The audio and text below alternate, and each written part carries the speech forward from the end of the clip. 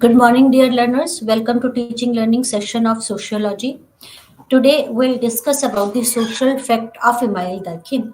In our last lecture, we described Emile Durkheim, a biographical sketch of Emile Durkheim, and we discussed an overview of the work of Emile Durkheim. Today we'll discuss the social effects. What are social effects? Uh, because of as we all know that because of efforts of Emile Durkheim, sociology has been accepted as an autonomous academic discipline. We discussed it in our last previous lecture. He won recognition for the idea of science of society, which could be contribute to the study of moral and intellectual problem of modern society.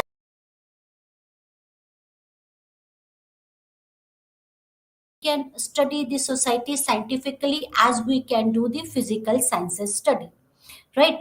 And according to Emile Durkheim, the study in society, we can study the moral and the intellectual problems of modern society scientifically. So it is, according to him, it is possible to study these problems of the society related to the morality and other thing scientifically. We can study the problems of the society scientifically, right? There are three important aspects we shall focus on while we are discussing the Durkheim. The facts are general condition for establishment of social science. What should be the general conditions? Sociology as study of social facts. Sociology as study of social fact and the sociological method, right? So all these are the three conditions which we should focus on, that the general condition of establishment of social science. What should be the general conditions for the establishment of social science? uh, in 1887, the first chair in the social science was created for the Durkheim by the French government at the University of Bordeaux. He was teaching in the University of Bordeaux, and because of his effort, the sociology has emerged as a discipline, as a separate discipline. So, in 1887, that the first chair of social sciences was created, and it was for the Emile Durkheim by the French government at the University of Bordeaux. It was many years later that he received a title of Professor of Sociology at Sorbonne in Paris. Durkheim was explicitly concerned with outlining nature and scope of sociology. Durkheim considered social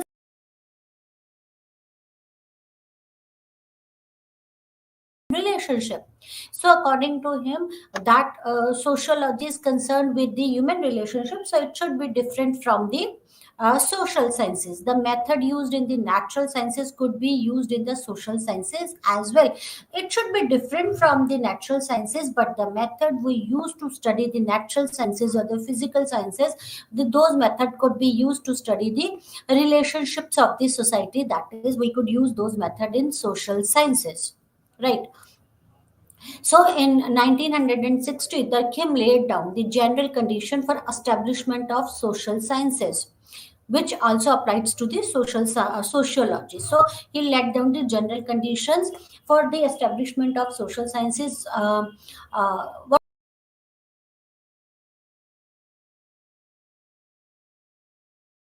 co-extensive with human knowledge or that thought. Not every type of question the mind can formulate can be tested by the science. The science deals with a specified area or subject matter of its own, not with the total knowledge. So it is very important that the subject matter should be different. The subject matter of sociology should be different from the subject matter of other sciences. Whatever comes in our mind, we cannot test that. So thus we should see, we cannot whatever question comes in your mind, we cannot formulate and test it. It depends. It varies from the subject matter. If you see, the subject matter of physical sciences is different from the subject matter of sociology, is different from the subject matter of psychology or the philosophy. So, according to Durkheim, science deals with a specified area or a subject matter of its own, not with the total knowledge. Right? So, science is not a coextensive with the human knowledge or the thought. So, science has a different subject area, and sociology have a different subject area or the subject matter. Right? Such science must have a definite field to explore. Science is concerned with the things, objects, objective realities. For social sciences to exist, it must have a definite subject matter. So, the subject matter of, in short, the subject matter of science or sociology should, or the social sciences, in fact, the science matter of social sciences should be different from the subject matter of natural or the physical sciences. Science does not describe individuals but type or classes of subject matter. If human societies be classified, then they help us in arriving at general rules and discover regularities of behavior. Through science, see, science, according to him, science does not describe the individual, but it describes the types or classes of subject matter. Or and if we classify the human society, then this will help us in arriving the general rules and discover the regularities of behavior. What is important in the society to maintain the social order? It is required that we should study the individual and how we can regulate the behavior of the individual to maintain the social order. Science cannot do this, right? If we want to study the human society, if we want to establish the general rules and discover the regularities of the behavior, the social sciences should have a different subject matter, and it should have a it should be different from the other sciences, and we can study society scientifically. Social sciences, which classifies various human societies, describes normal form of social life in each type of society for a simple reason that is described by itself. Whatever pertains to type is normal, and whatever is normal is healthy. The subject matter of this science yields a general principles or laws. If societies were not subject to regularities, no social sciences would be possible. Right? If societies were not subject to regularities, no social science was possible. So, in short, uh, that sciences should social science should be different from the natural sciences. Since the principle that all phenomena of universe are closely interrelated has been found to be true in other domains of the nature, it is also valid for the human society, that is the part of a nature. In putting forth the idea that there is a continuity of nature and social world, Durkheim has been strongly influenced by Comte, right?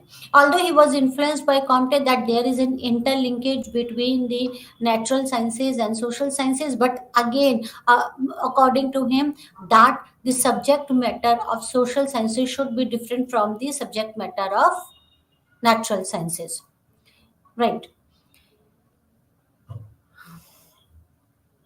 The social is as although there is a continuity between natural and the social world, according to Comte, he agreed to that, that there is a continuity between the natural sciences and the social world, but the social is as distinctive and autonomous a sphere of subject matter as either biological or physical. But it should be, there is an interconnectivity, there is a continuity, but there should be difference between the two.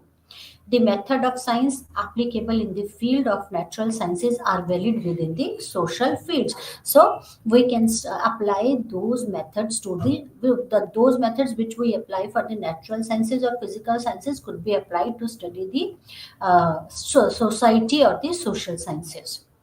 Right. Next is sociology as a study of social fact. In defining the subject matter of sociology, two tasks are involved.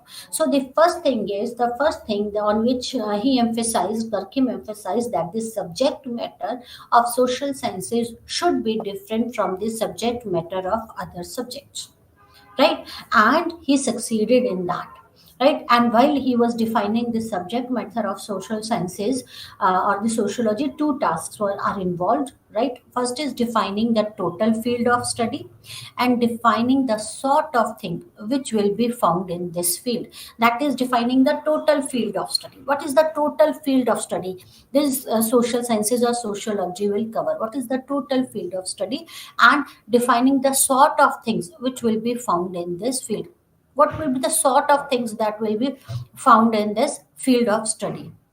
In his book, The Rules of Sociological Method, published in 1895, Durkheim is concerned with the second task and calls social fact the subject matter of the sociology, defining the sort of the things which will be found in this field. So the things which are under this study or which we study are known as the social fact. So in his book, this Rule of Sociological Method, which was published in 1895, he was concerned about the second point. Second point is defining the sort of the things which will be found in the field, right? And these are called the second task, and calls and these things are known as the social facts, the subject matter of sociology. So the things which will be found in the field of the study, these things are known as the social facts. Durkheim defines social fact as a way of acting, thinking, feeling external to individual and endowed with a power of coercion by reason of which they control him. So social facts are what? Social facts according to anything could be the social fact, like ways of acting, why people act in a definite way, a way of thinking, and the feeling of an individual, or the are the social facts that are external to individual, right? And they have a power of which they control the individual, right? Because their thinking, their feelings, they control the individuals, right? So the according to according to Durkheim, all these are the social fact. Society represents a specific reality which has its own characteristics. This unique reality of society is separate from other realities studied by the physical or the biological sciences. See, although there is a relationship between the society and other sciences, they coexist, but still their realities are different. Their realities have their own characteristics, and the unique characteristics of the societies is different from the realities studied under physical or the biological sciences. And in what is the subject matter of the sociology? That is defined. That's subject matter is what is the total field of the study, and the things which will be found in this study, right? All the things which we can study, like emotions, actions, thinkings, feelings, we can study all those things in the social sciences. It covers up in social sciences, right? Okay, not see, social reality is apart from the individual and is over and above them. According to Durkheim, that society is more important than the individual. Societal reality is apart from the individual and is over and above the individual. So, according to Durkheim, society is more important than the individual. So, majority, whatever the majority thinks, whatever the according to Durkheim, the majority is more important than the individual one. Thus, the reality of society must be a subject matter of sociology. So, what is the subject matter of sociology? The reality of society, not the reality of individual. The reality of society is a subject matter of sociology, because, according to Durkheim, that societal reality is apart from individuals and is over and above the individual. So, societal reality is the study material, or is the subject matter of sociology. That's why we call what is sociology. The study of society is known as sociology. It is not the study of individual, right? although individual a group of individual forms a society, but again it is a group, it is a study of a group, it is a study of the society. A scientific understanding of social phenomenon must emerge from collective or associational characteristics manifest in the social structure of a society. See, according to him, he has given much emphasis on the collective consciousness or the associational characters that manifest the social structure of the society. Right. So, according to Durkheim, that collective consciousness or the associational characteristic is more important rather than the individual. So, societal reality is the fact, is the study material, or is the subject matter of sociology. So, what is the subject matter of the sociology? The societal fact or the social reality, societal reality. What are the social facts? Social facts in that way of acting, thinking, or feeling. What are the social facts? The things which are under the study, under which comes under the field of study. So when we are talking about the society, sociology is a study of the society. So, what are the social facts? The things which are which covers under the field of the study, and those things are could be the thinking, acting, feeling, right? So, Durkheim treated the social fact as things. They are real and exist independent of individuals' wills or desire, right?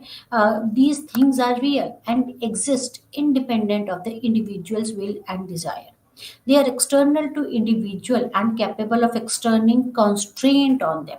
So social facts are what? See, social facts, anything, things are they, he treated the social facts are as a thing, and anything, and the things, these social facts are external to individual, and it is independent of individual's desire and will, and these things are capable of exerting constraint on them. Why it was important, why he has given so much stress on the external, on the why he has given so much emphasis on the constraint upon the individual, because to maintain the social order.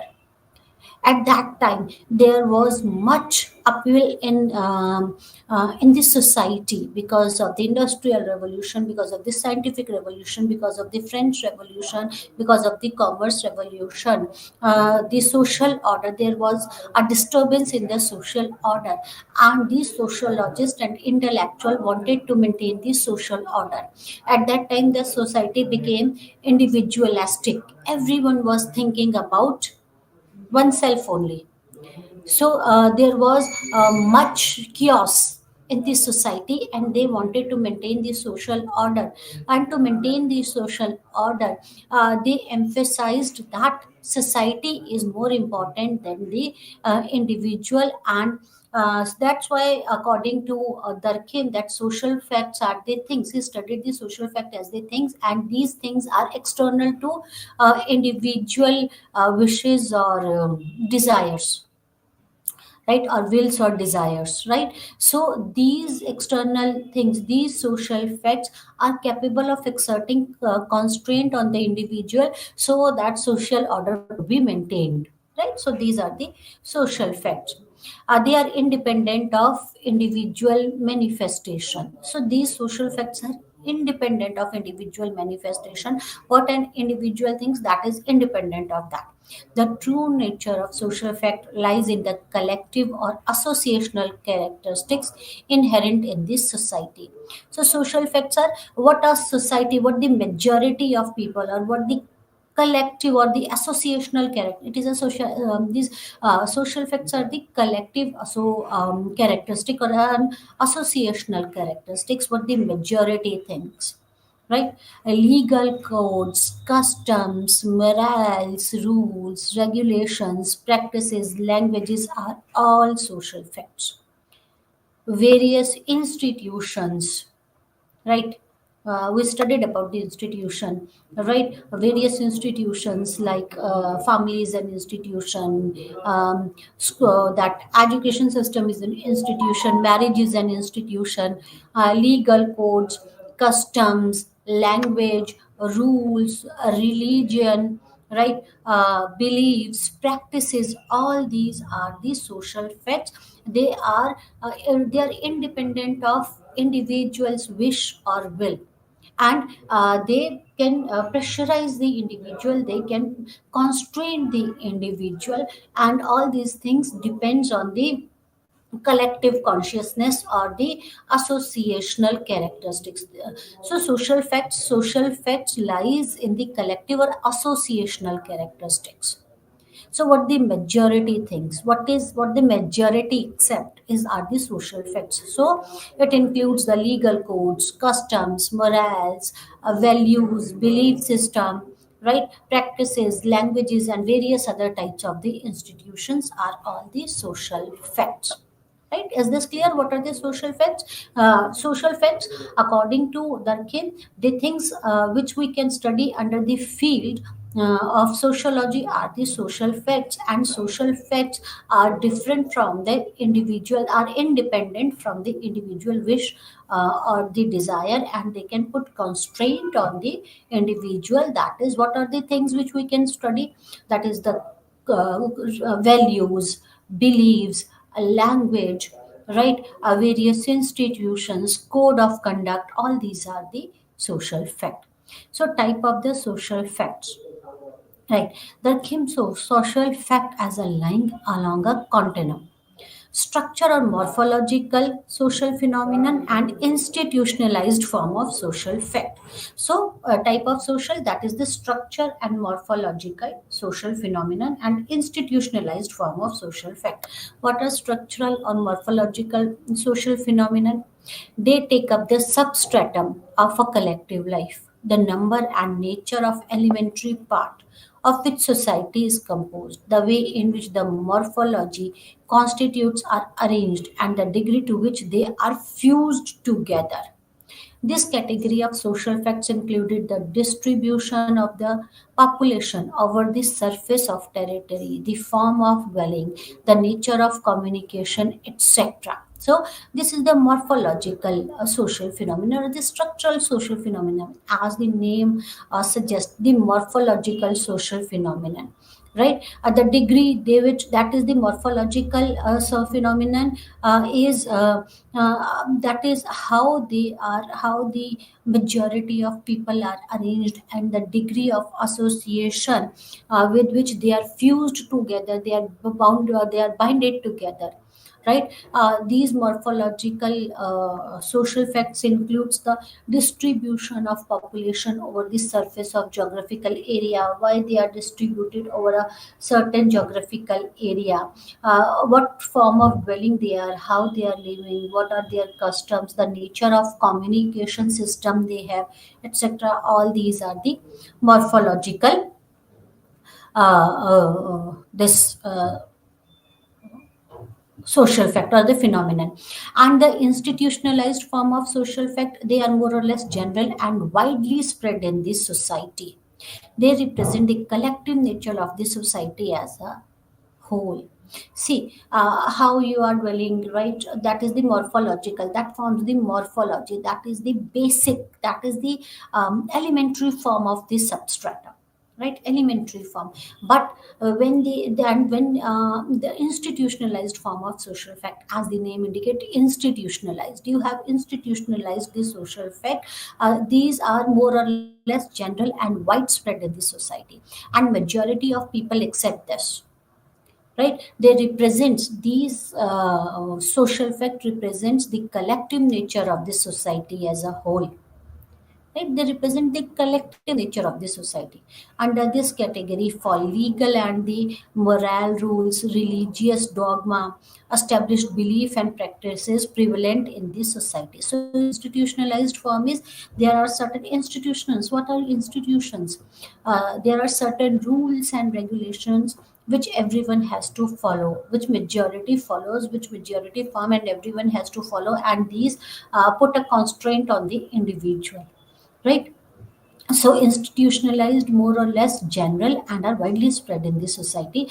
And these institutionalized form of social fact represents the collective nature of the society, right? What comes under these social fact, like rules, regulations, legal framework, right? Religious framework, beliefs, practices, values, right? All these things. Right. There are thirdly, there are social facts which are not institutionalized. Such social facts have not yet acquired a crystallized form. This category of social fact have not attained total objective and independent existence comparable to the institutionalized one. There are another social facts which are not institutionalized and they are independent. They have independent existence. And these social facts have been termed as social currents and sense of indignity or pity aroused by specific incidents. And those social facts which have not yet acquired a crystallized form, or they have independent existence, those are known as social currents, not the social facts. Okay. Durkheim made an important distinction in terms of normal and the pathological social facts. What are social facts? Which are social facts are the things which the majority accepts. Right, it a collective or the associational consciousness. Right, so he divided that Durkheim divided that made a distinction that into social facts, that a normal social fact and the pathological social fact. A social fact is normal when it is generally encountered in a society of a certain time at certain phases in its evolution, and some degree of crime is inevitable in any society. Hence, according to Durkheim, crime is that extent is a normal fact, and the deviation from this standard is pathological fact. What is the social fact? What is the normal social fact? Normal social fact is which generally encounters in the society and it exists in this society. That is normal. According to him, that even the crime is a normal social fact, because it's a normal social fact because it exists in this society. Up to a certain limit, it is acceptable. But every deviation from this standard is pathological fact. An extraordinary increase in the rate of crime is pathological. So, no society can be crime free. According to Durkheim, crime is an inevitable part of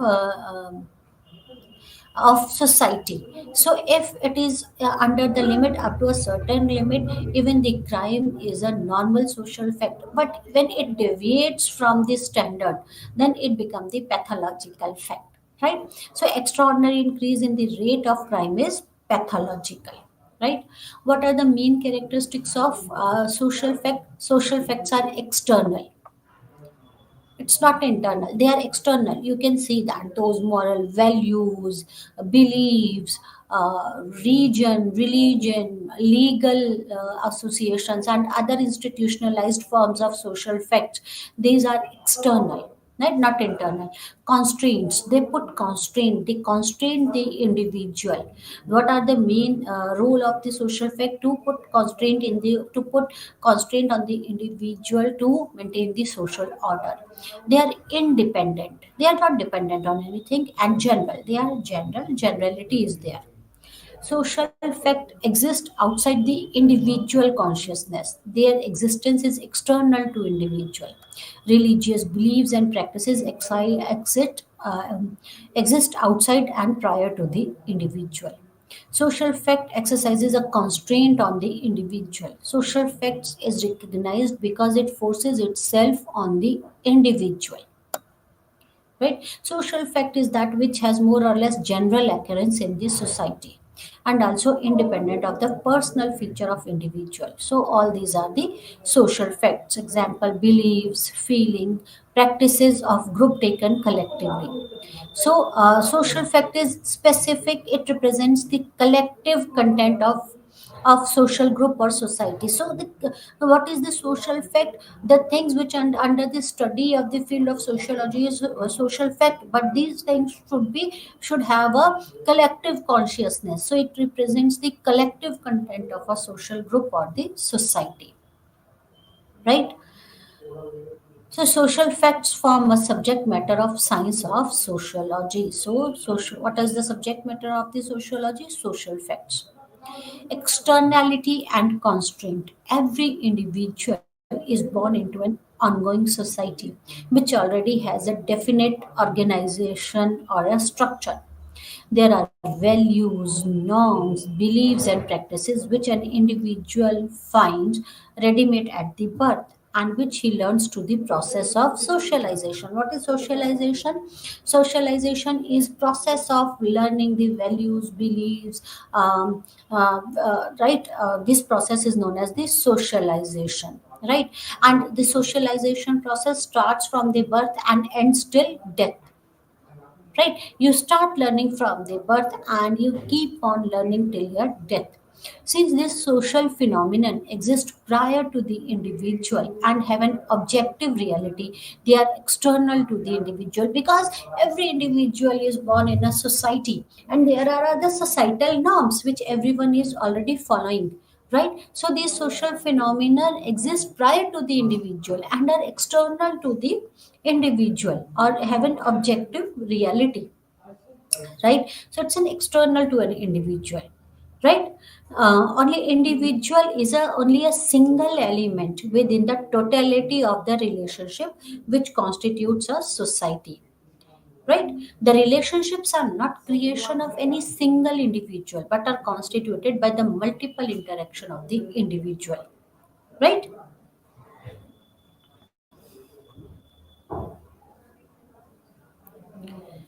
So, any elements that combined and thereby produces by the effect of their combination a new phenomenon, it is plain that these new phenomenon reside not in the original element but in totality formed by their union of the individual. So it's not an individual, but the union of individual or a group is more important than that, right? Social facts can be defined as a moral constraint they exercise on individual when the individual attempt to resist the social facts. They assert themselves. Whenever you will try to resist the social facts, the realities of the society, they will exercise a constraint on you.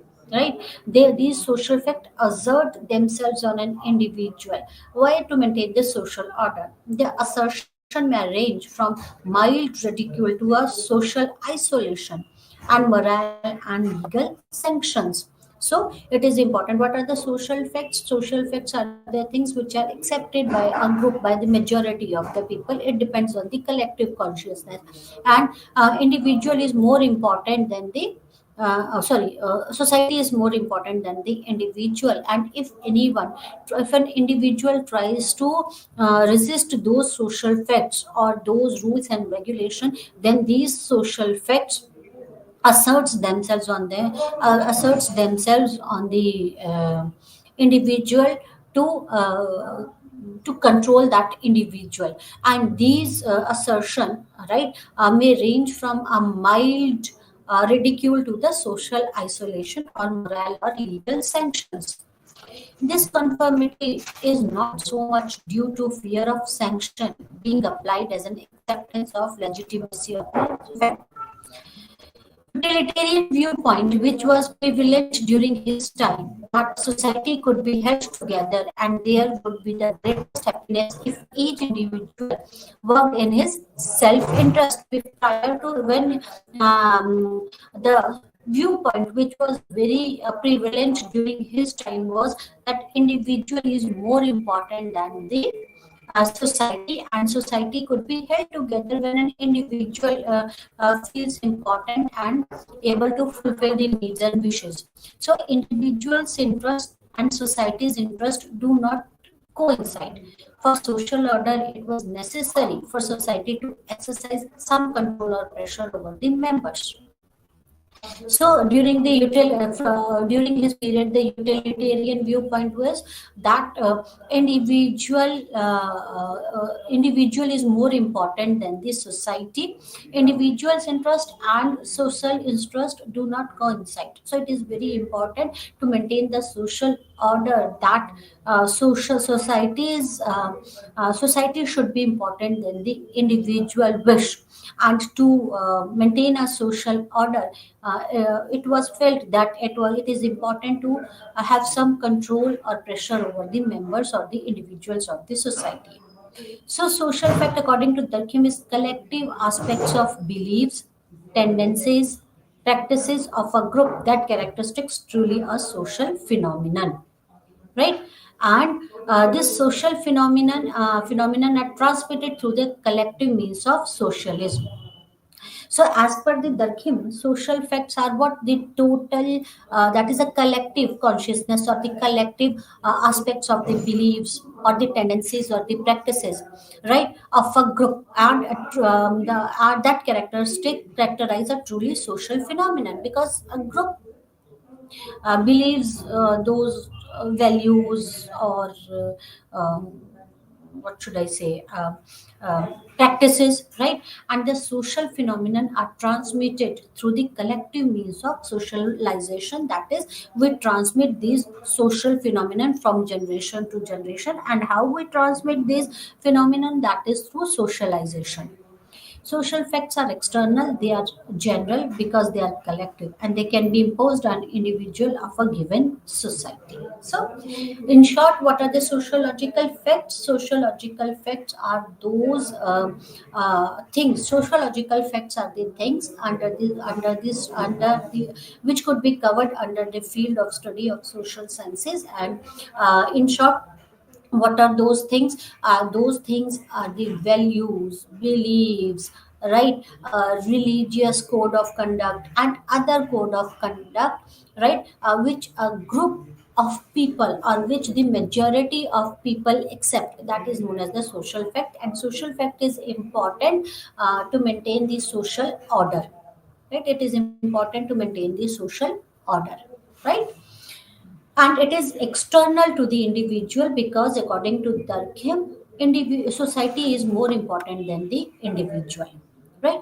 What are the sociological methods? The first rule is consider social fact as a thing. They are the thing. If you will consider them as a thing, then you can study them scientifically. While studying social fact as a thing, the following three rules have to be followed in order of the objective. First is all perception must be eradicated. There should be emotionally neutral attitude towards what they set out of to investigate. So, when you consider the social fact as the thing, eradicate all your perception. Be neutral. If you can be neutral, then you can study that social fact properly. Sociologists have to formulate the concept precisely. They must proceed by conceptualizing their subject matter in terms of properties which are external enough to be observed. So it is very important that you should formulate the concept precisely, right? Like subject like you should formulate the properties of each and everything concisely, which could be external enough to observe, which you can observe. And when the sociologists undertake the investigation of social fact, they must consider them from an aspect that is independent of their individual manifestation. Keep aside your individual thinking. The objectivity of social facts depends on their being separated from individual fact which expresses them. So it is very important when you are studying some social fact, it is important to be unbiased, right? Social fact provide a common standard for member of society, right? It provides a common fact. Social fact exists in the form of legal rules and moral regulation. We all know this. Social fact is seen as the current of opinion, which vary according to time and place, and these currents are plainly the social facts. See. It is very important. The social facts are seen as the current of opinion, right? What the majority of people think, and this current of opinion varies from place to place and time to time. From time to time the current of opinion changes, From place to place, the opinion changes, and these current are plainly social facts. What the people think, these current of opinion are known as social fact. Things. What do you think about some fact about some aspect? Right, that is known as the social fact, and social fact according to Durkheim, it depends on the collective consciousness, right? So current of opinion, social fact is the current of opinion, and this current of opinion varies from place to place and society to society. That is why one thing is accepted in one society is not accepted in another society. What is normal in another society could be pathological in another society, right? Because this current of opinion varies according to the time, according to the place, and these currents are plainly called as the social effect, right? So, how can you distinguish between the normal and the pathological conditions? Whether this is a normal condition or pathological condition, Durkheim defines certain rules. According to Durkheim, the social fact is considered to be normal when it is understood in context of the society in which it exists. So, according to him, this society is important, and whenever you study some condition, and when you study that condition in context with society, right? In context of society, then you can understood whether it's a normal or not, right? It is considered to be normal when it is understood in context of this society in which it exists. A social fact which is general to a given type of a society is normal when it has utility for other societal type. Okay.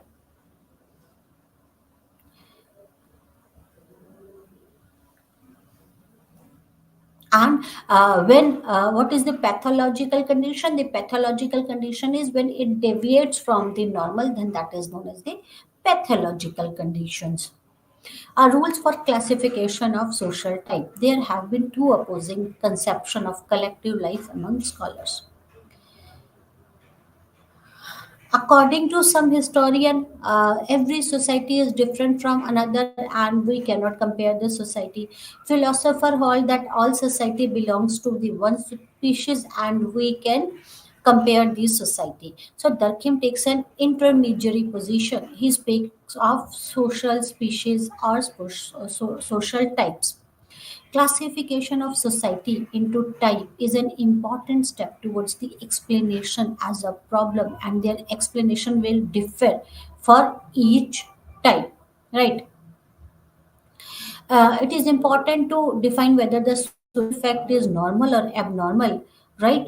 A social fact is normal or abnormal only with the relation to the social type. That is what, when you study this fact with context to the society, then you can say that this social fact is normal or abnormal, right? So Durkheim used the term social morphology for the classification of social type, right? Okay.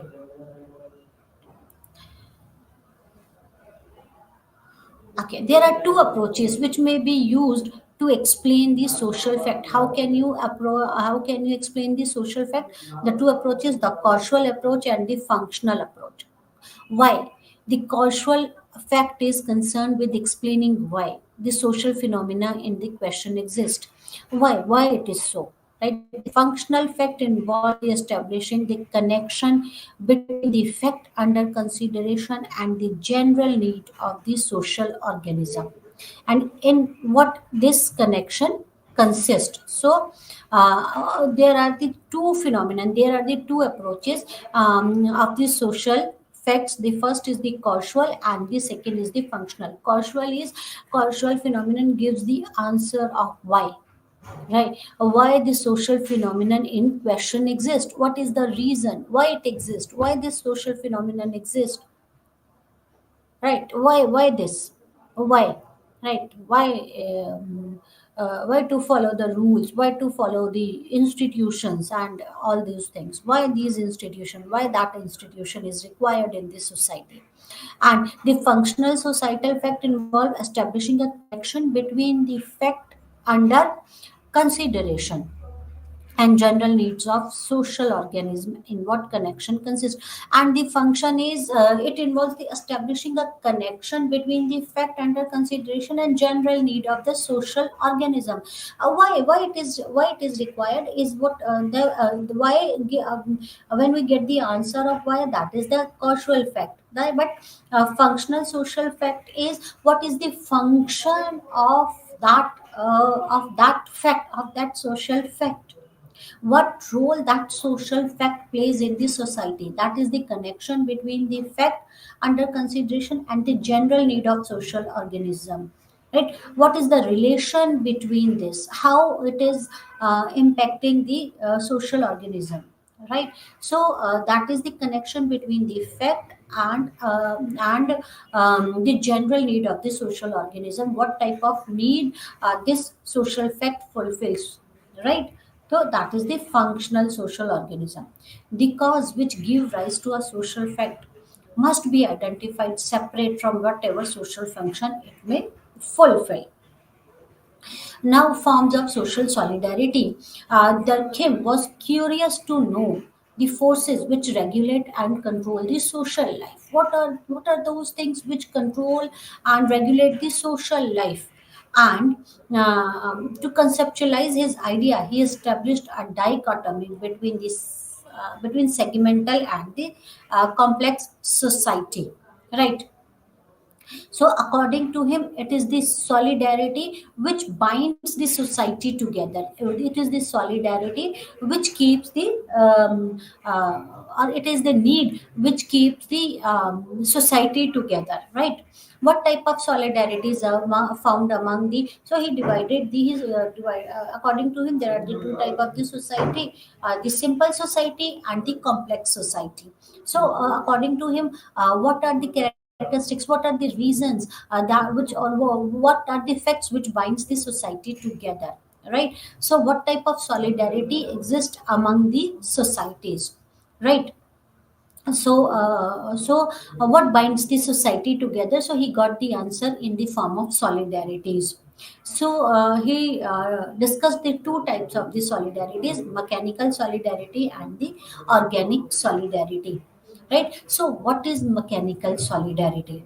Mechanical solidarity is sui generis, that born in natural course of event based on the resemblance of individual. So, according to Durkheim, society is sui generis, right? And mechanical solidarity is also a sui generis. And sui generis means generate by itself, right? That is born in natural course of event because of resemblance of the individual. Mechanical solidarity can be characterized by the segmental system. Every segment is homogeneous and involved in the social structure. The segmental social structure is characterized by the low degree of interdependence. See, understand this thing like this. According to Durkheim, there are two types of the society: simple society and the complex society. And he was conscious to know what binds these types of the societies together. So he got the answers in terms of the solidarity. He observed that in the simple society, a mechanical solidarity exists. What is the mechanical solidarity? According to Durkheim, mechanical solidarity is a sui generis, that is, they burn out by natural course of events. Right? It is characterized by the segmental system. Right.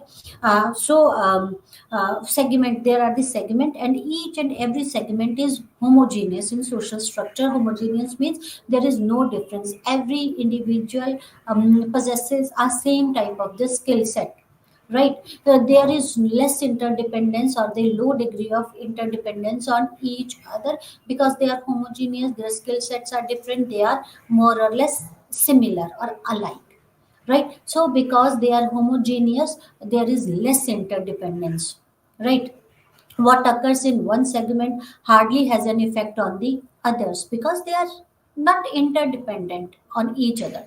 So segmental social structure has a relative volume of normal or of moral and material density. So they have a low morale or the material density. A volume means interaction takes place among the limited people because they are all are same, their characteristics are same, their skill sets are the same, they are more or less alike. So there are not much interaction takes place among limited people, or among the people, or interaction takes place among the limited people. So there was not much interaction, or interaction takes place among the limited people, right? And the number of times they interact is even quite limited, right? So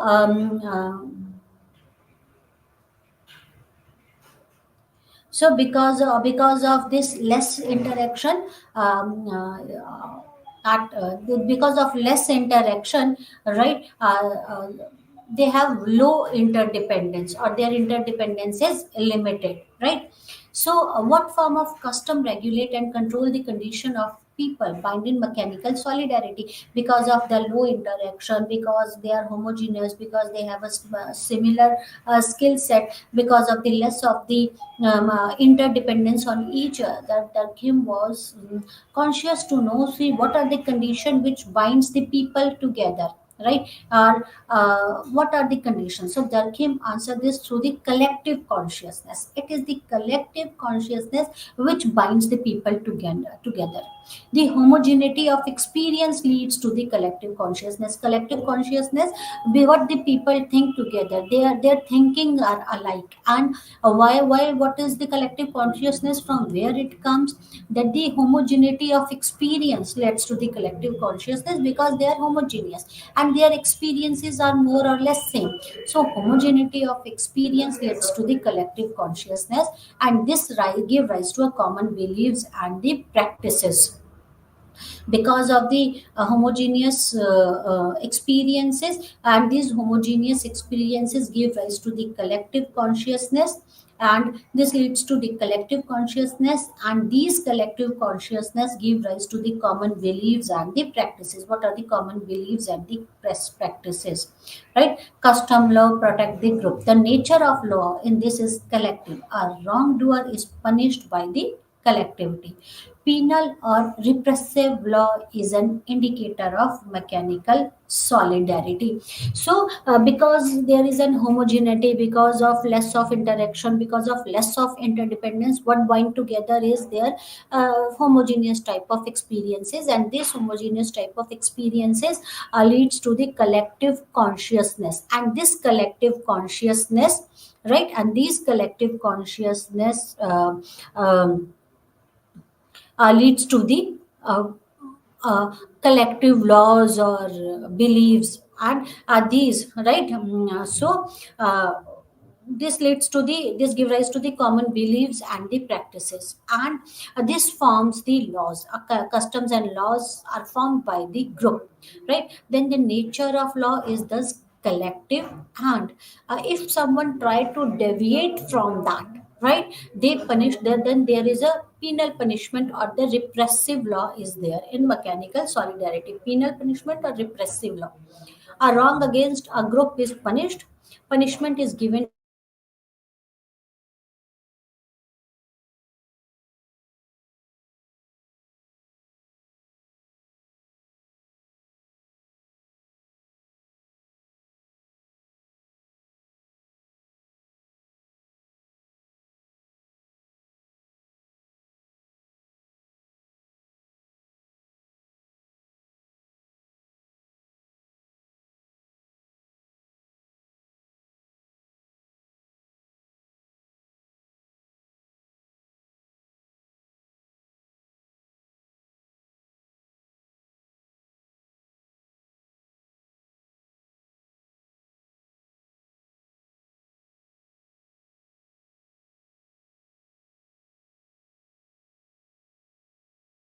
and custom. The more the belief, the sanctions are present in this society, the less are the chances of the freedom of an individual, right? So where there is a collective consciousness, right, there are the less chances of freedom of an individual, more sanctions will be there. right? Where the mechanical solidarity is effective, there is a strong, extensive collective consciousness is there, right? Right. Um, Now, the organic solidarity. What is organic solidarity? Durkheim viewed the division of labor is an essential condition of an organic solidarity. We discussed about the division of labor, his work on the division of labor, right? He studied the in that in a modern society there is a division of labor, and this division of labor is an essential condition for the organic solidarity. Durkheim viewed that the division of labor is an essential condition of the organic solidarity. So there is a difference among the individual and are visible to extent that everybody has its specific field of activities and confines himself or herself to that area. Division of labor is that one person is expert in one thing or in one area and another is in his or her area in another area.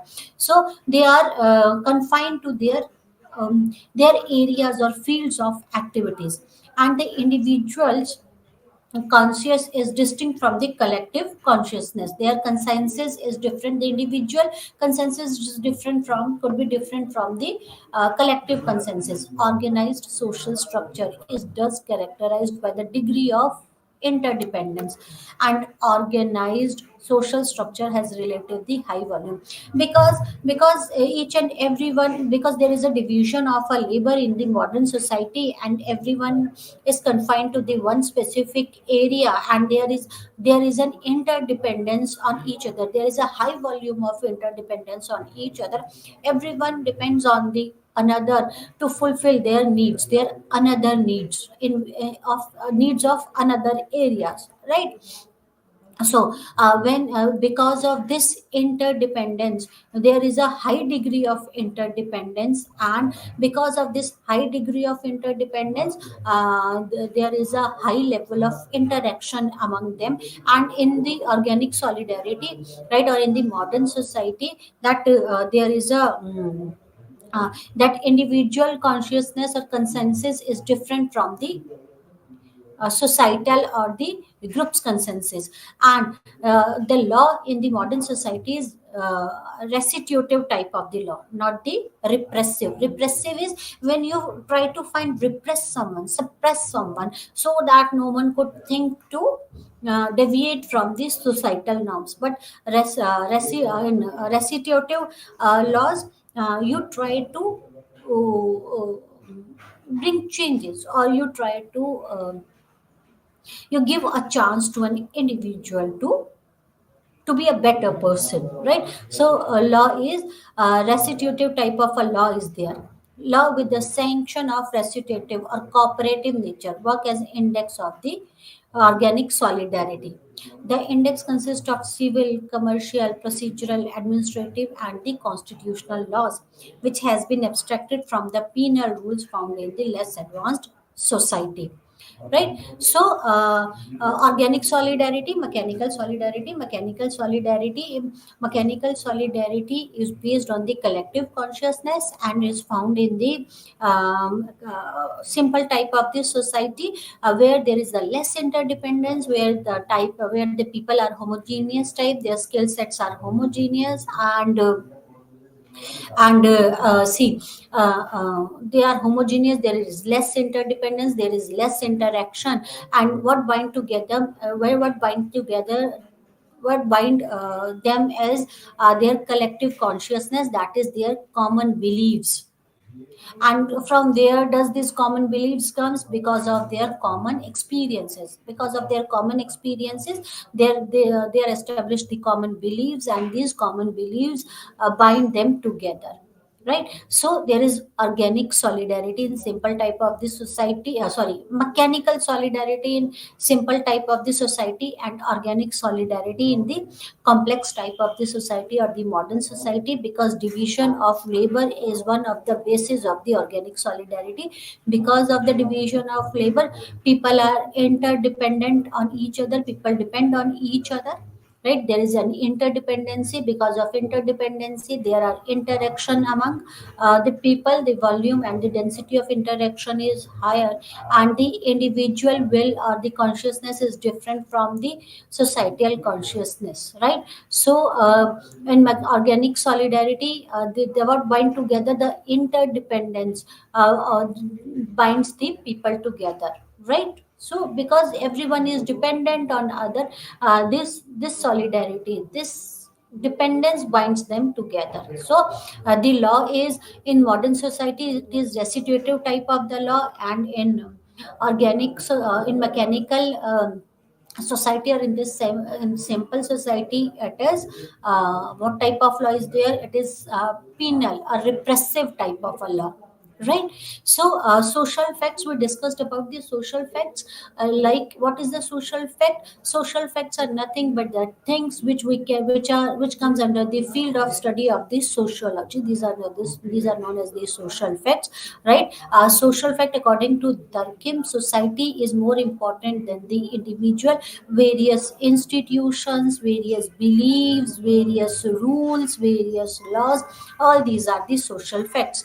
And according to Durkheim, we can study sociology or the social sciences as we can study the natural sciences objectively. And to study the social sciences objectively, the researcher or the person who is doing this research uh, should not be biased, right?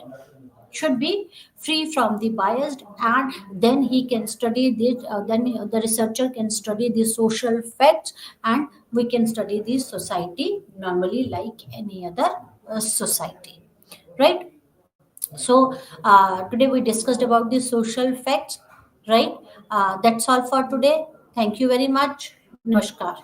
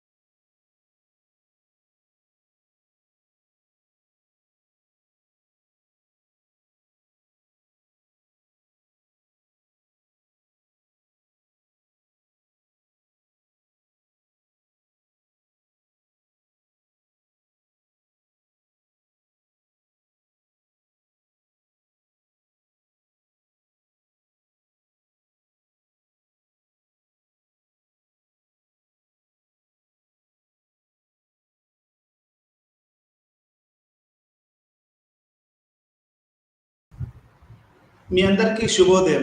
ఈరోజు మనం ఒక మంచి సామాజిక శాస్త్రవేత్త అయినటువంటి AR Desai గారి గురించి ఈరోజు మనం తెలుసుకుందాం. మనం గత కొన్ని రోజులుగా భారతదేశ సామాజిక శాస్త్రం యొక్క సాంప్రదాయాలు, ఆలోచన సాంప్రదాయాలు, వీటి గురించి మనము దీంట్లో భాగంగా మనము డిపి ముఖర్జీ గారిని, ఆ తర్వాత మన వేరే వాళ్ళని గురించి ఉంటే రాధాకమల్ ముఖర్జీ గురించి కానీ, లేకపోతే ఎంఎన్ శ్రీనివాస్ కానీ, ఇట్లా రకరకాల వాళ్ళ గురించి మనం గత కొన్ని రోజులుగా మనం కంటిన్యూస్గా వీళ్ళ గురించి మాట్లాడుకుంటున్నాం. ఈరోజు మన పాఠంలో మనం ఏఆర్ దేశాయ్ గురించి తెలుసుకుందాం. అయితే నా పేరు డాక్టర్ అబ్బాస్. ఈరోజు మనము ఈ యొక్క ఏఆర్ దేశాయ్ గురించి తెలుసుకుందాం.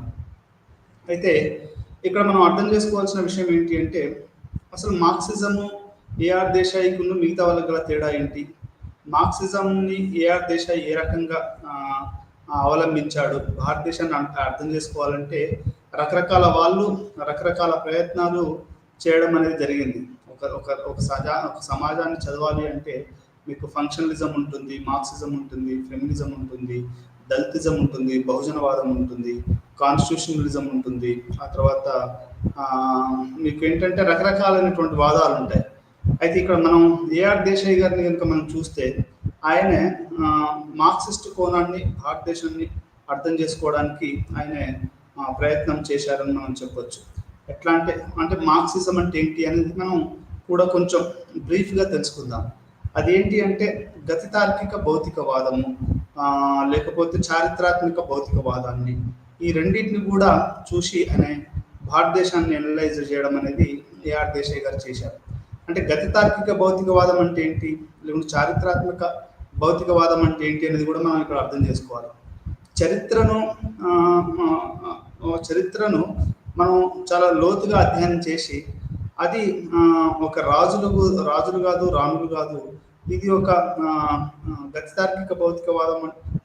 దాన్ని చారిత్రాత్మక భౌతికవాదం, చరిత్రను మనం భౌతికవాద దృష్టితో చూడడం. అంటే ఎట్లా అంటే వ్యవసాయం ఎట్లా డెవలప్ అయింది, లేకుంటే ఈ ఐరన్ రావడంతో వ్యవసాయం ఎట్లా డెవలప్ అయింది. ఆ తర్వాత ఇప్పుడు మానవ సమాజం కనుక మనం చూస్తే, మొదట్లో జనాలు ఎట్లా ఉండేవాళ్ళండి, మొదట్లో అంతా సంచార జీవులుగా ఉండేవాళ్ళు.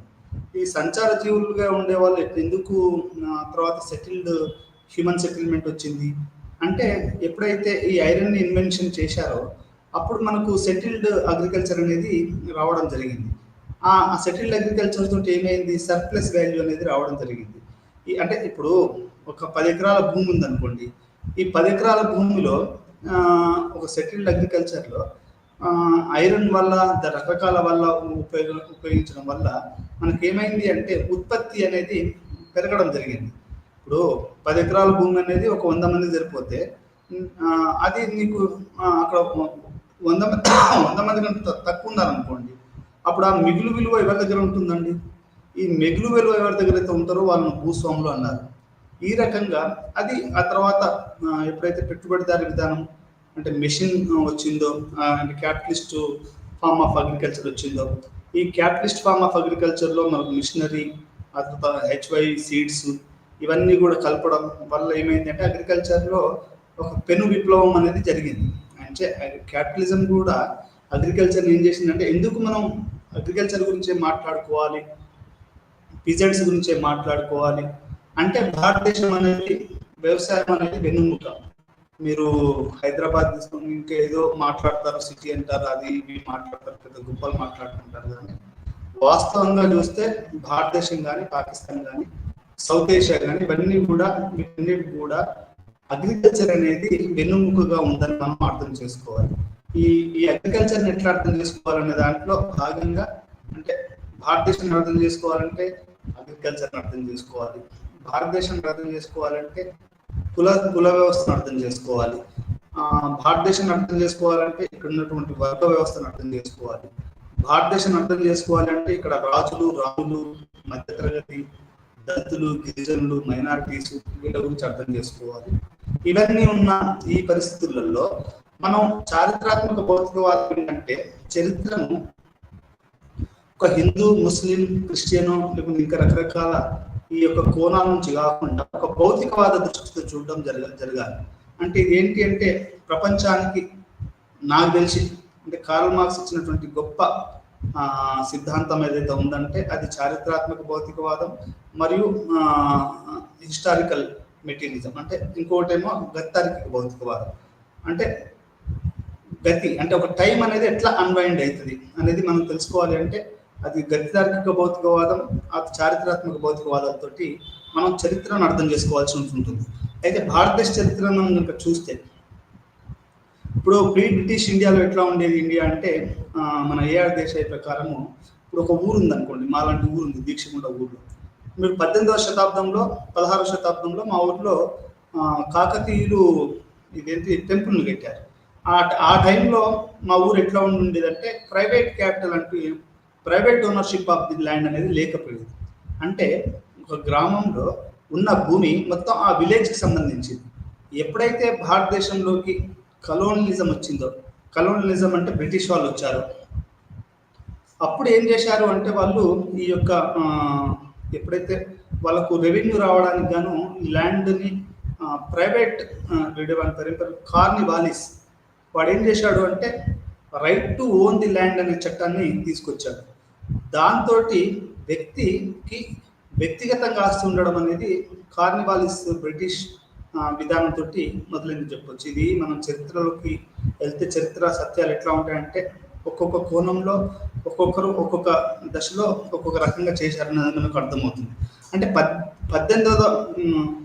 18వ శతాబ్దం ముందు రోజుల్లో భారతదేశం ఎట్లా ఉంటుంది అనేది కూడా అర్థం చేసుకోవాలి. ఎందుకు ఇవంతా ఇంత డీప్ ఎందుకు చెప్తున్నాను అంటే మనకు ఒక సమాజాన్ని అర్థం చేసుకోవాలంటే దాంట్లో ఉన్న వ్యవసాయ రంగం, అక్కడ ఉన్న పరిశ్రమ రంగము, వీటన్నిటిని కూడా మనం అర్థం చేసుకోవాల్సి వస్తుంది.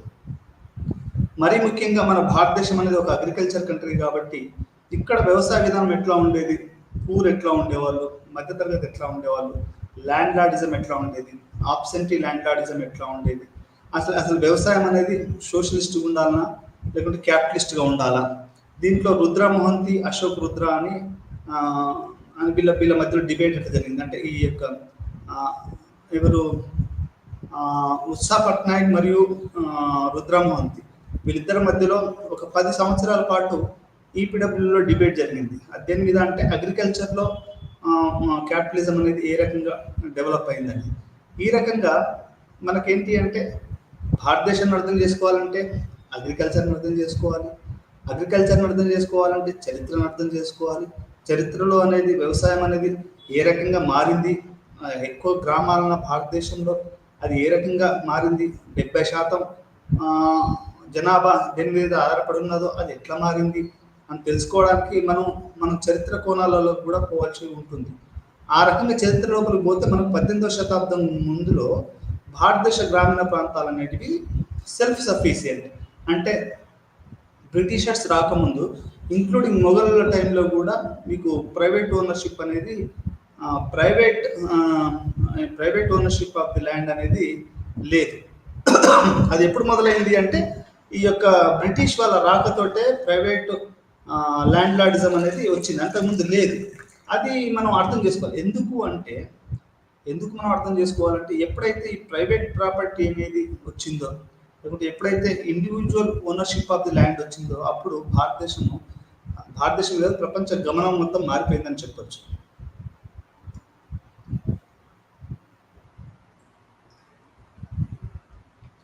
ఈ రకంగా భారతదేశం అయితే దీన్ని ఏఆర్ దేశాయ్ గారు ఒక గతార్కిక భౌతికవాదంతో ఒక చారిత్రాత్మక భౌతికవాదంతో మనం అర్థం చేసుకోవాల్సి ఉంటుంది.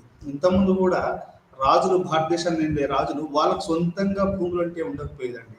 అంటే వాళ్ళకి జాగీర్దారులు ఉండేవాళ్ళు, మున్సబులు ఉండేవాళ్ళు, ఆ తర్వాత ల్యాండ్ భూస్వాములు ఉండేవాళ్ళు. కానీ నాకు తెలిసి వాళ్ళకు వ్యక్తిగతంగా భూములు అనేటివి రాజులకు రాములకు కానీ ఉండకపోయేది. వాళ్ళ ఆస్థానంలో ఉన్నటువంటి జాగీర్దారులకు మాత్రం ఉండేది.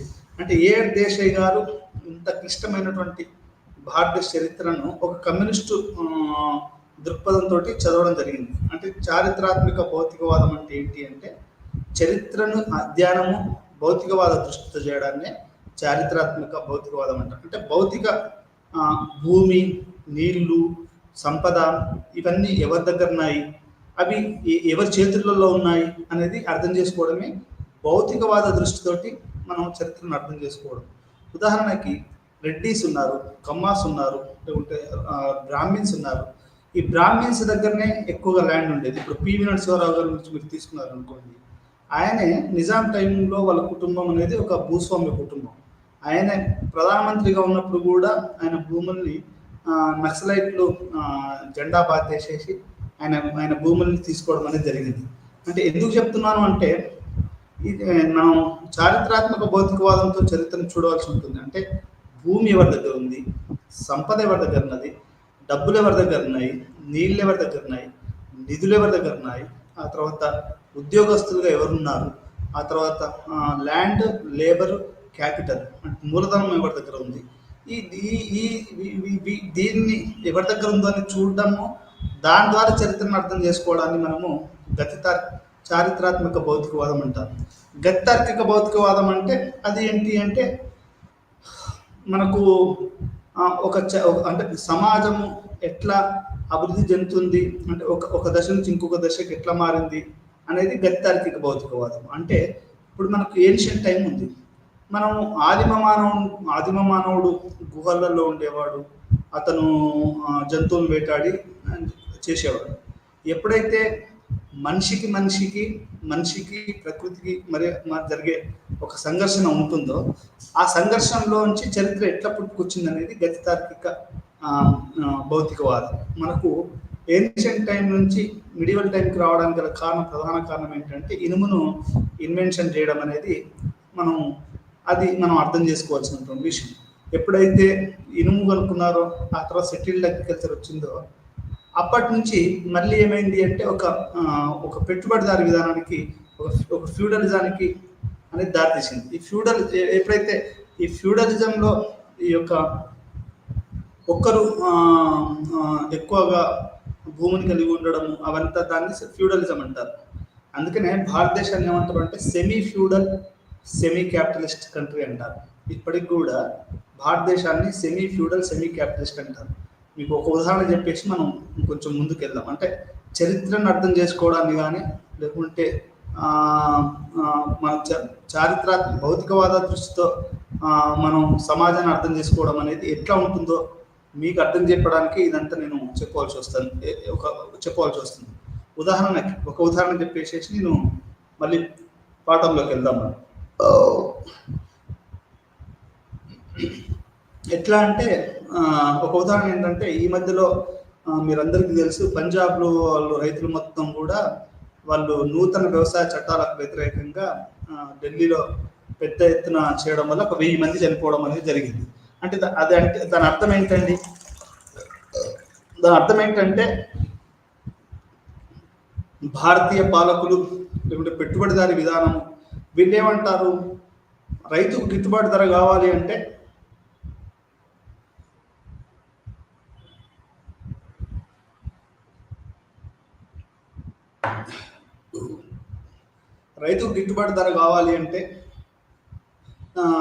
రైతులు ఎక్కడైనా అమ్ముకోవడానికి అవకాశము ఉంటుంది ఈ యొక్క నూతన వ్యవసాయ బిల్లుల ద్వారా. ఇప్పుడు ఉన్నటువంటి విధానంలో అది రైతు మోసానికి గురవుతున్నాడు, రైతుల్ని టాటాలను, బిర్లాలను చేయడమే మా ఉద్దేశం అని ప్రస్తుతం ఉన్నటువంటి మోడీ ప్రభుత్వంలోని ఆధ్వర్యంలో ప్రభుత్వం చెప్పింది. కానీ వ్యవసాయదారులు నన్ను నమ్మలేదు. వాళ్ళు తమ భూములు పోతాయని, అది అనేది వాళ్ళు ఇది వాళ్ళకు గిట్టుబాటు ధర కావాలని వాళ్ళ భూములు ఇవన్నీ చేసేసి వాళ్ళు ధర్నా చేస్తే 1000 మంది చనిపోయారు. ఆ తర్వాత ఆ వ్యవసాయ బిల్లులు తప్పైపోయినదని మోడీ గారు వెనక్కి తీసుకున్నారు. అంటే ఒక 1000 మంది చనిపోయారంటే మీరు ఊహించుకోండి భారతదేశంలో వ్యవసాయం ఎంత ప్రధానమైంది. ఇంతకుముందు మీకు గుర్తుందో లేదో, 5 రూపాయల నోటు మీద ట్రాక్టర్ ఉండేది. ఇప్పుడు ఆ 5 రూపాయల నోటే అవ్వపడతలేదు, ఆ ట్రాక్టర్ అనేది పోయింది. అంటే వ్యవసాయం అనేది చాలా ముఖ్యము, అది మనం అర్థం చేసుకోవాల్సి ఉంటుంది. దాంట్లో ఎట్లా ఉండేది అనేది మనకు 5 రూపాయల నోటు అనేది మనం ఎంత ఇంపార్టెన్స్ ఇచ్చామనేది నాకు వ్యవసాయానికి అర్థమవుతుంది. అంటే భారతదేశాన్ని అర్థం చేసుకోవాలంటే గతార్కిక భౌతికవాదము, చారిత్రాత్మక భౌతికవాదము ఇట్లాంటి వాటితోటి మనం చరిత్రను అర్థం చేసుకోవాల్సి ఉంటుంది. ఇవి మార్క్సిస్ట్, కార్ల్ మార్క్స్ 10 క్యాపిటల్, ఆ తర్వాత communist manifesto, the the philosophical manuscripts అని ఇట్లా చాలా పుస్తకాలు రాయడం అనేది జరిగింది. దాంట్లో ఆయన చరిత్రను ఎట్లా చదవాలి అనేది ఆయన చెప్పాడు. చాలా వరకు ఏంటంటే ఇప్పుడు భారతదేశంలో ఏమవుతుంది అంటే చరిత్ర అనేది ఒక పెద్ద కంటెంటిషియస్ ఇష్యూ అయిపోయింది. అంటే ఒక ఒక ఒక ఒక ప్రాబ్లమాటిక్ ఇష్యూగా మనకు చరిత్ర ఈరోజు అవపడుతుంది. ఎందుకంటే హిందూ అని, ముస్లిం అని, క్రిస్టియన్ అని, కమ్యూనిజం అని ఈరోజు ఎక్కువ వస్తుంది. కానీ మనం అర్థం చేసుకోవాల్సింది ఎట్లా అంటే, మనం అర్థం చేసుకోవాల్సింది కమ్యూనిస్టు అంటే ఒక సోషలిస్టు, లేకపోతే ఒక చారిత్రాత్మక భౌతికవాదం, లేకపోతే గత్తార్కిక భౌతికవాదంతో మనం సమాజాన్ని అర్థం చేసుకోవాల్సిన అవసరం ఉంది. ఇదంతా మీకు ఎందుకు చెప్పాను అంటే, ఏఆర్ దేశాయ్ కానివ్వండి, డిపి ముఖర్జీ కానివ్వండి, వీళ్ళిద్దరు కూడా కమ్యూనిస్టు, ఆ తర్వాత చారిత్రాత్మక భౌతికవాదము, గత్తార్కిక భౌతికవాద కోణాల నుంచి చరిత్రను, భారతదేశ సమాజాన్ని అర్థం చేసుకోవడం అనేది జరిగింది. చాలామంది ఏమంటారు అంటే కమ్యూనిస్టులు వర్గ విముక్తితోటే కుల విముక్తి జరుగుతుందని మనకు సాంప్రదాయ కమ్యూనిస్టులు మాట్లాడడం జరుగుతుంది.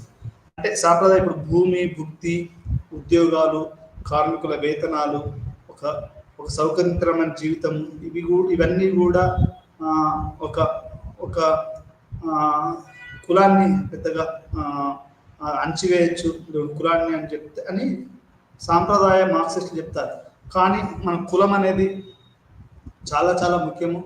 అది కులాన్ని అది సొసైటల్ ఒక స్టీల్ ఫ్రేమ్ ఆఫ్ హిందూయిజం.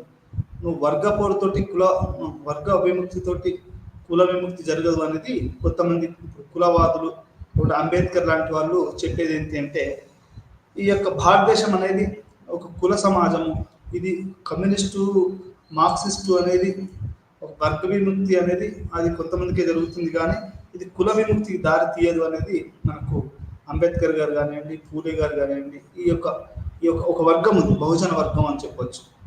అలా కాకుండా వర్గపోరు ద్వారా ఇప్పుడు మావోయిస్టులు ఉన్నారు, కమ్యూనిస్టులు ఉన్నారు, ఆ తర్వాత సిపిఐ పార్టీ, సిపిఎం పార్టీ, సాంప్రదాయ కమ్యూనిస్టులు, సాంప్రదాయేతర కమ్యూనిస్ట్ పార్టీలు, ఈ రెండు కూడా వీళ్ళు ఏమంటారు అంటే కమ్యూనిజము, మావోయిజము, లేకపోతే లెనినిజము, స్టాలినిజము, ఇంకా వీటి ద్వారానే, లేకపోతే రోజా లగ్జంబర్గ్, వీళ్ళ యొక్క approach Marxist approach, Lenin approach, ఆ తర్వాత మార్క్స్ ఫ్రెండ్ ఉన్నాడే, ఆయన పేరు ఆయన ఏంగెల్స్ ద్వారా చెప్పినటువంటి సిద్ధాంతాల ద్వారా మనకు ఈ యొక్క సమాజాన్ని అర్థం చేసుకోవడం, సమాజాన్ని చూడడం అనేది ఇది కమ్యూనిస్టు నుంచి మనకు ఇట్లా అర్థం చేసుకోవాల్సినటువంటి విషయం అన్నట్టు. అంటే ఇక్కడ నేను చెప్పదలసిన విషయం ఏంటి అంటే, ఈ రకంగా ప్రపంచాన్ని మనం అర్థం చేసుకోవాలి, భారతదేశాన్ని అర్థం చేసుకోవాలి. వీళ్ళంతా కూడా ఏం చెప్తారంటే వర్గ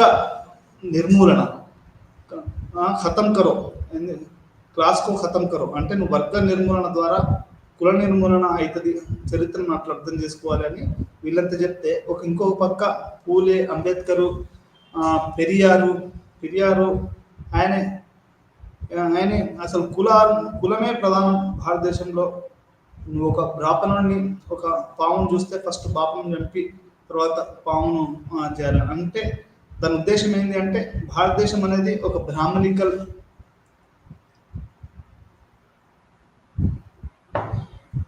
వ్యవస్థ ఉంది. ఇప్పుడు Indian communists are nothing but Brahminical communists అని చాలా చాలా క్రిటిసిజం ఉంది. అందుకనే మారోజ్ వీరన్న అని ఒక ఆయన ఏం చెప్పాడు అంటే, నీకు వర్గపోరులోనే కుల విముక్తి కూడా జరగాలి, లేకుంటే మావోయిస్టులు కూడా కులాన్ని అర్థం చేసుకోలేదు, కులాన్ని ఇంతకాలం మావోయిస్ట్ పార్టీలు కానీ లేకుంటే పార్లమెంటరీ పందాన్ని అనుభవించే కమ్యూనిస్ట్ పార్టీలు కానీ కులాన్ని అడ్రస్ చేయలేదు. కాబట్టి కులాన్ని కూడా తీసుకుంటూ వర్గ కుల నిర్మూలన అనేది పోరు అనేది ఈయన చెప్పడం అనేది జరిగింది. అంటే ఇక్కడ చెప్పాల్సిన విషయం ఏంటంటే, ఈ రకంగా ఒక పక్క వర్గ దృక్పథం నుంచి భారతదేశాన్ని చూడటం, లేకుంటే ఒక కాస్ట్ బేస్ మీద మన భారతదేశాన్ని చూడటం, ఇవి కాకుండా మైనారిటీ దృక్పథం నుంచి కానీ లేకపోతే స్త్రీవాద దృక్పథం నుంచి కానీ చూడటం కూడా అదొక కోణం అని చెప్పొచ్చు. ఈ రకంగా భారతదేశాన్ని అర్థం చేసుకోవాలి, భారత విముక్తి ఇవన్నీ అర్థం చేసుకోవాలంటే ఇన్ని కోణాలు ఉన్నాయి. ఈ కోణాలలో మనకు ఏఆర్ దేశాయ్ అనే అతను మార్క్సిస్ట్ అని చెప్పుకోవాలి.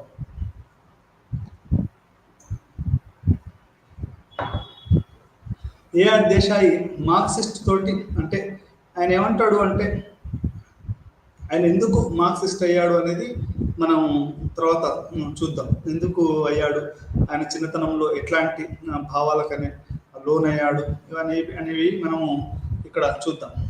ఈ యొక్క పాఠంలో ఏఆర్ దేశాయ్ చరిత్ర వివరాలను వివరించాలి. భారతదేశంలో సమాజ శాస్త్రానికి ఏఆర్ దేశాయ్ యొక్క సహకారాన్ని వివరించాలి. అతని యొక్క సెంట్రల్ ఐడియాస్ కూడా మనం ఈ పాఠంలో చర్చించడం జరుగుతుంది.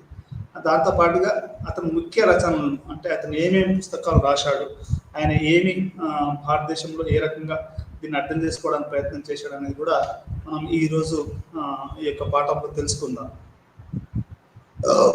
ఏఆర్ దేశాయ్ ఇది ఇయర్ తప్పబడ్డది.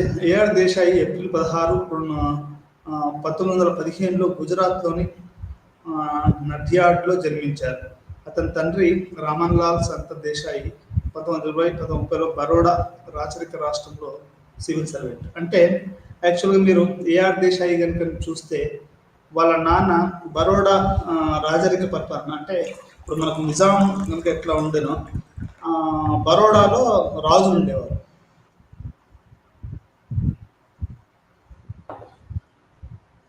ఈ రాజుల దగ్గర ఏఆర్ దేశాయ్ వాళ్ళ తండ్రి ఒక సివిల్ సర్వెంట్గా ఉండేవాడు. ఆయనకు ఉన్నటువంటి ఏఆర్ దేశాయ్ అంటే అక్షయ్ రమన్ లాల్ దేశాయ్ వాళ్ళ కొడుకు, ఆయన పేరు ఏఆర్ దేశాయ్ అంటే అక్షయ్ రమన్ లాల్ దేశాయ్. వాళ్ళ నాన్న వాళ్ళు బరోడా దాంట్లో ఆయన సివిల్ సర్వెంట్గా ఉండేవాడు. అయితే ఇక్కడ ఆయన గురించి కొంచెం మాట్లాడుకోవాలి, ఎందుకంటే ఆయన ప్రభావం అనేది ఏఆర్ దేశాయ్ మీద ఎక్కువగా ఉందని చెప్పొచ్చు. ఒక సివిల్ సర్వెంట్ కొడుకు అంటే ఇప్పుడు కనుక మనకు ఎవరు రవీంద్రనాథ్ ఠాగూర్ ఏ రకంగా అయితే ఒక సివిల్ సర్వెంట్ కొడుకు, మనకు ఏఆర్ దేశాయ్ కూడా ఒక సివిల్ సర్వెంట్ కొడుకు అనేది ఇక్కడ మనం అర్థం చేసుకోవాల్సినటువంటి విషయం. అయితే వీళ్ళ నాన్న is a poet, is a literary person and he also travelled a lot in Baroda. అంటే ప్రస్తుతం గుజరాత్లో ఉన్నటువంటి ఈ రాష్ట్రంలో ఆయనే సివిల్ సర్వెంట్గా ఉండేవాళ్ళు బరోడా సంస్థానంలో. ఆ సంస్థలో సివిల్ సర్వెంట్గా ఉన్నప్పుడు ఏమైందంటే చాలా అంటే ఈ బరోడా గుజరాత్లో ఏంటంటే అటు ఇది ఉన్నాయండి, అక్కడ ఎడారులు ఉన్నాయి, అక్కడ వాటర్ సౌకర్యము సరిగా లేదు. అక్కడ ఏంటి అంటే రైతులు తమ యొక్క ఆ యొక్క బాధల్ని ఈ యొక్క ఏఆర్ దేశాయ్ వాళ్ళ నాన్న చూడడం అనేది జరిగింది. ఆయన పిజెంట్స్ మీద ఆ రోజుల్లోనే ఒక పుస్తకం రాశాడు. ఆ పుస్తకం ఏంటంటే బాగా పాపులర్ అయింది. ఎట్లా అంటే ఏఆర్ దేశాయ్ వాళ్ళ నాన్న రాసిన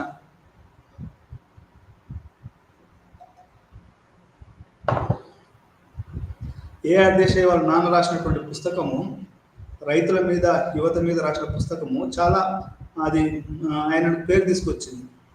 ఏఆర్ దేశాయ్ వాళ్ళ నాన్న ఎట్లా ఉండేవాడు అంటే ఆయన యూత్కి చాలా సింబాలిక్గా ఉండేవాడు. అంటే యూత్ రెవల్యూషన్కి అది విప్లవాలకి బాటలు వాళ్ళ నాన్న వేశాడు అని మనము ఇక్కడ అర్థం చేసుకోవచ్చు.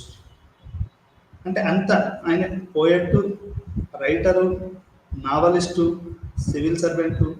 ఈ యొక్క వాళ్ళ నాన్న ఈయనను పోతా ఈయనను కూడా వెంబడి తీసుకెళ్లేవాడు. ఆ యొక్క దుర్భర పరిస్థితుల్ని వ్యవసాయదారులు వాళ్ళు ఎక్కువగా ట్యాక్స్ పే చేయడం, అంటే ఇప్పుడు మనకు వచ్చే ఆదాయమో తక్కువ, వాడు పే చేసేదేమో ఎక్కువ. ఈ రకంగా వ్యవసాయదారులు ఏమయ్యారు అంటే ఒక బ్రిటిష్ సంస్థానంలో వాళ్ళ నడ్డి విరిచారని చెప్పొచ్చు. మీరు కనుక స్వదేశ్ అని షారూఖ్ ఖాన్ సినిమా చూస్తే మీకు అర్థమవుతుంది. ఎట్లా అంటే వాడు వాళ్ళ మామూలు ఎవరో నాకు సరే గుర్తులేదు, వాడిని ఒక రైతు కౌలుకి ఇస్తారు. కౌలుకిస్తే ఈ అమ్మాయి షారూఖ్ ఖాన్ గారిని మన దగ్గర కౌలు తీసుకురావడానికి పంపిస్తారు. అంటే ఆ డబ్బులు తీసుకొని రారా అని పంపిస్తారు. పంపిస్తే వాడు పోయేసరికి వాళ్ళ భార్య వీళ్ళందరూ కూడా ఏదో చపాతీ చేసుకుంటూ అదంతా చేస్తూ ఉంటారు. వానికి వాని పరిస్థితి చూసి షారూఖ్ ఖాన్ గారు వీడే వాళ్ళ దగ్గర డబ్బులు అడగవలసిన వాడు వీడే పోయి వానికి డబ్బులు ఇచ్చి మళ్ళీ రిటర్న్ వస్తాడు. అంటే అంత దుర్భర పరిస్థితులలో రైతులు ఉంటారు.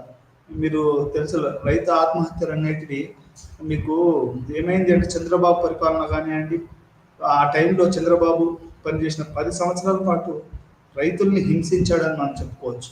ఎట్లా అంటే ఈ ప్రపంచీకరణ వల్ల 3 అవి జరిగాయి. ఒకటేమో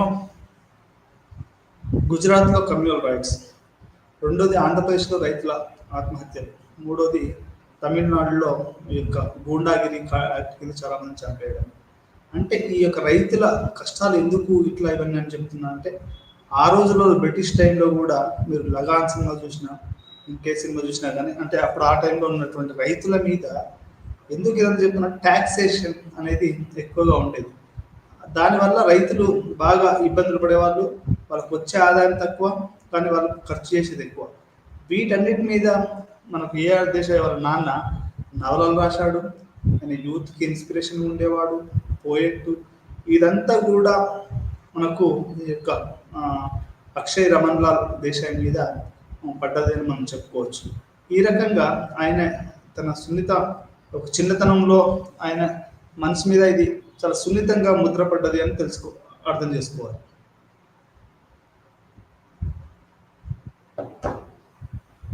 ఈ రకంగా వాళ్ళ నాన్నతో బరోడా సంస్థానంలో మొత్తం తిరగడం, అది ఇతని మనసు పైన ఎక్కువగా ప్రభావం పడడం అనేది జరిగిందని ఇక్కడ మనం అర్థం చేసుకోవాలి. అతను 1946లో బొంబాయిలోని సిద్ధార్థ కళాశాలలో అధ్యాపకుగా తన అధ్యాపక వృత్తిని ప్రారంభించాడు. ఈయన మొట్టమొదటిసారిగా బాంబే, యాక్చువల్గా నేను ఈ యొక్క మొత్తం భారతదేశంలోని ఈ యొక్క సామాజిక శాస్త్రవేత్తల గురించి 10 మందిని కనుక వాళ్ళు చేస్తే వాళ్ళందరూ కూడా ఎక్కువగా బెంగాలీస్ ఉన్నారు, లేకుంటే మహారాష్ట్ర వాళ్ళు. ఏఆర్ దేశాయ్ మహారాష్ట్రలో చదువుకున్నాడు, మహారాష్ట్రలో పుట్టాడు కూడా. గుజరాత్, మహారాష్ట్ర, ఆ తర్వాత కల్కట్టా, ఈ 3 ఎంఎన్ శ్రీనివాస్ అనే అతను ఒక ఎక్సెప్షన్. ఇతను దేశాయ్ అంటే బ్రాహ్మిన్, ఎక్కువ మంది బ్రాహ్మిన్స్ యొక్క భారతదేశంలో సోషియాలజిస్ట్గా ఉన్నారని చెప్పచ్చు. అంటే దానికి నేను వ్యతిరేకం అట్లని కాదులే, కానీ మోనోపలి అనేది వీళ్ళు జరిగింది. అంటే ఈ రకంగా వాళ్ళు అంటే కొన్ని వేల సంవత్సరాల నుంచి బ్రాహ్మిన్స్ యొక్క చదువులో ఉండడము, వాళ్ళు ఈ యొక్క రకరకాల ఇష్యూస్ అంటే రైటర్స్గా అట్లా ఇట్లా ఉండడం. బ్రిటిష్ టైంలో కూడా వీళ్ళు ఇంగ్లీష్ విద్యను తీసుకోవడం. మీకు బ్రిటిష్ దగ్గర ఎవరున్నారండి? బేసిక్గా ఎవరున్నారంటే బ్రాహ్మిన్ క్లాస్ డెవలప్ అయింది. మీకు బ్రిటిష్ టైంలో ఎవరు డెవలప్ అయ్యారు? బ్రాహ్మణులే బ్రిటిషర్స్ సర్వెంట్స్గా ఉన్నారు. వాళ్ళు ఇప్పుడు మనకి ఎంఎన్ శ్రీనివాస్ దాని ప్రకారం కూడా ఒక చెన్నైలో బ్రిటిష్ వాళ్ళు ఉన్నప్పుడు 106 పోస్టులు పడితే దాంట్లో 95 పోస్టులు ఒక బాపనోళ్ళే వాళ్ళు లెక్చరర్స్గా అట్లా ఇట్లా కొట్టడం అనేది జరిగింది.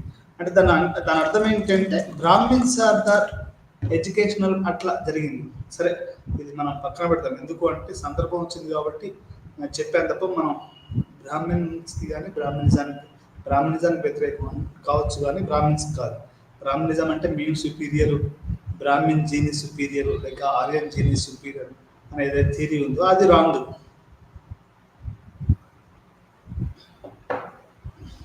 సో ఈ రకంగా మనకు సోషియాలజీలో యొక్క బాంబే విశ్వవిద్యాలయంలో సిద్ధార్థ కాలేజీలో మొట్టమొదటిసారిగా ఏఆర్ దేశాయ్ అధ్యాపకునిగా చేరారు. ఆ తర్వాత ప్రొఫెసర్ మరియు విభాగాధిపతి అయ్యాడు. దాంట్లోనే సిద్ధార్థ కాలేజీలోనే ప్రొఫెసర్ అయ్యాడు, హెడ్ ఆఫ్ ది డిపార్ట్మెంట్ అయ్యాడు. 1976లో డిపార్ట్మెంట్కు రాజీనామా చేశాడు. దేశాయ్లో నియమితులయ్యారు. మరియు 1973-75లో 81-85 నుండి వరుసగా Indian council of social science లెవెల్లో అతను రీసెర్చర్గా ఉన్నాడు. అంటే మీకు అందరికి తెలుసో లేదో, ఇప్పుడు మనకు సిఎస్ఆర్ అనేది ఎట్లా సైన్స్కి, ఐసిఎస్ఆర్ అనేది మనకు సోషల్ సైన్స్కి అట్లాంటిది అనమాట. ఐసిఎస్ఆర్కి అనే దాంట్లో సీనియర్ ఫెలోగా, దాంట్లో రీసెర్చ్ కౌన్సిలర్గా ఈయన ఉన్నాడు. ఐసిఎస్ఆర్ అనేది ఇప్పుడు నేను కూడా ఒక ఐసిఎస్ఆర్ ఫెలో హోల్డర్. అంటే Indian council for social science research అనేది న్యూఢిల్లీకి కేంద్రంగా అది ఉంది. దాంట్లో ఈయన వరుసగా సీనియర్ ఫెలో లెవెల్లో అతను నియమించాడు అనేది మనం ఇక్కడ అర్థం చేసుకోవాలి. అదేవిధంగా Indian sociological association, Gujarat sociological అసోసియేషన్కు ప్రెసిడెంట్గా కూడా ఇతను పనిచేశాడని మనం ఇక్కడ అర్థం చేసుకోవాలి. ఈ మొత్తం కాలంలో ఆసక్తికరమైన విషయం ఏమిటంటే జాతీయ స్థాయిలోనూ గుజరాత్లోనూ అనేక రాజకీయ కార్యకలాపాలు జరిగాయి. యాక్చువల్గా ఇక్కడ కొంచెం మనం ఈ సందర్భంగా మనం గుజరాత్ గురించి ఒక 2 నిమిషాలు మాట్లాడుకోవాలి. గుజరాత్ నాకు ఏఆర్ దేశాయ్ చదివిన తర్వాత నాకు అర్థమైంది ఏంటి అంటే, మనకు యాంటీ కరప్షన్ మూమెంట్, ఇందిరాగాంధీకి వ్యతిరేకంగా విద్యార్థుల మూమెంట్ కానీ, లేకుంటే ఇప్పుడు ఏఆర్ దేశాయ్ వాళ్ళ నాన్న టైంలో కానీ విద్యార్థులు అనేవాళ్ళు వాళ్ళు విప్లవాలు చేశారు. అంటే అనేక రాజకీయ కార్యకలాపాలకు అది కేంద్రంగా ఉంది. అది యాంటీ కలోనియల్ మూమెంటే కానివ్వండి, నేషనలిస్ట్ మూమెంటే కానివ్వండి, లేకపోతే లెఫ్ట్ మూమెంట్ కూడా, ఇంక్లూడింగ్ గుజరాత్లో నేను విన్నది ఏంటి అంటే గుజరాత్లో లెఫ్ట్ మూమెంట్ కూడా చాలా ప్రభావవంతంగా బలంగా ఉంది అనేది మనం చదువుకున్నటువంటి విషయం. అంటే గుజరాత్లో టెక్స్టైల్ మిల్స్ కూడా ఉన్నాయి. ఈ టెక్స్టైల్ మిల్స్లలో మీకు ఎక్కువగా వర్కర్స్ అవసరం. ఇప్పుడు మా ఊర్లో ఉన్నటువంటి పద్మశాలీలు వాళ్ళు ఊర్లో మగ్గం వేసేవాళ్ళు. అది మగ్గాలు ఈ రోజులలో మగ్గ పట్టులు ఎవరు లేరు కాబట్టి వాళ్ళంతా కూడా గుజరాత్కి, సూరత్కి పోయి వాళ్ళు జూట్ మిల్లులలో అక్కడిక్కడ పనిచేయడం జరుగుతుంది. ఈ గని కార్మికులు అమానీయమైనటువంటి దోపిడీ, కఠోరమైనటువంటి పని గంటలు మరియు తక్కువ వేతనాలకు వ్యతిరేకంగా పోరుబాటులో పెట్టారు. వీళ్ళు ఈ రకంగా అంటే గుజరాత్ టెక్స్టైల్ మిల్సే కానివ్వండి, లేకపోతే అక్కడ ఉన్నటువంటి కమ్యూనిస్ట్ ఉద్యమాలే కానివ్వండి, వీళ్ళందరూ కూడా పోరాట బాట పట్టారు. జాతీయోద్యమం రెండిట్లోనూ ట్రేడ్ యూనియన్ ఉద్యమం ముందంజలో ఉంది. అంటే ఒక పక్క జాతీయోద్యమం, ఇంకొక పక్క ట్రేడ్ యూనియన్ మూమెంట్. నేను పాలస్తీనా గురించి ఒక పోయం చదువుతున్నాను. ఒక డాక్టర్స్ ఫోరం అని నేను ఒక దాంట్లో పెట్టారు. దాంట్లో ఒక ట్రేడ్ యూనియన్ ఆయన మాట్లాడుతున్నాడు. ఎట్లా అంటే గాజా ఇప్పుడు దాన్ని మనం ఎట్లా అర్థం చేసుకోవాలి అంటే, ట్రేడ్ యూనియన్ లీడర్షిప్ అనేది మొదటి నుంచి అది చాలా బలంగా ఉంది. ఎందుకంటే మనకు కలకత్తాలో కానివ్వండి, లేకుంటే గుజరాత్లో కానివ్వండి, ఈ ట్రేడ్ యూనియన్ మూమెంట్ అనేది చాలా బలంగా పనిచేసింది అని చెప్పొచ్చు. జాతీయోద్యమం టైంలో కూడా మనకు 2 ఉన్నాయి. ఒకటేమో కార్మికోద్యమం ఒక పక్క నడుస్తూ ఉంటే జాతీయోద్యమం ఇంకో పక్క నడిచింది. అందుకని చాలామంది జాతీయవాద, మితవాద, గాంధీతో విసిగిపోయిన వాళ్ళు కూడా చాలామంది ఏంటంటే కమ్యూనిస్టు ఉద్యమాలలో చేరడం జరిగింది. ఒక రకంగా కమ్యూనిస్ట్ పార్టీ అనేది ఆల్టర్నేటివ్ టు కాంగ్రెస్ పార్టీ. అంటే కాంగ్రెస్లో ఏంటంటే భూస్వాములు, వ్యాపారవేత్తలు వీళ్ళందరూ ఉండేవాళ్ళు. కానీ ట్రేడ్ యూనియన్ అంటే గాంధీ వచ్చిన తర్వాత దళితులు, ట్రేడ్ యూనియన్, ఉమెన్ వాళ్ళంతా చేరారు, అది వేరే విషయం అనుకోండి. కానీ మీకు మీరు కనుక చూస్తే మనకి గుజరాత్లో ఎట్లా ఉండేది అంటే కాంగ్రెస్ పార్టీ చాలా అంటే ఆ పోరాటం ఎట్లా ఉంటుంది అంటే తెలంగాణ పోరాటం జరిగింది కదా, ఆ రకంగా ఎట్లా ఉండే అంటే గాంధీ టైంలో మీకు నేషనలిస్ట్ మూమెంట్ అనేది చాలా చాలా భయానకమైనటువంటి లెవెల్లో ఉంది. అంటే ఎట్లా అంటే బ్రిటిషర్స్కి వ్యతిరేకంగా.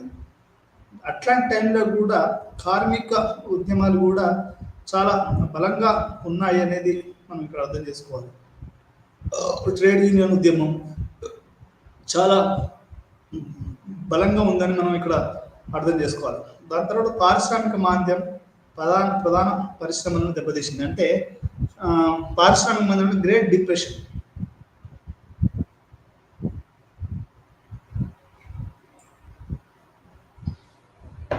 గ్రేట్ డిప్రెషన్ కూడా ఈ యొక్క చాలా వరకు ఈ యొక్క దీన్ని దెబ్బతీసిందని చెప్పొచ్చు. అంటే ఆ రోజు ఇదంతా ఏం చెప్తున్నానంటే ఆ రోజులలో జాతీయోద్యమం కానివ్వండి, లేకపోతే ట్రేడ్ యూనియన్ కానివ్వండి, చాలా సమాంతరంగా అవి ఉద్యమాలు చేశాయి అని మనం ఇక్కడ చెప్పదలుచుకున్నటువంటి విషయం. దాని తర్వాత ఏర్పడిన పారిశ్రామిక మాంద్యం ప్రధాన పరిశ్రమను దెబ్బతీసింది. అంటే ఈ యొక్క గ్రేట్ డిప్రెషన్ ఈ డిప్రెషన్ అనేది ఇది పరిశ్రమలను దెబ్బతీసిందని మనం చెప్పొచ్చు. అంటే గుజరాత్ సొసైటీ అంటే మొత్తంగా మనం అర్థం చేసుకోవాల్సింది ఏంటంటే గుజరాత్ సొసైటీ అనేది ఈ యొక్క యాంటీ కలోనియల్ పవర్లో కానివ్వండి, లేకుంటే కమ్యూనిస్ట్ ఉద్యమాలలో కూడా, అంటే ఇప్పుడంటే అది మతత్వంగా మారింది, అది రకరకాల కారణాలు కాంగ్రెస్ చేసినటువంటి తప్పిదాలు, లేకపోతే కమ్యూనిస్ట్ పార్టీలు సరిగా ఆర్గనైజ్ చేయకపోవడం వల్ల ఈరోజు గుజరాత్లో ఒక ఫ్యాసిస్ట్ పాలన ఉంది అని మనం చెప్పుకోవచ్చు. అంటే ఫ్యాసిజం అనేది అవున కాదనేది వేరే ప్రభుత్వాలు వచ్చాయని మనం చెప్పుకోవచ్చు. అంటే గుజరాత్ అనేది గాంధీ గారిని, సర్దార్ వల్లభాయ్ పటేల్ని, వీళ్ళందరినీ అది ప్రొడ్యూస్ చేయగలిగింది. అంటే అంతమంది గుజరాత్ నుంచి వచ్చారు. అదేవిధంగా గుజరాత్లో టెక్స్టైల్ మిల్స్, అతని ట్రేడ్ యూనియన్ ఉద్యమం కూడా చాలా బలంగా ఉండి అది ఒక సమాంతరమైనటువంటి ఉద్యమాన్ని తీసుకొచ్చింది. ఒక దశలో ట్రేడ్ యూనియనిజం, లెఫ్ట్ పార్టీలే ముందంజలో ఉన్నాయని మనం చెప్పుకోవచ్చు. ఇప్పుడు ఎందుకు ఇదంతా మనం మాట్లాడుకోవాలంటే, మీరు గుజరాత్ తీసుకున్నా, బాంబే తీసుకున్నా, లేకపోతే కలకత్తా తీసుకున్నా, ఇక్కడ మీకు మిల్ కార్మికులు వాళ్ళు అనేవాళ్ళు ఎక్కువగా ఉన్నారు. ఈ మిల్ కార్మికులు కొన్ని లక్షల మంది ఉంటారు. ఈ లక్షల మందికి ఎవరు ఉద్యమం వహిస్తారు? ఇప్పుడు పుచ్చలపల్లి సుందరయ్య లాంటి వాళ్ళు కమ్యూనిస్ట్ పార్టీలో ఈ రోజులలో తగ్గిపోయింది. ట్రేడ్ యూనియనిజం అనేది ఈ ప్రపంచీకరణలో బాగా బాగా దెబ్బతీసింది. అంటే ఐటీ వచ్చిన తర్వాత కానివ్వండి, లేకుంటే ఇంకా వేరే విషయాలలో కానీ ఈ ట్రేడ్ యూనియన్ అనేది బాగా దెబ్బతీసింది. ఇది మహామాంద్య కాలంలో కూడా జరిగింది.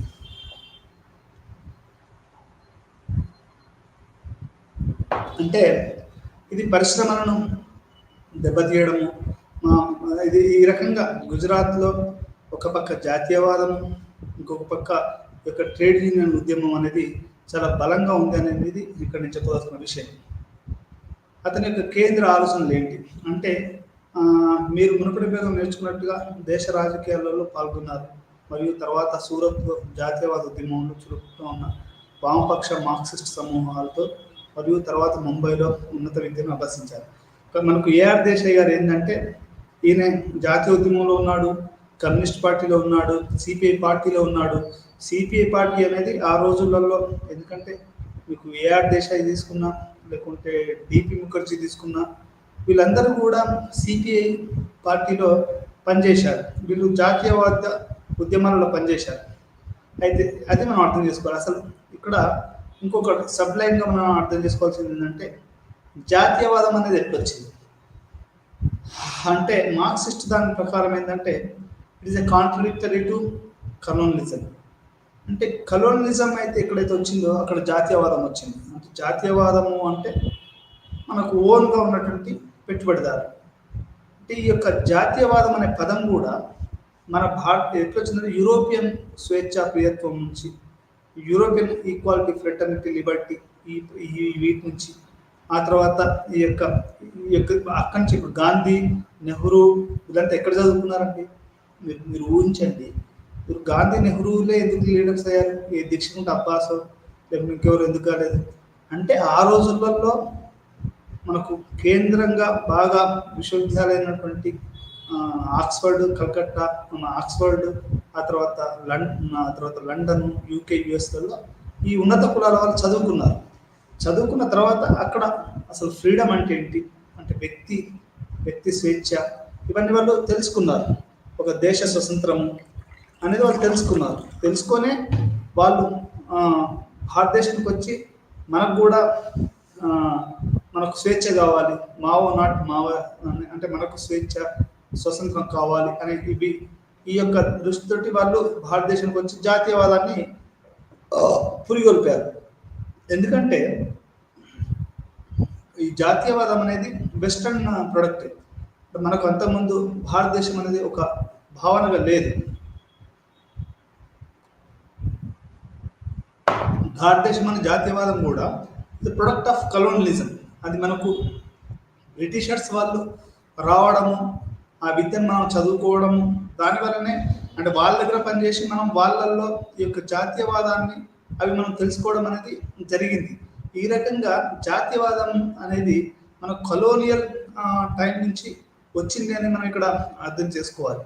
అంటే అప్పుడున్నటువంటి ఎక్స్పోజర్ ఇప్పుడు ఆ, యూరప్ యూరప్ పోయినటువంటి శశి థరూర్, గాంధీ, నెహ్రూ ఇప్పుడు మీరు చూడండి, వాళ్ళు మాట్లాడే విధానానికి వేరే వాళ్ళు మాట్లాడే విధానానికి ఎంత తేడా ఉంటుంది. అంటే కలవడు. ఇప్పుడు మీకు చిదంబరం ఉన్నాడు, అరుంధతి రాయ్ ఉంది, ఆ తర్వాత వీళ్ళందరూ కూడా రాజీవ్ గాంధీ, ఇందిరాగాంధీ, వీళ్ళందరూ కూడా ఆక్స్ఫర్డ్, హార్వర్డ్, లేకపోతే కేంబ్రిడ్జ్ ఇక్కడ చదువుకున్న వాళ్ళు. వీళ్ళు అక్కడ స్వేచ్ఛ, స్వతంత్రము తెలుసుకున్న వాళ్ళు. అంటే ఎందుకు ఇదంతా చెప్పవలసి వస్తుంది అంటే ఈ ప్రభావాలన్నిటినీ జాతీయ వాటి మీద ఎక్కువగా పడ్డది అని చెప్పడానికి నేను ఇదని చెప్తున్నాను.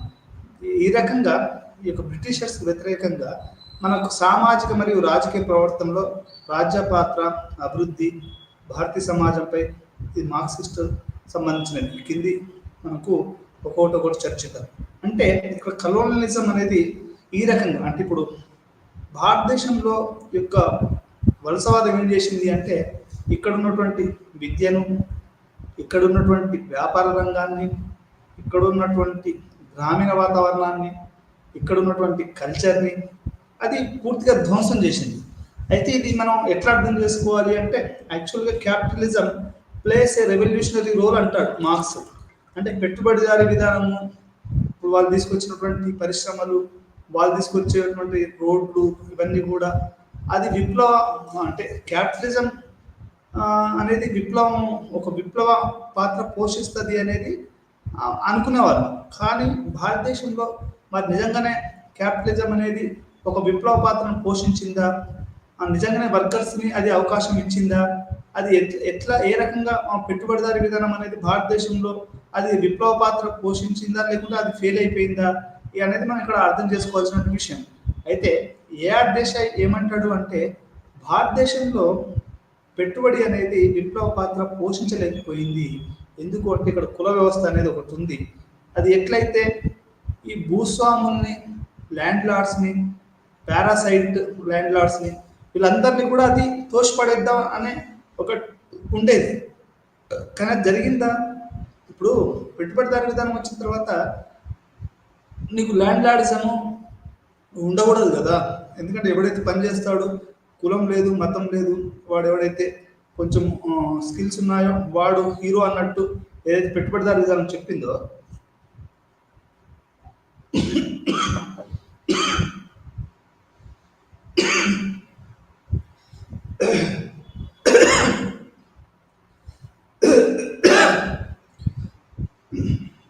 అది భారతదేశంలో నిజంగానే హీరోగా, అంటే ఇక్కడ ఉన్న కులాన్ని, ఇక్కడ ఉన్నటువంటి భూస్వామ్య వ్యవస్థని, ఇక్కడ ఉన్న బ్రాహ్మణిజాన్ని దెబ్బతీసిందా అంటే అది మనకు లేదనే చెప్పాలి. అంటే అభివృద్ధిలో ఇవన్నీ కూడా అది చేయలేదు. అంటే రెవల్యూషనరీ రోల్ ఏదైతే ఉందో అది క్యాపిటలిజం చేయలేకపోయింది అనేది ఇక్కడ ఏఆర్ దేశాయ్ గారు మనకు చాలా స్పష్టంగా చెప్తున్నారు. భారత జాతీయవాదం మొట్టమొదటి ఆయన యొక్క ప్రధాన ఆలోచన ఏంటంటే భారత జాతీయవాదం. భారతదేశంలో సాంఘిక శాస్త్రాలు వేలానుకున్న నేపథ్యం జాతీయవాదం. అతని సామాజిక విచారణలు, భారతీయ సమాజం భారత ప్రజలు ఎదుర్కొంటున్న ప్రశ్నలు, సమస్యలు మరి అతని అంతర్భాగంలో ఉన్న పోటాలను ఉద్భవించాయి. అతని జీవిత పనిని అంచనా వేసేటప్పుడు గుర్తుంచుకోవాల్సిన అత్యంత ముఖ్యమైన వాస్తవం అంటే ఆ రోజు జరిగినటువంటి జాతీయోద్యమైనటువంటి అవన్నీ కూడా ఆ నేపథ్యం నుంచి జాతీయవాదం వచ్చింది. భారతీయ సమాజం, భారతీయ ప్రజలు ఎదుర్కొంటున్న ప్రశ్నలు, సమస్యల నుండి అంతర్భాగంగా ఇవన్నీ ఉద్భవించాయి అనేది ఈ భారత జాతీయ ఇండియన్ నేషనలిజం అనేది మనకున్న సమస్యలు, మనకున్న పెట్టుబడులు, మనకున్నటువంటి కుల వ్యవస్థ, మనకున్నటువంటి సమస్యలు, అంటే అది రైతాంగ సమస్య కానివ్వండి, లేబర్ ఇష్యూ కానివ్వండి, దళిత్ ఇష్యూ కానివ్వండి, ట్రైబల్ ఇష్యూ కానివ్వండి, ఇవన్నీ కూడా భారతదేశంలో ఏంటంటే ఒక అంతర్భాగంగా ఉన్నాయి ఈ ఇష్యూస్. మరి వీటిని బ్రిటిషర్స్ వాళ్ళు సరిగా చేయలేకపోయారు. దాంట్లో భాగంగానే ఒక జాతీయవాదం వచ్చిందనేది మనం ఇక్కడ అర్థం చేసుకోవాల్సినటువంటి ఉంది. ఈ ప్రజలు ఎదుర్కొంటున్న పోరాటాల నుండే ఈ యొక్క జాతీయవాదం వచ్చింది. ఇప్పుడు యాంటీ నిజాం పోరాటం జరిగిందండి. ఆ రోజుల్లోనే దొడ్డి కొమరయ్య, చాకలి ఐలమ్మ ఇట్లాంటి వాళ్ళు చచ్చిపోయారంటే అర్థం ఏంటండి? అంటే వాళ్ళకు సమస్యలు ఉన్నాయి, వాళ్ళు పోరాటం చేశారు. భారతదేశంలో కూడా ఈ యొక్క వాళ్ళు వచ్చేసి బ్రిటిషర్స్, నాకు తెలిసి మొఘల్స్ కూడా ఆ స్థాయిలో ప్రజల్ని ఇబ్బంది పరిచినట్టయితే నేను భావించాను. అంటే నేను కూడా చదవాలి, ఎందుకంటే ఒక ట్యాక్స్ సిస్టమ్ వేసి ప్రజల్ని అంతగా హింసించింది అనేది మొఘల్ కాలంలో కూడా జరగకపోవచ్చు. అది కలోనియల్ టైంలోనే జరిగింది అనేది ఇక్కడ మనం చాలా క్లియర్గా అర్థం చేసుకోవాల్సినటువంటి విషయం. ఈ కలోనియల్ టైంలో జరిగినటువంటి ఈ యొక్క విధ్వంసం ఏదైతే ఉందో, ఎస్పెషల్లీ ట్యాక్సేషన్, ప్రైవేట్ ప్రాపర్టీ, ఇవన్నీ ఏదైతే ఉన్నాయో, అది ప్రజల్ని తమ సమస్యలకు వాళ్ళు ఎదుర్కొనే భాగంలో. ఇప్పుడు ఒకరోజు ఒక మనిషి, ఒకసారి ఏదో హరగోపాల్ సార్ చెప్తుండే, ఒక గిరిజనుడు వాడు తన సమస్యల పరిష్కారాన్ని వెతుక్కుంటూ హైదరాబాద్కి వస్తే, హైదరాబాద్లో నిజాం అనేవాడు నాకు రాజు అని తెలిసిన తర్వాత అది వాడు చేయకపోతే వానికి వ్యతిరేకంగా కొమరం భీం చేశాడు.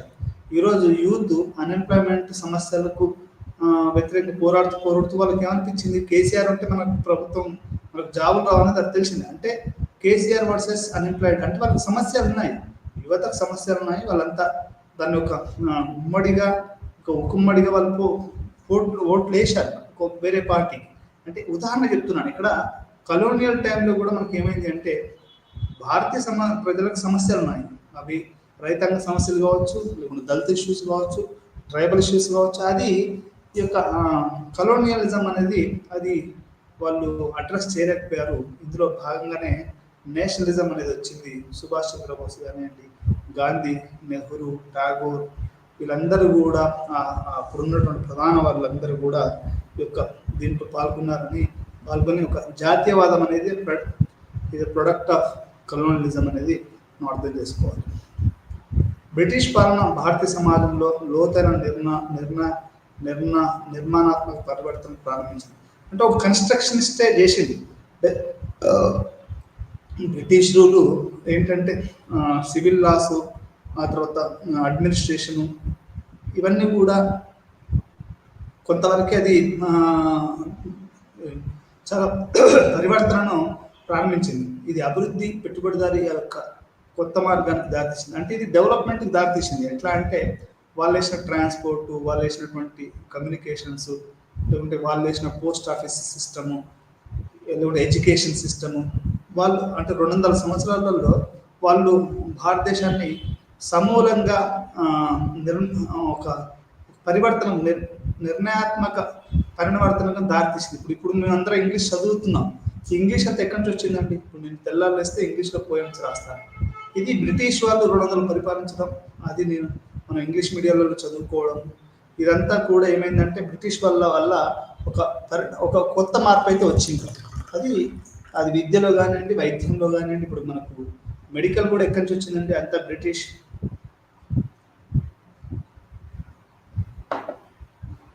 మనకు బ్రిటిష్ నుంచే ఈ యొక్క వైద్య విద్యా విధానం వచ్చింది. ఈ రకంగా బ్రిటిష్ వాళ్ళు పరివర్తనకు దారితీశారు. అభివృద్ధి, పెట్టుబడిదారి, కొత్త మార్గానికి దారితీసింది. ఆధునిక రవాణా మరియు కమ్యూనికేషన్ నుండి, భూమిలో పెట్టుబడిదారి ఆస్తి సంబంధాల నుండి భారతీయ సామాజిక జీవితంలో దాదాపు అన్ని రంగాలలో మార్పులను ప్రారంభించింది. కేంద్రీకృత రాష్ట్రము, పాశ్చాత్య విద్య, కొత్త పరిపాలన విధానాలు, ప్రపంచ స్థాయిలో పరిమిత స్వయం పాలన కూడా ఇది తమ పాత క్రమాన్ని నాశనం చేసింది. మనకు డొమైన్ అంటే ఈ ప్రావిన్సెస్లో కూడా బ్రిటిష్ వాళ్ళు లిమిటెడ్ పవర్స్ని ఈ యొక్క ఇండియన్స్కి ఇచ్చారు.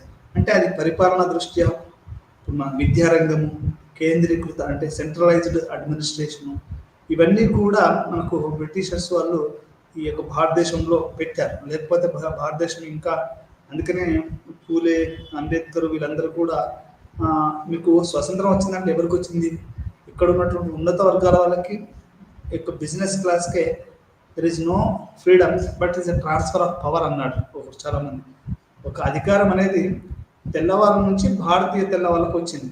One white man has replaced another white man. అంటే నిజంగా భారతీయ ప్రజలకి స్వతంత్రం రాలేదు అనేది ఇక్కడ మనం అంటారు.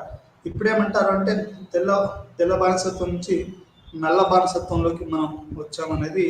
అంటే మనమే బానిసలుగా ఉన్నాం.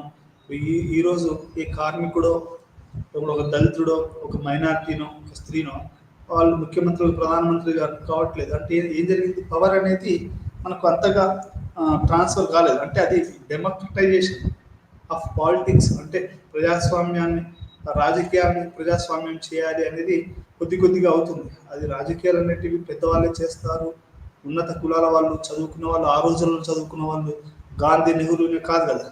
ఈరోజు బీసీలు చదువుకుంటున్నారు, దళితులు చదువుకుంటున్నారు, ఆడపిల్లలు చదువుకుంటున్నారు, మైనారిటీలు చదువుకుంటున్నారు. అంటే democratisation of the Indian politics జరగాలి అనే భావన అంటుంటారు. అందుకని ఇప్పుడు మీరు ఒకప్పుడు కమ్యూనిస్ట్ పార్టీ, కాంగ్రెస్ పార్టీ ఉండేది, కానీ ఈరోజు మీకు ఎన్ని పార్టీలు అంటే అసలు ప్రతి ఓడు కొంచెం ప్రజా అభిమానం ఉన్న ప్రతి ఓడు కూడా ఈరోజు ఒక రాజకీయ పార్టీని పెట్టి వాళ్ళు నడుపుతున్నారు. అంటే ఇక్కడ ఏం చేసింది అంటే ఒక బ్రిటిష్ విద్యా విధానము, వాళ్ళు చేసినటువంటి లేకపోతే వాళ్ళ నవలలు, వాళ్ళ యొక్క సాహిత్యము, బ్రిటిష్ సాహిత్యం మీరు చూసుకోండి, ఒక్క షేక్స్పియర్ చాలండి మొత్తం ప్రపంచాన్ని అర్థం చేసుకోవడానికి. అంటే ఆయన రాసిన రచనలు, జార్జ్ బెర్నార్డ్ షా రాసిన రచనలు, లేకుంటే వాళ్ళు రూసో, లేకుంటే వీళ్ళందరూ చేసినటువంటి యూరోపియన్, ఆ తర్వాత ఈ యొక్క గ్రీస్, వీళ్ళు చేసినటువంటి ఈ యొక్క తత్వవేత్తల యొక్క ఆ ప్రభావం, అంటే ఇదంతా కూడా మనకి ఎట్లొచ్చింది, మనకంతా కూడా పాశ్చాత్యుల నుంచి వచ్చింది. అంటే వాళ్ళు మీరు ఒక ప్రశ్న అడగొచ్చు నన్ను, ఏంటి సార్ మరి వాళ్ళ దగ్గర నుంచి అన్నీ మనకు వచ్చాయా, మనం వాళ్ళకి ఇవ్వలేదు. మనది కూడా యోగా, సాంఖ్య, ఆ తర్వాత జీరో, ఆర్యభట్టిన జీరో, సంస్కృతము, ఇవన్నీ కూడా భారతదేశం నుంచి అటుపోయాయని చెప్పచ్చు.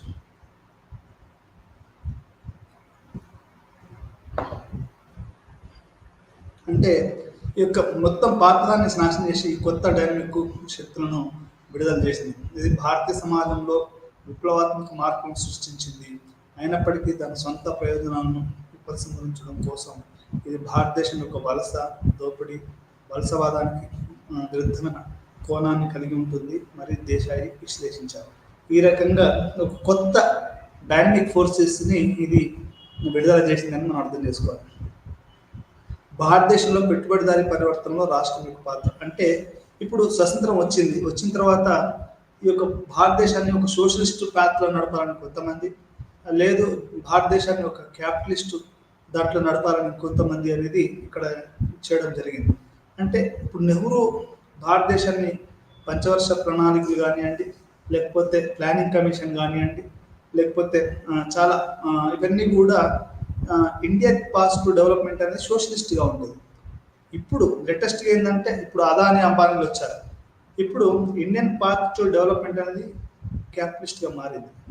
అంటే ఇది భారతదేశానికి క్యాపిటలిస్ట్ పాత్ ఆఫ్ డెవలప్మెంట్ బెస్టా, భారతదేశానికి కమ్యూనిస్ట్ పాత్ ఆఫ్ డెవలప్మెంట్ మంచిదా అంటే, నాకు తెలిసి అంటే మంచిదా చెడ్డదా ఇక్కడ డిబేట్ కాదు. కానీ భారతదేశంలో ఏంటంటే ఈ యొక్క పెట్టుబడిదారీ పరివర్తన యొక్క సోషలిస్ట్ ప్యాటర్న్ ఒకటి ఉంది. ఆ తర్వాత ఈ రెండు రకాలైనటువంటి మోడల్స్ అనేటివి ఉన్నాయి. ఈరోజు బీజేపీ ప్రభుత్వము, లేకపోతే మోడీ ఆధ్వర్యంలో ఉన్నటువంటి ఎన్డీఏ అలయన్స్ ఈరోజు క్యాపిటలిస్ట్, అది ప్లానింగ్ కమిషన్ రద్దు చేసింది. ఆ తర్వాత ఇట్లా చేసి నీతి ఆయోగం పెట్టడం జరిగింది. అంటే ఇక్కడ వీళ్ళు క్యాపిటలిస్ట్ పాత్ ఆఫ్ డెవలప్మెంట్కి ప్రస్తుతం ఉన్నటువంటి మోడీ ప్రభుత్వం ప్రయత్నాలు చేస్తుంది. అందులో భాగంగానే కొన్ని లక్షల కోట్ల రూపాయలు వాళ్ళ యొక్క వాటిని వాళ్ళు అది చేయడము, అంటే రద్దు చేయడము, ఇవన్నీ కూడా ఒక క్యాపిటలిస్ట్, అంటే వాడు లాస్ అయ్యాడని ఇంకేదో అని వాళ్ళకి చేయడం జరుగుతుంది. అంటే భారతదేశం అనేది భారతదేశానికి కాదు, ప్రపంచానికి రెండు రకాలైనటువంటి అభివృద్ధి నమూనా ఉన్నాయి. ఒకటేమో క్యాపిటలిస్టు, ఇంకోటేమో కమ్యూనిస్టు. ప్రస్తుతానికి క్యాపిటలిస్టు అభివృద్ధి పదాన్ని కేసీఆర్ ప్రభుత్వం కానీ 6,75,000 కోట్ల అప్పును తెలంగాణ ప్రభుత్వం చేసింది. అది అభివృద్ధి అని చెప్పాడు, క్యాపిటలిస్ట్ అభివృద్ధి అన్నాడు, ఏదో మేడి అడ్డ అన్నాడు. అంటే రెండు రకాలు ఉంది. ఒకటి సోషలిస్ట్ ప్యాటర్న్ ఆఫ్ డెవలప్మెంట్ అభివృద్ధి, రెండోది కమ్యూనిస్ట్ ప్యాటర్న్ ఆఫ్ డెవలప్మెంట్. ఈ రెండు రకాలుగా ఉంది. ఇండియా అనేది ఒక హిస్టారికల్గా ఏం చేసింది అంటే కమ్యూనిస్టు పాత్రను తీసుకుంది. అంటే ఇప్పుడంటే కమ్యూనిస్టు పడిపోయారనుకోండి, కానీ నెహ్రూ టైప్లో చాలా ఎక్కువగా ఉండేవారు. ఈ రకంగా ఇది అభివృద్ధి పదంలో ఉంది అని చెప్పవచ్చు. అభివృద్ధి మార్గం దేశం యొక్క ప్రధాన ఆందోళన అంతా దాని ఫలితం స్థిరంగా పునరావృతం అవుతుంది. అభివృద్ధి మార్గం స్వతంత్రాంత కాలంలో దేశం ఎదుర్కొన్న అనేక రకాల సమన్వయాలతో ఆయన ప్రశ్నలు ప్రస్తావించారు. అతని ప్రధాన విమర్శ ఆధునిక విత్తన సిండ్రోమ్, అంటే పెట్టుబడిదారి మార్గంలో అభివృద్ధి మరియు దాని ప్రతిపాదనలు, ప్రత్యేకంగా విద్యావేత్తలు, సామాజికవేత్తలు దీన్ని కావలసిన విలువ ఆవరణగా భావించారు. ఈ యొక్క మోడర్నిటీ సిండ్రోమ్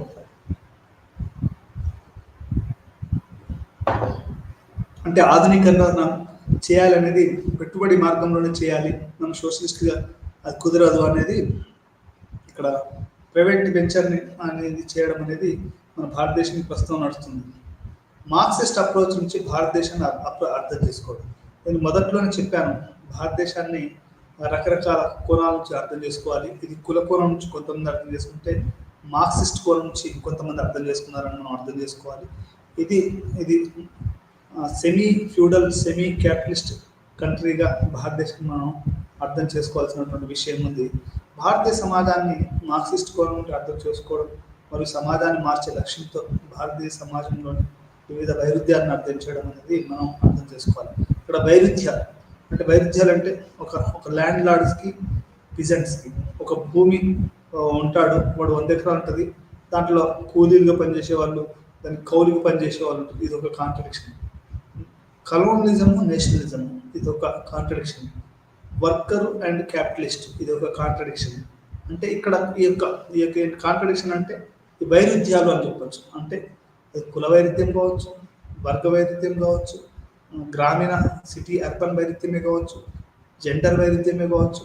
ఇవన్నీ కూడా భారతదేశమే కాదు, ప్రపంచం మొత్తం కూడా ఒక వైరుధ్యాల సమైక్యాన్ని, వైరుధ్యాలు అనేవి ఉంటాయి. అందుకని అంటారు ప్రధాన వైరుధ్యాన్ని ఫస్ట్ మనం అడ్రస్ చేయాలి, తర్వాత చిన్న చిన్న వైరుధ్యాన్ని మనం పోవచ్చు అని చెప్పొచ్చు. అంటే ఇక్కడ వ్యవసాయంలో చాలా మార్పులు తీసుకురావాలని ల్యాండ్ రిఫార్మ్స్ చేశారు. అది ఇప్పుడు మావోయిస్టులు, కమ్యూనిస్టులు ఎంతోమంది వీటి గురించి ప్రయత్నాలు చేస్తున్నారు. ఇప్పుడు 3 ఎకరాల భూమి, దళితులకి 3 ఎకరాల భూమి అనేది కూడా ఈ యొక్క దీంట్లో భాగమే. అయితే మార్క్సిజం బూర్జువా రైతు వర్గము, భూస్వామ్య వర్గము వీటన్ని మనం అర్థం చేసుకోవాలి. అదే రకంగా మార్క్సిస్ట్ పద్ధతి నుంచి మనం సమాజాన్ని, మానవ శాస్త్రాన్ని అర్థం చేసుకోవాలని యొక్క మనకు ఏఆర్ దేశాయ్ గారు తాను social background of Indian nationalism అని రాశాడు.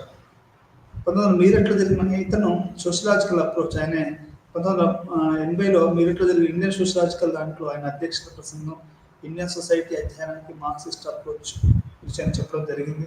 1950 నుండి గమనించిన ముఖ్య అంశాలు హైలైట్ చేశారు. ఒకటి, ఉన్నత విద్య యొక్క భారీ విస్తరణ. అంటే ఏఆర్ దేశాయ్ గారు 1980లో మీరట్లో జరిగిన ఆల్ ఇండియా సోషలాజికల్ కాన్ఫరెన్స్లో ఆయన ఏమంటాడు అంటే, భారతదేశం అనేది విద్య అనేది బాగా విస్తరించింది, కొత్త యూనివర్సిటీలు వచ్చాయి, సాంఘిక శాస్త్రాలు కూడా ఎక్కువగా ప్రాధాన్యత వస్తుంది, విశ్వవిద్యాలయాలు, కళాశాలలు అంటే ఎక్కువగా ఏర్పడడం జరుగుతుంది, సాంఘిక శాస్త్రాల్లో నాలెడ్జ్ జనరేటర్లు, నాలెడ్జ్ ప్రొవైడర్లు జాతీయ దృష్టిలో పెద్ద ఎత్తున పనిచేస్తుంది. అంటే నీకు ప్రైవేట్ వాళ్ళు కూడా ఈ యొక్క సామాజిక శాస్త్రాలకు ఎక్కువ అవకాశం ఇస్తున్నారు. సోషియాలజీ మరియు సోషల్ ఆంథ్రోపాలజీ రంగంలో శిక్షణ పొందిన వ్యక్తుల సంఖ్య గణనీయంగా సంఖ్యలో పెరిగింది. అంటే నెంబర్ ఆఫ్, ఇప్పుడు నేను జాబ్కి ఎన్నోసార్లు పోయాను కానీ ఎంతోమంది వస్తూ ఉన్నారు. అంటే నీకు నెంబర్ ఆఫ్ సోషియాలజిస్టులు, ఆంథ్రోపాలజిస్టులు, ట్రైన్డ్ సోషియాలజిస్టులు, ఆంథ్రోపాలజిస్టులు చాలా ఎక్కువగా పెరిగారు అనేది మనం ఇక్కడ అర్థం చేసుకోవాలి. మైక్రో సర్వేలు, మైక్రో ఫీల్డ్ వర్కర్లు, ఎంతో నాలెడ్జ్ అనేది పెద్ద ఎత్తున తయారీ అయి ఒక నిమగ్నమై ఒక భారీ కర్మాగారంగా అంటే big knowledge production centres, big knowledge ఇప్పుడు big data, big knowledge systems ఇవన్నీ పనిచేస్తున్నాయి అనేది మనకు ఏఆర్ దేశాయ్ గారు చెప్తున్నారు. అంటే ఈ యొక్క భారీ నాలెడ్జ్ కూడా ఎట్లయిపోయిందంటే, మన ఇగ్నో ప్రొఫెసర్ రమేష్ గారు చెప్తా ఉంటారు, ఎడ్యుకేషన్ ఈజ్ ఏ ఇండస్ట్రీ అని. అంటే ఒక జ్ఞానాన్ని ఉత్పత్తి చేసి ఒక సంస్థ అనేది మనకు చెప్తున్నారు. అంటే నా చాలా ఒక ఎడ్యుకేషన్ అనేది దానికి ఒక విముక్తి, విద్యా విముక్తి అనేది నా దృష్టి. కానీ అదొక ఇండస్ట్రీ అని, దాని ఒక ప్రొడక్ట్గా అనేది కొత్తగా చూడడం అనేది జరుగుతుంది. మనకు ఏఆర్ దేశాయ్ గారు కూడా పెద్ద ఎత్తున జరుగుతుందని చెప్పాడు.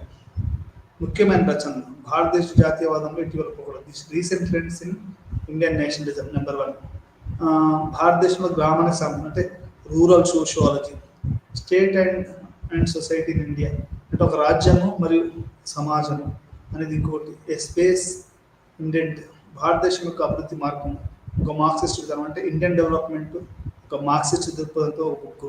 ఈ 4 ప్రధాన రచనలు ఆయన చెప్పుకోవచ్చు. ఈ పాఠంతో ఇంతటితో ముగిద్దాం. మరో పాఠం మళ్ళీ కలుద్దాం. అప్పటి నమస్కారం, సెలవు.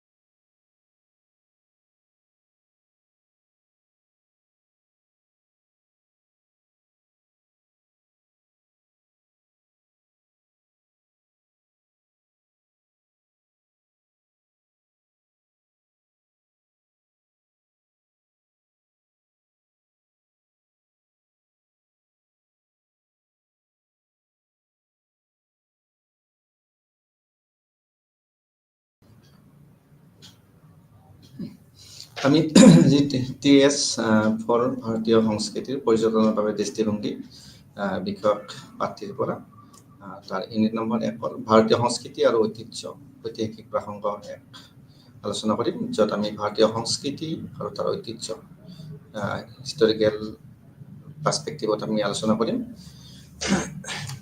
এই পাঠটো আলোচনা কৰিবলৈ যাওঁতে আমি ইয়াত বিভিন্ন বিষয় জানিব লাগিব। তাৰ ভিতৰত আমি পাঠটো যেতিয়া আমি অধ্যয়ন কৰা হ'ব, তাৰপিছত কেইটামান নিৰ্দিষ্ট দিশ সম্বন্ধে আমাৰ জ্ঞান লাভ হ'ব। তাৰ ভিতৰত হৈছে এই একত্ৰ পঢ়াৰ পিছত আমি শিকিব পাৰিম সংস্কৃতি আৰু ঐতিহ্যৰ অৰ্থ আৰু সেইবোৰৰ গঠিত উপাদান, অৰ্থাৎ সংস্কৃতি আৰু ঐতিহ্য, কালচাৰ এণ্ড হেৰিটেজ, তাৰ অৰ্থ আৰু সেইবোৰৰ যিবিলাক উপাদানেৰে গঠিত হৈছে। সংস্কৃতি আৰু ঐতিহ্য কিছুমান নিৰ্দিষ্ট উপাদান জড়িত হৈ থাকে। তাৰ লগত মানুহৰ জীৱন ধাৰণ, মানুহৰ আচাৰ ব্যৱহাৰ, মানুহৰ বিভিন্ন ধৰণৰ দিশবোৰ উন্মোচিত হয়।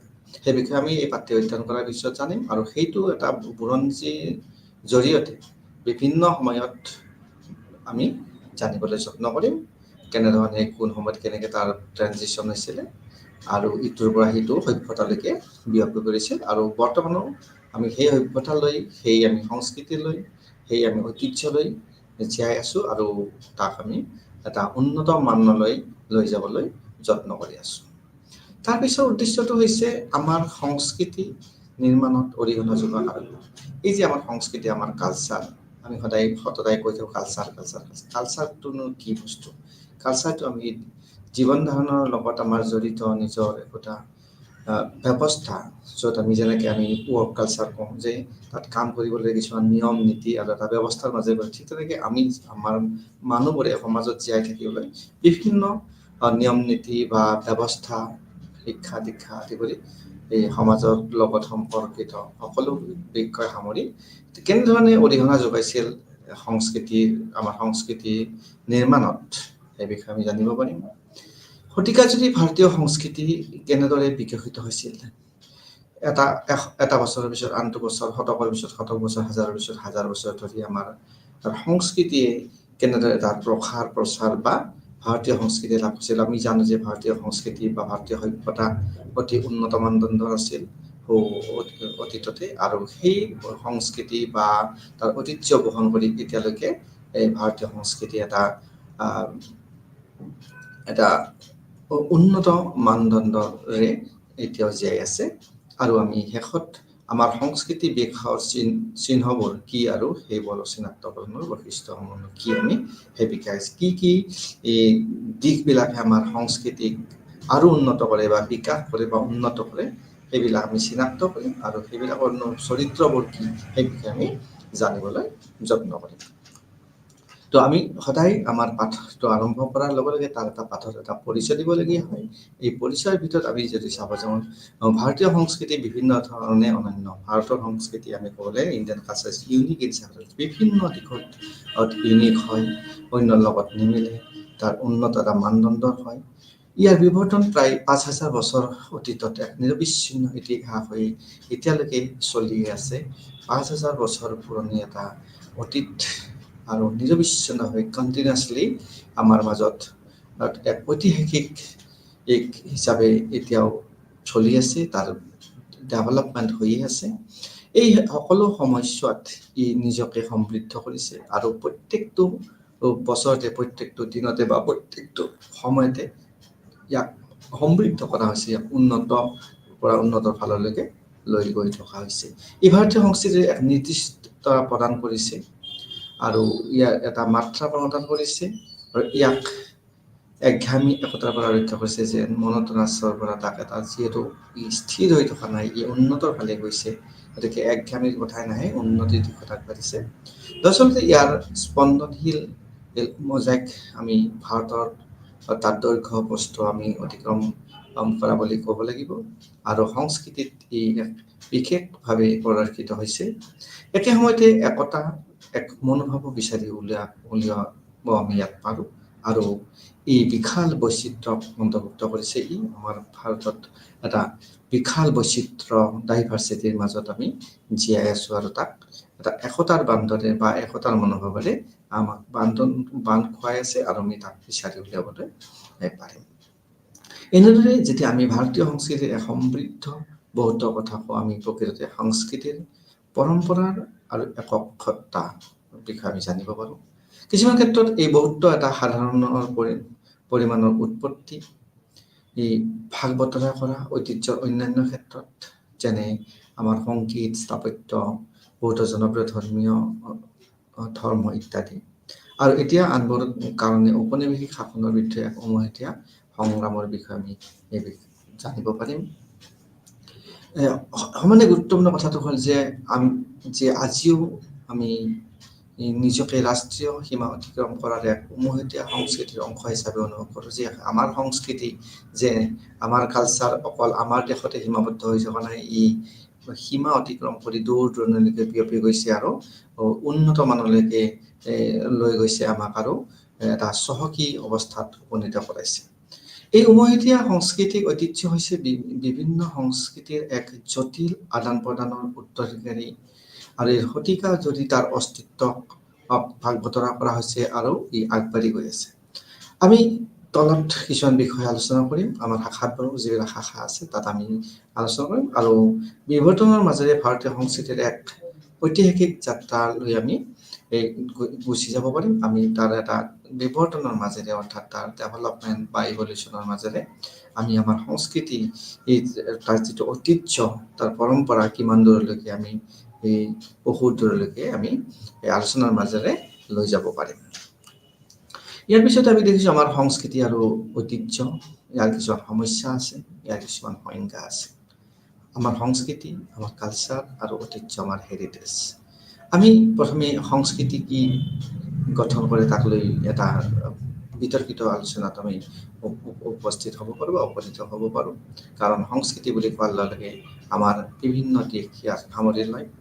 সংস্কৃতি শব্দটো প্ৰায়ে সভ্যতাৰ সৈতে সলনিকৈ ব্যৱহাৰ কৰা হয়, ইণ্টাৰচেঞ্জেবলি। সভ্যতা আৰু সংস্কৃতিৰ মাজত যেন এটা বিশেষ সম্পৰ্ক আছে, আৰু আমাৰ এনেকুৱা হয় যে সভ্যতা মানে সংস্কৃতি, সংস্কৃতি মানে সভ্যতা, তেনেকুৱা এটা মনোভাৱ হয়। তথাপিতো দুইটাৰ মাজত পাৰ্থক্য আছে, আৰু সভ্যতা, উন্নত সভ্যতাত উন্নত সংস্কৃতিয়ে নিশ্চয় বিৰাজমান কৰিব। ঠিক তেনেকৈ নিম্নমানৰ সভ্যতাত নিম্নমানৰ সংস্কৃতিয়ে বিৰাজমান কৰিব। গতিকে সভ্যতা আৰু সংস্কৃতিৰ মাজত ওতঃপ্ৰোত সম্পৰ্ক আছে, আৰু সভ্যতা যদি উন্নত হয় নিশ্চিতভাৱে তাৰ সংস্কৃতিও উন্নত হ'ব, আৰু সংস্কৃতি যদি উন্নত হ'ব তাৰ ঐতিহ্য, তাৰ হেৰিটেজ, তাৰ বিলাকো নিশ্চিত ৰূপে সি এটা উন্নত মানদণ্ডৰে হ'ব। সভ্যতা শব্দটো এতিয়া আমি সাধাৰণতে এটা প্ৰাপ্ত অৱস্থা বা অৱস্থা বৰ্ণনা কৰিবলৈ আমি ব্যৱহাৰ কৰোঁ, য'ত সংগঠিত সামাজিক জীৱনৰ লগতে প্ৰক্ৰিয়াটো ইয়াক উপনীত কৰা। এটা সংগঠিত সামাজিক জীৱন, অৰ্থাৎ এটা চিষ্টেমেটিক এটা জীৱন ধাৰাৰ লগত আমাৰ এই গোটেই প্ৰক্ৰিয়াটো জড়িত হৈ থাকে, আৰু ই আমাক এটা নিৰ্দিষ্ট দিশত আমাক উপনীত কৰায়। তুলনামূলকভাৱে যদি আমি অধ্যয়ন কৰোঁ, তেতিয়া আমি জানিম যে পাশ্চাত্য সভ্যতা, আধুনিক সভ্যতা, ঔদ্যোগিক সভ্যতা আদি শব্দৰ সন্মুখীন হৈ যিবোৰ আমি বিভিন্নভাৱে বৰ্ণনা কৰোঁ, যে আমি চাওঁ যে পাশ্চাত্য সভ্যতা, ৱেষ্টাৰ্ণ যিটো আমি কওঁ চিভিলাইজেশ্যন, বা আধুনিক মডাৰ্ণ চিভিলাইজেশ্যন বা ইণ্ডাষ্ট্ৰিয়েল চিভিলাইজেশ্যনৰ কথা আমি ক'ব পাৰোঁ। আমি ঠিক তেনেকৈ ধাৰণা হিচাপে সংস্কৃতি সভ্যতাতকৈ অধিক জটিল। যদি আমি তাক কনচেপচুৱেলি আমি তাক এক্সপ্লেইন কৰিব যাওঁ, আমি দেখিম যে সংস্কৃতি সভ্যতাতকৈ অধিক জটিল। সভ্যতা আমাৰ যেনেকৈ আমি সিন্ধু সভ্যতাৰ, উপত্যকা সভ্যতা, যিহেতু মহেঞ্জোদাৰোৰ আমি দুখন বিশেষ নগৰ আমি পাইছিলোঁ, ঠিক তেনেকৈ যদি আমি চাব যাওঁ, তাৰ মানুহবিলাকৰ জীৱন ধাৰণৰ মানদণ্ড, তেওঁলোকৰ পৰম্পৰা, তেওঁলোকৰ ঐতিহ্য, তেওঁলোকৰ ধৰ্ম বিশ্বাস, এই সকলোবোৰে হৈছে সংস্কৃতি। আৰু ইয়াক আমি এটা সহজ নহয়, তাক আমি এটা জটিল ৰূপতে পাওঁ, আৰু সমাজখন তেনেকৈ বৰ্তি থাকে। ইয়াত তিনিটা বহল স্তৰ আছে, আমি যদি চাব যাওঁ, আৰু এক নিৰ্দিষ্ট য'ত সাংস্কৃতিক শব্দটো অৰ্থ বুজিব, তাত ইটোৰ লগত সেইটো কেতিয়াবা সংমিশ্ৰণ হোৱা দেখিবলৈ পোৱা যায়। আমি যদি চাব যাওঁ, প্ৰথমতে বৌদ্ধিক, আধ্যাত্মিক আৰু নান্দনিক বিকাশৰ সাধাৰণ প্ৰক্ৰিয়া। আমি যদি চাব যাওঁ সংস্কৃতিৰ লগত আমি দেখিম যে তাত বৌদ্ধিক, ইণ্টেলেকচুৱেল বা আধ্যাত্মিক, আমি স্পিৰিচুৱেল বা নান্দনিক, আমি এস্থেটিক, তাৰ দিশবোৰক বা বিকাশবোৰ আমি দেখিবলৈ পাম। ঠিক তেনেকৈ 2 নম্বৰতে আমি দেখিবলৈ পাম যে এক নিৰ্দিষ্ট জীৱন সেৱা এটা আমাৰ জীৱন প্ৰণালী আছে বা জীৱন সেৱা আমাৰ আছে যে এই পাৰ্টিকুলাৰ ৱে অফ লাইফ য'ত আমি তাত মানুহ হ'ব পাৰে বা সময় হ'ব পাৰে বা এটা নিৰ্দিষ্ট গোটৰ কথাও হ'ব পাৰে তাত বিভিন্ন সময় জড়িত হৈ থাকে বা তাত কিছুমান গোট বা মানুহ বা জীৱনৰ যিটো আমাৰ পাৰ্টিকুলাৰ ৱে অফ লাইফ জীৱন ধৰণৰ যিটো এটা মানদণ্ড বা সেৱা সেইটো কথা আমি ক'ব পাৰোঁ যাত সংস্কৃতি জড়িত হৈ আছে সংগীত সাহিত্য কলাও আমি জৰিয়তে আমি বৌদ্ধিক আৰু শৈল্পিক প্ৰচেষ্টাৰ কাম আমি বা চলচ্চিত্ৰ প্ৰকাশ ইত্যাদিৰ কথা আমি ক'ব পাৰোঁ এই সংস্কৃতিৰ লগতে জড়িত হৈ থকা work of intellectual and aesthetic development endeavours express through music আমি মিউজিক বা লিটাৰেচাৰ বা আৰ্ট বা ফিল্মৰ যোগেদিও তাক প্ৰকাশ কৰিব পাৰি আমাৰ সংস্কৃতিৰ বিষয়ে গতিকে ঐতিহ্য একেধৰণৰ বহল ধাৰণা ঠিক তেনেকৈ আমি যদি চাব যে ঐতিহ্য এটা সৰু কনচেপ্ট নহয় ঐতিহ্য এটা বহল ধাৰণাই হয় ঐতিহ্য এটা বিশালতা আছে অকল সংস্কৃতিৰ যে বিশালতা আছে ঠিক তেনেকৈ নহয় ঐতিহ্যৰো এটা বিশালতা আছে ই প্ৰায় সংস্কৃতিৰ অৰ্থ বহন কৰে এনেকুৱা হয় কেতিয়াবা এই সংস্কৃতিৰ লগত একেধৰণে তাক অৰ্থবহ হৈ পৰে যিয়ে নহওক আমি আমাৰ অতীতৰ পৰা উত্তৰাধিকাৰীৰ আমাৰ ঐতিহ্য আমি ক'ব পাৰোঁ যে আমাৰ যি অতীত আমাৰ যি পাৰ হৈ গ'ল আমাৰ নিজৰ প্ৰত্যেকৰে উত্তৰাধিকাৰীসকল আছিলে আৰু তেওঁলোকে বিভিন্ন সময়ত বিভিন্ন ঐতিহ্য বহন কৰিছিলে বা তাত সাংস্কৃতিক দিশত তেওঁলোকে অংশগ্ৰহণ কৰিছিলে এই সমলৰ ক্ষেত্ৰত ইয়াক আমাৰ শিল্প অন্তৰ্ভুক্ত থাকে আমাৰ যি শিল্পকলা থাকে আমাৰ পৰম্পৰা থাকে যিটো আমি ট্ৰেডিশ্যনৰ কথা কওঁ আমাৰ সংগীত আমাৰ নৃত্য সেইবিলাক বেদনাদায়ক হ'ব পাৰে বা আমাৰ স্থাপত্য আৰু যেনেকৈ বিভিন্ন ধৰণৰ কলা আছে তাৰ ভিতৰত উৎপাদনৰ পৰম্পৰা বা প্ৰযুক্তি চিকিৎসা প্ৰণালী বিভিন্ন ধৰণৰ চিকিৎসা প্ৰণালী বা জৈৱ বৈচিত্ৰ্য বা আমাৰ পৰিৱেশ আমাৰ দৰ্শন এই সকলোবোৰ আমাৰ সংস্কৃতি আমাৰ ঐতিহ্যৰ সৈতে জড়িত আমাৰ সাংস্কৃতিক ঐতিহ্যৰ এক শক্তিশালী যিটো ধৰ্মনিৰপেক্ষ জনপ্ৰিয় সমল আৰু চৰিত্ৰত বহুত অৰ্থবাদিত আছে ইয়াতে আমাৰ সংস্কৃতি ঐতিহ্য এটা শক্তিশালী ধৰ্মনিৰপেক্ষ সকলো ধৰ্ম নিৰ্বিশেষে আমাৰ দেশত এটা স্থান লাভ কৰিব পাৰে ইয়াৰ সমল ইয়াৰ চ'ৰ্চ বা ইয়াৰ চৰিত্ৰ বিভিন্ন ধৰণৰ হ'ব পাৰে কিন্তু ইয়াত বহুতো উপাদান আছে আমি জানো যে বহুত এলিমেণ্ট থাকিব আমাৰ সংস্কৃতি হওক বা আমাৰ ঐতিহ্যতে হওক যি আমাৰ এখন ৰাষ্ট্ৰ বিকাশীলক বাধা দিয়ে আৰু দেশ এখনক উন্নত কৰাৰ ক্ষেত্ৰত কিছুমান দিশে আগবঢ়াই লৈ যায় আৰু কিছুমান দিশে তাক বাধা দিয়ে আৰু তাৰ ভিতৰত আমি যদি চাব যাওঁ জাতি ব্যৱস্থা অন্ধবিশ্বাস মহিলা আৰু দলিতসকলৰ বাবে বৈষম্য যদি ইয়াত জাতি ব্যৱস্থা থাকে অন্ধবিশ্বাসৰ বশৱৰ্তী হয় মানুহবিলাক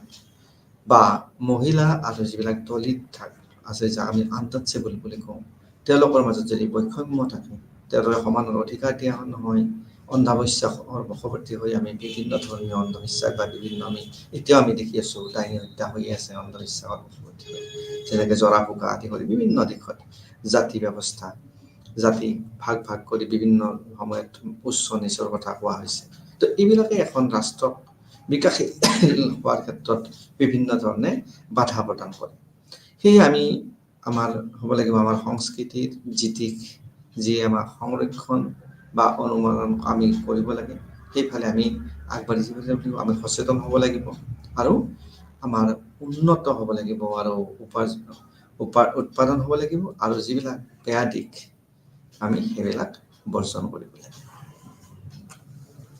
তাৰপিছত আমি আন এটা দিশলৈকে আহোঁ সংস্কৃতি আৰু সংস্কৃতিনো কি আৰু ইয়াক কেনেধৰণে নিৰ্ধাৰণ কৰা হয় সংস্কৃতি ঐতিহাসিক আৰু সামাজিকভাৱে সংকল্পবদ্ধ ঐতিহাসিকভাৱে হিষ্টৰিকেলিও হয় আৰু ছ'চিয়েলিও হয় এই ডিটাৰমিনেণ্ট ইয়াৰ পৰিৱৰ্তে ই মানুহ বা ৰাষ্ট্ৰৰ অৰ্থনৈতিক আৰু ৰাজনৈতিক বিকাশ সামাজিক বিকাশ প্ৰভাৱিত কৰে এখন দেশৰ সংস্কৃতিয়ে তাৰ ৰাজনৈতিক অৰ্থনৈতিক আৰু সামাজিক বিকাশতো প্ৰভাৱান্বিত কৰে।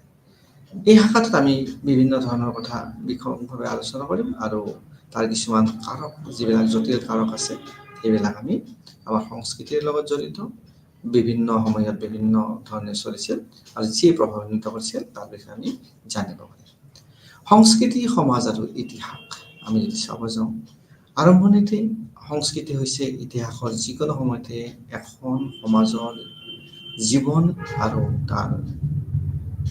তাৰ আমি ক'ব পাৰোঁ যে তাৰ মন, জীৱন, mind, life and mind of A society at any given time of history. যিকোনো সময়ৰে মানুহৰ জীৱন, তেওঁলোকৰ আমি যদি চাব যাওঁ মাইণ্ডৰ বিষয়ে আমি জানিব পাৰিম যে মানুহ কেনেধৰণে চলিছিল, তাত কেনেকৈ ঐতিহ্য বহন কৰিছিল বা সামাজিক জীৱন কেনেধৰণৰ আছিল।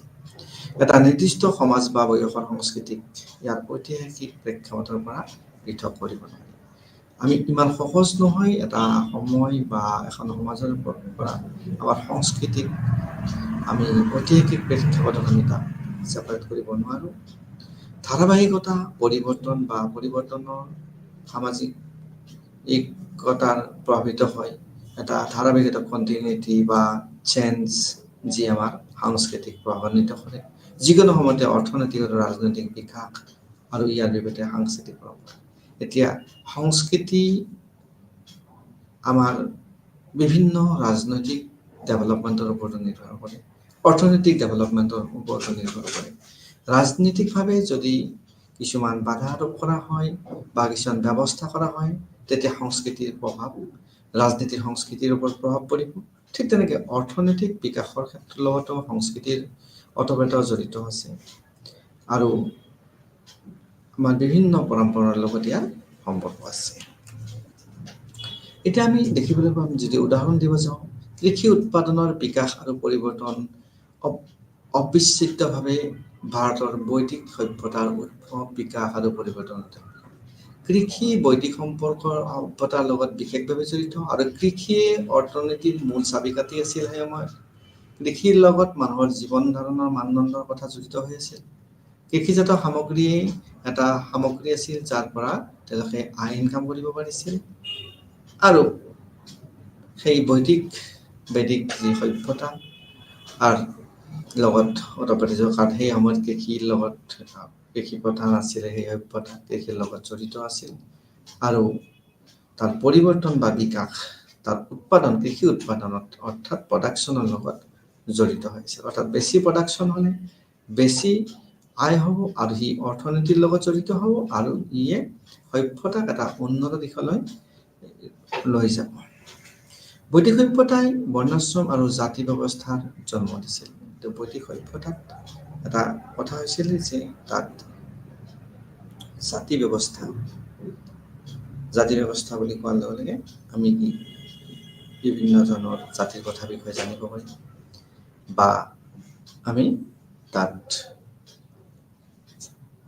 বিভিন্ন সম্পৰ্কিত ব্যৱস্থাৰ বিষয়ে জানিব পাৰিম আৰু এই সংস্কৃতিত যথেষ্ট প্ৰভাৱ পেলাইছে। জাতি সংস্কৃতিৰ লগত জড়িত, জাতি বিভাজনেই সংস্কৃতিত প্ৰভাৱ পেলাইছে। জাতি ব্যৱস্থা আমাৰ এক অপৰিহাৰ্য দিশ, ঐতিহাসিক জৰিয়তে সমাজৰ পৰিৱৰ্তন আৰু নমনীয়তা অনুকৰণ কৰা কৰি বিভিন্ন সময়ত শাসকীয় গোটৰ প্ৰয়োজনীয়তা সলনি কৰাইছিল। শাসকীয় গোটসকলে এই জাতি, ধৰ্ম এইবিলাক বিভিন্ন সময়ত বিভিন্ন ধৰণে তেওঁলোকৰ নিজৰ লাভালাভৰ কাৰণে, ৰাজনৈতিক লাভালাভৰ কাৰণে তেওঁলোকে প্ৰৱৰ্তন কৰিছে। প্ৰাৰম্ভিক দ্ৰাবিড় সভ্যতা আছে এক নিৰ্দিষ্ট ঐতিহাসিক আৰু ইয়াৰ সাংস্কৃতিক গুৰুত্বৰ বাবে আৰু সামাজিক প্ৰেক্ষাপটত এক গুৰুত্বপূৰ্ণ প্ৰভাৱ আছে। প্ৰাৰম্ভিক দ্ৰাবিড় সভ্যতাত এক নিৰ্দিষ্ট ঐতিহাসিক সংস্কৃতি আছে আৰু সামাজিক প্ৰেক্ষাপটত এক গুৰুত্বপূৰ্ণ প্ৰভাৱো পেলাইছিল। কলা আৰু সাহিত্যৰ ক্ষেত্ৰত আমি ক'ব লাগিব যে বৌদ্ধ স্মাৰকসমূহ সমৃদ্ধ আৰু মৌৰ্য আৰু গুপ্ত যুগৰ বিভিন্ন ধৰণৰ সমৃদ্ধি দেশখনক বা ভাৰতীয় সংস্কৃতিক বা বাণিজ্যক বহু দূৰলৈ আগবঢ়াই লৈ গৈছিল। চোল মন্দিৰ বা বিজয়নগৰৰ গাঁথনিৰ ক্ষেত্ৰতো একে কথা আমি ক'ব পাৰোঁ। ভক্তি আন্দোলনৰ আধাৰ আছিল বাণিজ্য আৰু বাণিজ্যৰ বিকাশ। ট্ৰেড এণ্ড কমাৰ্চ বা ডেভেলপমেণ্ট অফ কমাৰ্চ এটা বিশেষ কথাৰ লগত জড়িত হৈ আছিল আৰু ইয়াৰ ফলস্বৰূপে চতুৰ্দশ আৰু পঞ্চদশ শতিকাত চহৰসমূহৰ বিকাশ হৈছিলে, যি ধৰ্মৰ নামত কিছুমান জীৱিকাত প্ৰতিবদ্ধকতা আনিছিলে, জাতিৰ ওপৰত প্ৰশ্ন উত্থাপিত হৈছিলে। ভক্তি সাধুসকলৰ প্ৰচাৰ জনসাধাৰণৰ ভাষা আৰু তেওঁলোকৰ সংকলনত বিভিন্ন ধৰণৰ তেওঁলোকৰ ভাষা, তেওঁলোকৰ প্ৰসাৰ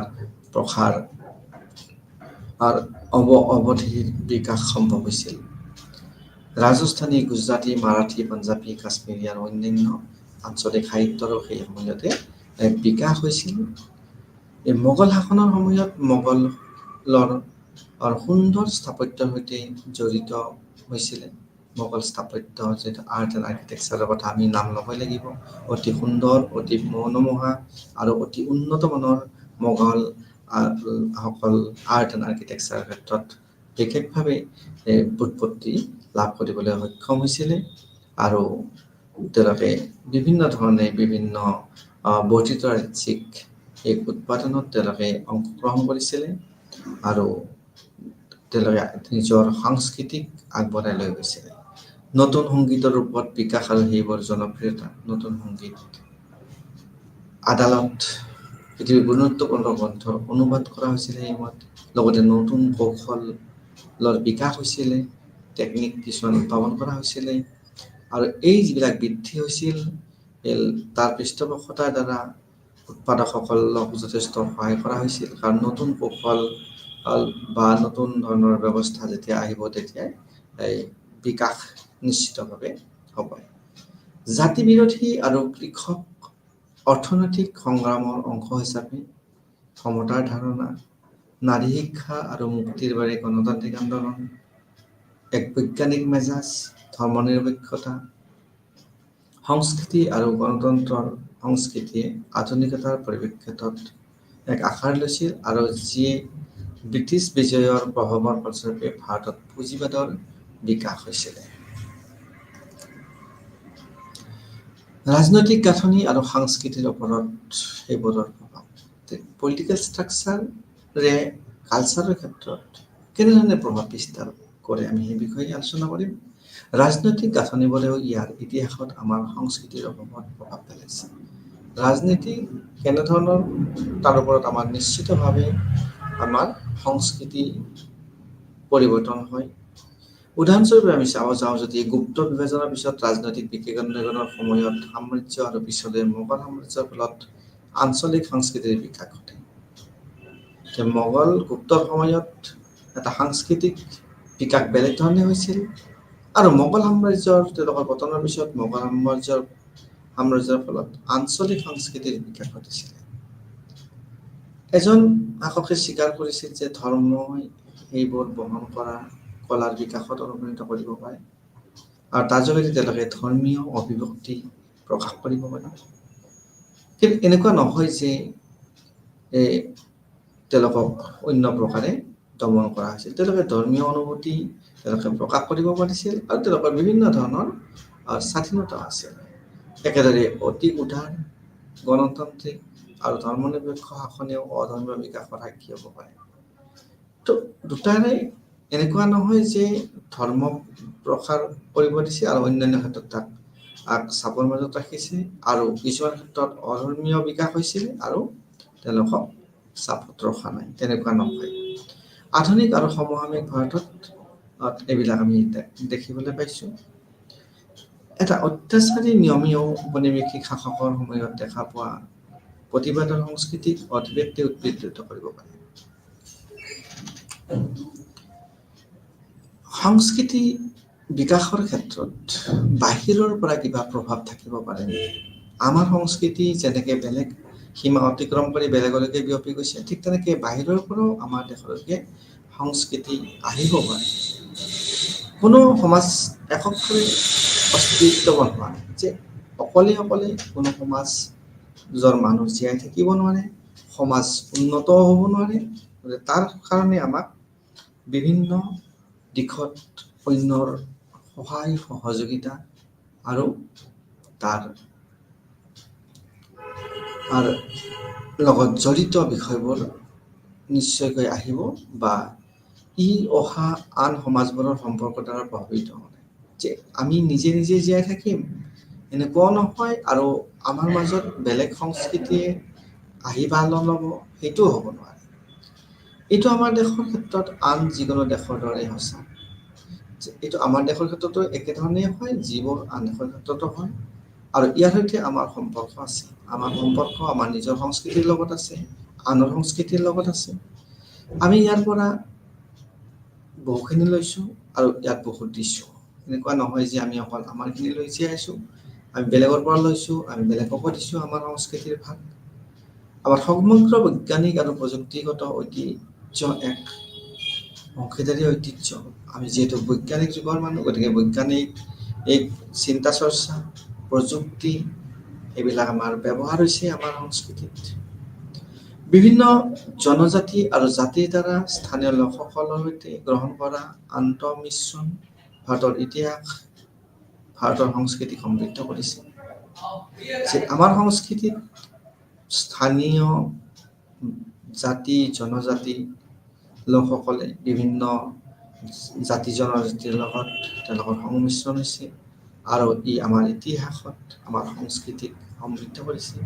আৰ্যসকলে তেওঁলোকৰ সৈতে কৃষিজাত সামগ্ৰী, নতুন দেৱতা আৰু বিশ্বাসৰ প্ৰকাৰক লৈ আহিছিল। আৰ্যসকল যেতিয়া আহিছিল তেওঁলোকে কৃষিজাত সামগ্ৰী লৈ আহিছিল। এই তেওঁলোকৰ নতুন দেৱতা অৰ্থাৎ তেওঁলোকৰ ভগৱান বেলেগ আছিলে বা তেওঁলোকৰ বিশ্বাস বেলেগ আছিলে আৰু সেইবিলাক সংস্কৃতি তেওঁলোকৰ লগত লৈ আহিছিলে। তুৰ্কী বিজয়ৰ লগে লগে তুৰ্কীসকলে বাৰুদৰ সংস্কৃতি, অশ্বাৰোহী দল কিছুমান আহিছিলে, নতুন কৌশল আহিছিলে, যুদ্ধৰ কৌশল কিছুমান আহিছিলে।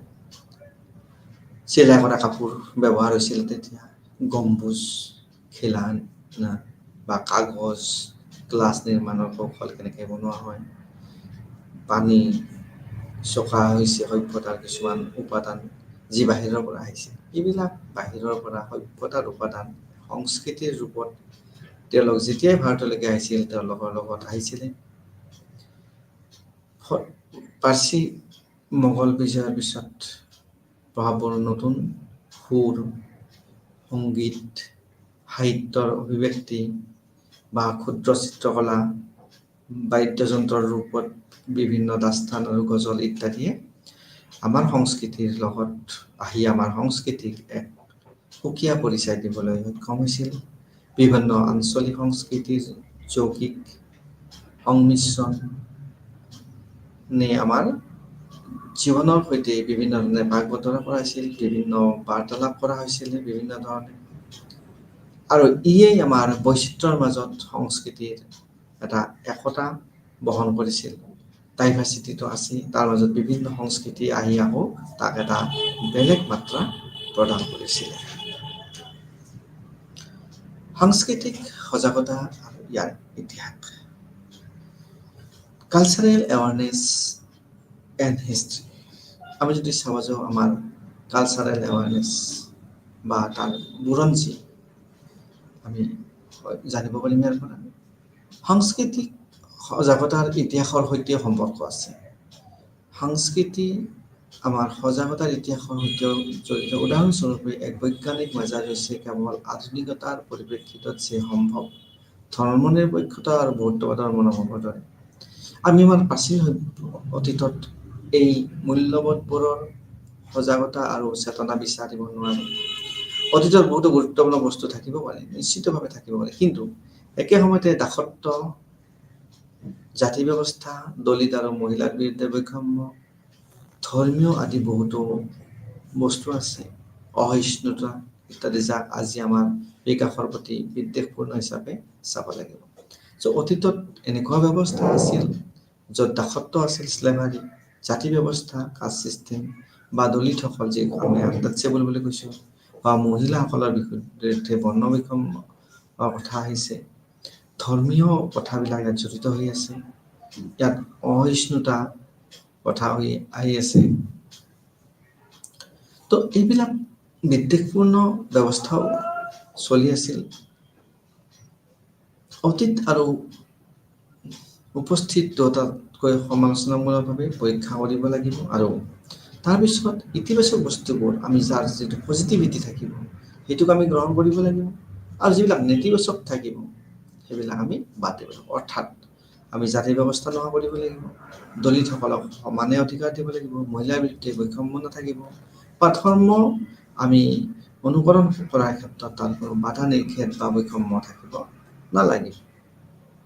আৰু এইবিলাক যেতিয়া আমি কৰিম তেতিয়া আমি গম পাম যে আমাৰ সংস্কৃতি উন্নত আৰু আমি সাংস্কৃতিক বিকাশত অৰিহণা যোগাইছোঁ। আমি এই সম্পৰ্কত এজন মহান সংস্কৃত কবিৰ কিছুমান শাৰী আছে আৰু আমি তাক উপযুক্তভাৱে আমি তাক ব্যাখ্যা কৰিব পাৰোঁ।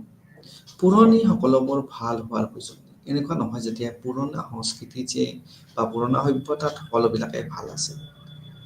সেইকাৰণে কোৱা হৈছে পুৰণি সকলোবোৰ ভাল হোৱাৰ প্ৰয়োজন। পুৰণিটো পুৰণি সেইবিলাক অতীত হৈ গ'ল, কিন্তু যিবোৰ নতুন সেয়া বেয়া হোৱাৰ প্ৰয়োজন। যেনেকৈ পুৰণি সকলোবোৰ ভাল হোৱাৰ প্ৰয়োজন নাই, ঠিক তেনেকৈ নতুনবোৰ বেয়া হোৱাৰ প্ৰয়োজন নাই, অৰ্থাৎ নতুনবোৰ ভাল হ'ব লাগে।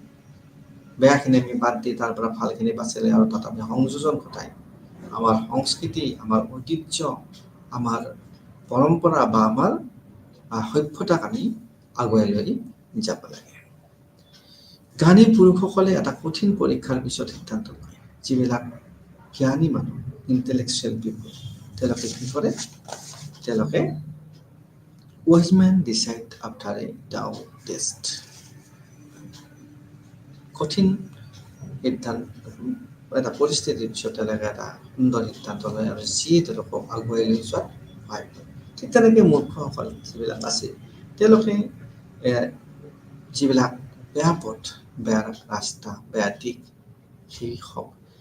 সেইবিলাক জানি বুজিও তেওঁলোকে সেই দিশেৰে আগবাঢ়ে। অৰ্থাৎ ইয়াৰ পৰাই বুজিব লাগিব যে আমি এনেকুৱা এটা পৰিৱেশত উপনীত হ'ব লাগিব যিয়ে আমাৰ সভ্যতা, সংস্কৃতি বা কলা বা বিভিন্ন আচাৰ ব্যৱহাৰক আমাক এটা উন্নত পৰ্যায়লৈ লৈ যাব পাৰে। ঐতিহাসিক বিপদ আমাৰ সংস্কৃতি, সভ্যতা বা ঐতিহ্য কেনেধৰণে এটা পৰিৱৰ্তন ঘটিছিল বিভিন্ন সময়ত সেই বিষয়ে আমি জানিব পাৰিম। এইখিনি অধ্যয়ন কৰাৰ পিছত এই শাখাত আমি আলোচনা কৰিম যে আমাৰ সংস্কৃতি কেনেদৰে ঐতিহাসিকভাৱে বিভিন্ন পৰ্যায়ত বিকশিত হৈছে। হিষ্টৰিকেলি ষ্টেপ বাই ষ্টেপ কেনেকৈ বিভিন্ন পৰ্যায়ত বিকশিত হৈছিল, ডেভেলপ হৈছিল। প্ৰাচীন কালৰ পৰা হৰপ্পা সভ্যতা আৰম্ভ কৰি আমি মধ্যযুগলৈ যদি যাওঁ, আমাৰ সাংস্কৃতিক ঐতিহ্যৰ সন্ধানত সময় আৰু তাৰপিছত আধুনিক আৰু সমসাময়িকলৈ আমি যদি যাওঁ তেতিয়া আমি দেখিম যে আমাৰ বিভিন্ন ধৰণৰ পৰিৱৰ্তন হৈছে। আমি মধ্যযুগৰ আৰম্ভণিলৈকে এই গোটটোত আমি আমাৰ আলোচনা সীমাবদ্ধ ৰাখিছোঁ। এইটো নহয় যে আমাৰ ষ্টোন এজ যুগৰ বা নিয়লিথিক যুগৰ লোকসকলৰ কোনো সংস্কৃতি নাছিল। পুৰণা হ'ল বুলিয়ে যে তেওঁলোকৰ কোনো সংস্কৃতি নাছিল, তেওঁলোকৰ কালচাৰ নাছিল। তেওঁলোকে জুই যেতিয়া আৱিষ্কাৰ হোৱা নাছিল, কেঁচা খাদ্য খাইছিল। জুই আৱিষ্কাৰ হোৱাৰ পিছত তেওঁলোকে সিদ্ধ কৰি বা পুৰি খাইছিল, বা যেতিয়া কৃষি আৱিষ্কাৰ হ'ল তেতিয়া মানুহবিলাকে এটা স্থায়ী জীৱন যাপন কৰিবলৈ আৰম্ভ কৰিলে, সমাজ পাতি বাস কৰিবলৈ আৰম্ভ কৰিলে। তাৰ আগত মানুহবিলাক ইয়াৰ পৰা তাত খাদ্য ৰন্ধনত ঘূৰি ফুৰিছিল। গতিকে সেই সময়ত তেওঁলোকৰ সেয়ে কালচাৰ আছিল আৰু আমি আজিৰ দিনত আমাৰ কালচাৰৰ মাজত পাৰ্থক্য আছে। বহুতো আমি গুহাৰ চিত্ৰ আমি তাত পাইছোঁ যে তেওঁলোকে গুহাত বাস কৰিছিল আৰু তেওঁলোকৰ সংস্কৃতি আছিলে।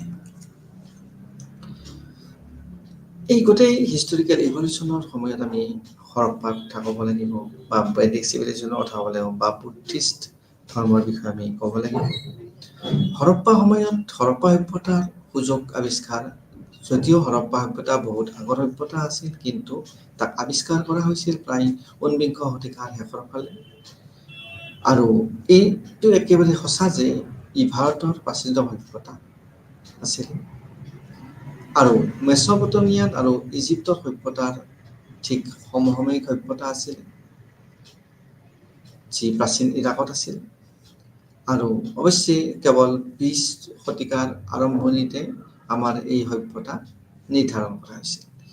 এইটো এটা হৰপ্পাৰ মহেঞ্জোদাৰোৰ যেতিয়া খনন কাৰ্য আৰম্ভ হৈছিল তাৰ পৰা বিভিন্ন বস্তু আৱিষ্কাৰ হৈছিল আৰু তেতিয়া আমাৰ এই সভ্যতা সংস্কৃতিৰ বিষয়ে আমি জানিব পাৰিছিল। এইটো এটা ৫,০০০ বছৰ পুৰণি সভ্যতা, এলাপেচা নহয়, ৫,০০০ বছৰ পুৰণি সভ্যতা এটা বহন কৰি আহিছে আৰু এক নিৰন্তৰ স্তৰৰ প্ৰতিনিধিত্ব কৰিছিল। এটা যুগৰ সাংস্কৃতিক বিকাশ হৈছিল আৰু সেই সময়ত য'ত লো আৱিষ্কাৰ হোৱা নাছিল তেতিয়া মানুহে ব্ৰঞ্জ ব্যৱহাৰ কৰিছিল। ঠিক তেনেকৈ বিভিন্ন সঁজুলি অস্ত্ৰ প্ৰস্তুত কৰিছিল। হৰপ্পা লিপি পাঠবিলাক উদ্ধাৰ, বিভিন্ন ধৰণৰ পাঠ এতিয়াও উদ্ধাৰ হোৱা নাই। এই সভ্যতাৰ বিষয়ে আমাৰ জ্ঞান মুখ্যতঃ পুৰাতাত্ত্বিক অনুসন্ধানৰ ওপৰত আধাৰিত। তো আমাৰ আৰ্কিঅলজিৰ ওপৰত আমাৰ ইয়াৰ জ্ঞান সীমাবদ্ধ হৈ আছে বা আধাৰিত হৈ আছে। এই অধ্যয়নবোৰে আমাক দেখুৱাইছে যে বিভিন্ন সভ্যতা তাত আৰবান অৰ্থাৎ চহৰীয়া সভ্যতা, আৰু এই সভ্যতা এতিয়া বৰ্তমানৰ ভাৰত আৰু পাকিস্তানৰ বহুত বিয়পি গৈছিল। মহেঞ্জোদাৰো, হৰপ্পা, কালিবাগান, লোথাল ইত্যাদি এই সময়ৰ এখন মুখ্য চহৰ আছিল। এই সভ্যতাৰ মুখ্য চহৰৰ ভিতৰত যদি আমি চাওঁ যে মহেঞ্জোদাৰো, হৰপ্পা, কালিবাগান, লোথাল এইবিলাক মুখ্য চহৰ আছিল আৰু এইবিলাকৰ সমাজ সংস্কৃতি বা তাৰ পৰম্পৰা বিভিন্ন ধৰণে উন্নত মানৰ আছিল। আমি সিন্ধু সভ্যতাৰ উপত্যকাৰ কথা যদি আমি ক'ব যাওঁ আমি দেখিম যে তাত এটা উন্নত মানৰ তেওঁলোকে জীৱন নিৰ্বাহ কৰিছিল, কাৰণ তেওঁলোকৰ ৰাস্তাবিলাক বহল আছিল, চিধা আছিল। অৰ্থাৎ টাউন প্লেনিঙৰ কথা ক'ব যাওঁ, যদি নগৰ পৰিকল্পনাৰ কথা ক'ব যাওঁ তেতিয়া আমি দেখিম যে তেওঁলোকৰ বহুত উন্নত মানদণ্ডৰ আছিল। ঘৰবোৰ ইটাৰে বনাইছিল, ওখ ওখ আছিলে, বাথৰুম তেওঁলোকে গা ধোৱাৰ কাৰণে বেলেগ বেলেগ প্ৰাইভেট পাব্লিক সকলোবিলাক তেওঁলোকে বনাইছিলে, ড্ৰেইন বনাইছিলে সুন্দৰকৈ। ই এটা উন্নত সংস্কৃতিৰ পৰিচয় দিয়ে। বিভিন্ন চহৰৰ মাজত ধাৰণা এক নিৰ্দিষ্ট তাৰ একতা আছিল। হৰপ্পা চহৰৰ দুটা অংশত বিভক্ত কৰা হৈছিল, যিটো শাসকসকলৰ বাবে তেওঁলোকে এখন উত্থাপিত মঞ্চত তেওঁলোকে থিতাপি লৈছিল আৰু সাধাৰণ লোকসকলে এটা নিৰ্ধাৰিত নিম্ন চহৰ বুজাইছিল। উচ্চ আৰু নিম্ন দুটা ভাগত ভাগ কৰি তেওঁলোকে বাস কৰিছিল। ঘৰবোৰ নিৰ্মাণ কৰিছিল বিভিন্ন বস্তুৰে আৰু তাৰে ভিতৰত পুৰা ইটা, পেক কৰা ইটা তেওঁলোকে ব্যৱহাৰ কৰিছিল। অৰ্থাৎ ৫,০০০ বছৰ পুৰণি তেতিয়াই ইটাৰ ব্যৱহাৰ হৈছিল আৰু তাক পুৰি পেলাই ব্যৱহাৰ কৰে। আৰু ইয়ে ভাৰতীয় সংস্কৃতিক এটা অনন্য ক্ষেত্ৰলৈকে লৈ গৈছিল। আৰু আনফালে এই বোকাৰো ইটাও তেওঁলোকে বনাইছিল। এই ইটাবোৰ মানৱ শ্লেজাৰ আছিল আৰু যিয়ে দেখুৱাইছিল যে ইটা নিৰ্মাণৰ বৃহৎ পৰিমাণৰ আয়োজন কৰা বহুত ধৰণৰ ইটা তেওঁলোকে বনাইছিল। আৰু ইটা যেতিয়া বনাইছিল তেতিয়া নিশ্চয় ঘৰবোৰ পকী আছিল, আৰু পকী আছিল তাৰ অৰ্থ এইটো যে তেওঁলোকৰ সভ্যতা সংস্কৃতি নগৰমুখী আছিল। নগৰ পৰিকল্পনাৰ দৰে হৰপ্পাসকল আমি ইতিমধ্যে কৈ থৈছোঁ। মৃৎশিল্পীবোৰে বৃহৎ অঞ্চলত বিভিন্ন বস্তু পোৱা গৈছিল আৰু তাত বিভিন্ন আৰ্হি তেওঁলোকে দেখুৱাইছিল। তেওঁলোকে মৃৎশিল্পৰ পৰম্পৰা নিৰ্মাণে বহুতৰ সৈতে কৰিব পাৰিছিল আৰু বিভিন্ন ধৰণৰ পৰিৱৰ্তন তাত দেখিবলৈ পোৱা গৈছিল। টেৰাকোটা তাত কালচাৰ যে ভাস্কৰ্যবিলাক বা ব্ৰঞ্জ আৰু শিলৰ তেওঁলোকে বিভিন্ন বস্তু বনাইছিল। হৰপ্পা মৃৎশিল্প আৰু চিল, তাত বিভিন্ন ধৰণৰ চিল পোৱা গৈছিলে, তাত ফিগাৰ্ছ কিছুমান পোৱা গৈছিলে। সেইবিলাকত হাড় বা ৰাম বা গছৰ বা চিহ্ন পোৱা, মাছৰ চিহ্ন পোৱা গৈছিলে। হৰপ্পাসকলে এই পিপল গছ আৰু ফালাচক উপাসনা কৰিছিলে আৰু তাত এটা শিৱৰ ছবি আছিলে, যি আজিৰ ভাৰতত অপৰিহাৰ্য ধৰ্মীয় প্ৰতীক হৈ আছে। এতিয়াও শিৱক আমি পূজা কৰি আছোঁ। বৈদিক সভ্যতা আমি কথা ক'ব লাগিব, যাক নেকি বেদৰ লগত জড়িত সভ্যতা হয়। ভাৰতলৈ আৰ্যসকলৰ যেতিয়া আগমন হৈছিল তেতিয়া বৈদিক সভ্যতাৰ লগত আমাৰ সম্পৰ্ক হৈছিলে আৰু ই প্ৰায় ১৫০০ খ্ৰীষ্টাব্দৰ পৰা খ্ৰীষ্টপূৰ্বৰ পৰা প্ৰায় ৬০০ খ্ৰীষ্টপূৰ্বলৈকে চলিছিল। হৰপ্পা সভ্যতাৰ বিপৰীতে যিটো চহৰ আধাৰিত আছিল, ই এক কৃষি এই ওপৰত নিৰ্ভৰশীল সভ্যতা আছিল। এই সময়ত তাৰ সৈতে সম্পৰ্কিত বহুতো বৈশিষ্ট্য আছিল, যিটো আমি হিন্দু ধৰ্ম বুলি ক'ব পাৰোঁ। ই আজি আমাৰ সাংস্কৃতিক স্বকীয় স্থায়ী কৃষি, গৰুৰ ব্ৰিডিং বা গৰুৰ কেন্দ্ৰীয়তা ৰূপতে আমাক দেখুৱাইছে। তাত ভিন্ন ধৰ্মৰ কথা কোৱা হৈছে। তাৰপিছত আমি দেখিম যে বৌদ্ধ যুগৰ কথা। ৬ষ্ঠ শতিকাত ব্ৰাহ্মণসকলে বিভিন্ন ধৰণে সমাজত এটা আধিপত্য বিস্তাৰ কৰিছিল, আৰু সেইকাৰণে তাত বিৰোধিতা বাঢ়িছিল, আৰু তাৰ পৰিপ্ৰেক্ষিতত নতুন ধৰ্মীয় ধাৰণাৰ উদ্ভৱ হৈছিল, আৰু সেইবিলাকেই আছিল বৌদ্ধ ধৰ্মৰ প্ৰভাৱ। তেওঁলোকৰ কাৰণসমূহ অনুসৰণ কৰা হৈছিল, আৰু বৈদিক ৰীতি নীতিবোৰত বেছিভাগ সামাজিক গোটৰ বাবে আটাইতকৈ বিস্তৃত আৰু কম্পাৰ্চনাছ আছিল। তাত অৰ্থহীন চাৰ্কমানিছ আৰু ত্যাগ আছিল, যাৰ ফলত প্ৰচুৰ বিয়া হৈছিল। যিহেতু ব্ৰাহ্মণসকলৰ এই ৰীতি নীতিৰ এক্সিকিউটৰ আছিল, তেওঁলোকে এইবিলাক প্ৰৱৰ্তন কৰিছিল। আন গোটবোৰৰ ওপৰত তেওঁলোকৰ আধিপত্য প্ৰতিষ্ঠা কৰিবলৈ তেওঁলোকে যত্ন কৰিছিল। ইয়াৰ ফলত ক্ষত্ৰিয় আৰু বৈশ্য বহুত গোটে অসন্তুষ্টি দেখাইছিল, আৰু তেওঁলোকে শক্তিশালী ৰূপত তেওঁলোকৰ প্ৰকাশভংগী ব্যক্ত কৰিছিল, আৰু তেওঁলোকে বিভিন্ন ধৰণে সমাজত পৰিৱৰ্তন আনিবলৈ যত্ন কৰিছিল। সামাজিক স্থিতি জন্মৰ সৈতে সম্পৰ্কিত হৈ পৰিছিল। যে সামাজিক স্থিতি কথা যদি আমি ক'ব যাওঁ, ই আমাৰ জন্মৰ সৈতে সম্পৰ্কিত হৈ পৰিছিল। আৰু জাতি ব্যৱস্থা যিটো আগতে এনেধৰণে প্ৰস্তুত কৰা হৈছিল, ব্যক্তিগত শ্ৰেণীবোৰ ক্ষতিগ্ৰস্ত হৈছিল, আৰু সামাজিক নবেলটিজৰ বিৰল হৈ পৰিছিল। এইটো আছিল ব্ৰাহ্মণৰ আধিপত্য আৰু বৰ্ধিত ৰাজনৈতিক ব্যৱস্থা, আৰু তাৰ ফলত অসন্তুষ্টি, ক্ষত্ৰিয় আৰু বৈশ্যসকলৰ মাজত অসন্তুষ্টি সৃষ্টি হৈছিল, আৰু অৰ্থনৈতিক শক্তি আৰু ধৰ্মীয় শক্তিৰ এইবিলাকত সমৰ্থন কৰিছিল। মহাবীৰ আৰু গৌতম বুদ্ধই এই দুজন সেই সময়ৰ মহান ধৰ্মীয় নেতা আছিল। তেওঁলোকৰ ধাৰণাবোৰৰ শক্তি তেওঁলোকৰ পৃথিৱীৰ সৰ্বশ্ৰেষ্ঠকালৰ ভিতৰত বুলি আমি ক'ব পাৰোঁ। জৈন আৰু মহাবীৰে গৌতম বুদ্ধৰ শিক্ষাৰ ফলস্বৰূপে ক্ৰমান্বয়ে বুদ্ধ ধৰ্মৰ উদ্ভৱ হৈছিল। জৈন ধৰ্মৰ অনুগামীসকল বেছিভাগ বৈশ্যসকলৰ মাজৰ পৰাই আহিছিল, আৰু সকলো সম্প্ৰদায়ৰ মাজত বৌদ্ধ ধৰ্মৰ অনুগামী আছিল। বৌদ্ধ ধৰ্মত সকলো সম্প্ৰদায়ৰ মানুহ জড়িত হৈ পৰিছিল। সেই সময়ত বৌদ্ধ ধৰ্ম দূৰ দূৰলৈ বিয়পি পৰিছিল। ইয়াৰ এক সময়ৰ ভিতৰত প্ৰায় সমগ্ৰ এছিয়াৰ বৌদ্ধ ধৰ্মৰ দ্বাৰা প্ৰভাৱিত হৈছিল, যি সভ্যতাৰ শিখৰত প্ৰতিনিধিত্ব কৰিছিল। বৌদ্ধ ধৰ্মই প্ৰায় 1000 বছৰ ধৰি বিভিন্ন অনুষ্ঠিত কৰিছিল, আৰু ভাৰতীয় সংস্কৃতি আৰু সমাজক যথেষ্টভাৱে প্ৰভাৱান্বিত কৰিছিল, আৰু বহুত ইয়াৰ মূল্যবোধ আৰু ইয়াৰ ব্যৱস্থা, সাংস্কৃতিক ঐতিহ্য এক অন্য সাংস্কৃতিক ক্ষেত্ৰত এক অন্যতম আছিল। আমি আমাৰ সাংস্কৃতিক পৰম্পৰালৈ এই ধৰ্মীয় ধাৰণাবোৰৰ গুৰুত্বপূৰ্ণ যিবিলাক অৱদান আছিল, তলত আমি তাৰ বিষয়ে অকণমান জানিবলৈ যত্ন কৰিম। জৈন আৰু বৌদ্ধ ধৰ্মই সামাজিক বৈষম্য ধাৰণাৰ বিৰুদ্ধে ব্ৰাহ্মণসকলৰ প্ৰচাৰ আৰু বৰ্ণাশ্ৰম প্ৰণালীৰ বিৰুদ্ধে প্ৰতিনিধিত্ব কৰিছিল। সেইবিলাক তেওঁলোকে নোহোৱা কৰিবলৈ যত্ন কৰিছিল। তেওঁলোকে সমাজৰ প্ৰচলিত ৰীতি নীতি আৰু ত্যাগৰ বিৰোধিতা কৰিছিল। বিভিন্ন ধৰণৰ সমাজত প্ৰচলিত ৰীতি নীতি বা চেক্ৰিফাইচ এইবিলাক তেওঁলোকে মানি ল'ব খোজা নাছিল, তেওঁলোকে বিৰোধিতা কৰিছিল। যিবিলাক ব্ৰাহ্মণসকলে মানুহৰ মাজত জীয়াই ৰাখিবলৈ যত্ন কৰিছিল, তাৰ সলনি তেওঁলোকে ৰাখিছিল পৰৱৰ্তী পৃথিৱীৰ ব্যক্তিসকলৰ ভাগ্য নিৰ্ণয় কৰা হিচাপে কৰ্মৰ ওপৰত গুৰুত্ব দিয়া। অৰ্থাৎ কৰ্মই ধৰ্ম, আৰু কৰ্মই নিজৰ ভাগ্য নিৰ্ণয় কৰিব, আৰু তাৰ ওপৰত তেওঁলোকে গুৰুত্ব দিবলৈ যত্ন কৰিছিল। আৰু তাৰে লগে লগে তেওঁলোকে অহিংসতা, মানৱতাবাদ বা নৈতিক জীৱনৰ ওপৰত যাতে এই নতুন ধৰ্মই চাপ পেলাব পাৰে, তাৰ ওপৰত বিশেষ গুৰুত্ব দিছিল। ব্ৰাহ্মণীয় আধিপত্যৰ এটা সঁজুলি আছিল তেওঁলোকৰ এটা ভাষা, আৰু সেই ভাষাৰ ভিতৰত আছিল বেদ।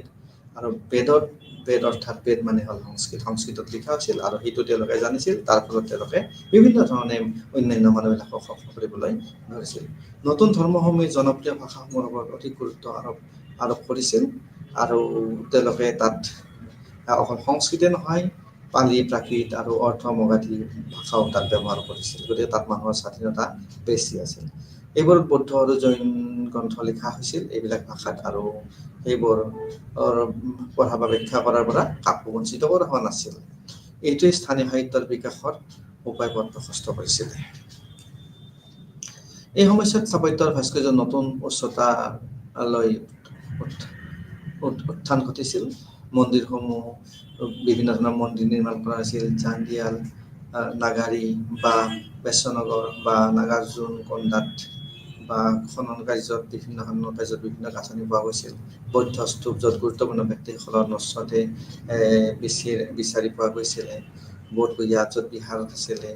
চানমাছি আৰু ভৰপুট, য'ত মধ্যপ্ৰদেশ, এইবিলাক বিভিন্ন জেগাত তাৰ মঠ মন্দিৰ আদি কৰি বিভিন্ন বস্তু পোৱা গৈছিল। গুহা স্থাপত্যটো গুহা চিত্ৰকলাৰ নতুন উচ্চতালৈকে লৈ গৈছিল। এই অমৰাৱতী কলা বিদ্যালয়সমূহে এই সময়ছোৱাত মহান সৌন্দৰ্য চিত্ৰ প্ৰস্তুত কৰিছিল। আৰু এই সময়ছোৱাত আমি দেখিবলৈ পাইছোঁ যে আজি আৰু প্ৰতি বছৰে তাত বিভিন্ন ঠাইত স্মাৰক আৰু পৰিসংখ্যা যথেষ্ট, তাত পৰ্যটকৰ আগ্ৰহ দেখিবলৈ পোৱা গৈছিল। হাজাৰ হাজাৰ তীৰ্থযাত্ৰী বা পৰ্যটক এই স্থানসমূহ দৰ্শন কৰিবলৈ আহিছিল। এই সময়ছোৱাতে দক্ষিণ ভাৰতৰ সৰ্বশ্ৰেষ্ঠ সকলৰ ভিতৰত অন্যতম আছিল এই শাসক সাতবাহনসকল, আৰু তেওঁলোকে বিভিন্ন ক্ষেত্ৰত এই শতিকাত বিভিন্ন ধৰণে তেওঁলোকৰ সাংস্কৃতিক ঐতিহ্য কঢ়িয়াই আনিছিল। তেওঁলোকক অন্ধ্ৰ ৰাজবংশৰ বুলিও কোৱা হৈছিল। তেওঁলোকে তেওঁলোকৰ ধৰি ৰাখিছিল এইবিলাক প্ৰভাৱ বিভিন্ন ধৰণে। তামিল ভাষাত প্ৰসিদ্ধ সংগম কবি আছিল, কবিতা এটা পণ্ডিতসকলৰ একাডেমীৰ দ্বাৰা সংগ্ৰহ কৰা হৈছিল আৰু তাক শ্ৰেণীবদ্ধ কৰা হৈছিল। এইটো আমাৰ অন্যতম মহান সাহিত্য পৰম্পৰা প্ৰদান কৰে। তাৰপিছত আমি দেখিম যে গুপ্ত পিৰিয়ড, গুপ্ত সময়। খ্ৰীষ্টীয় 2য় শতিকাৰ মৌৰ্য সাম্ৰাজ্যৰ পতনৰ পিছত ভাৰতত কোনো ডাঙৰ ৰাজনৈতিক গাঁথনি নাছিল, আৰু কুষাণসকলে উত্তৰ আৰু সাতবাহনে দক্ষিণ ভাৰতত শাসন কৰিছিল। বহুতো সৰু ৰাজ্যই ভাৰতৰ বৃহৎ অংশতো আনকি শাসন কৰিছিল। গুপ্তসকলৰ উত্থানৰ লগে লগে খ্ৰীষ্টীয় 4ৰ্থ শতিকাত পুনৰ সৰ্বভাৰতীয় সাম্ৰাজ্য গঢ়ি তোলাত প্ৰয়াস কৰা হৈছিলে।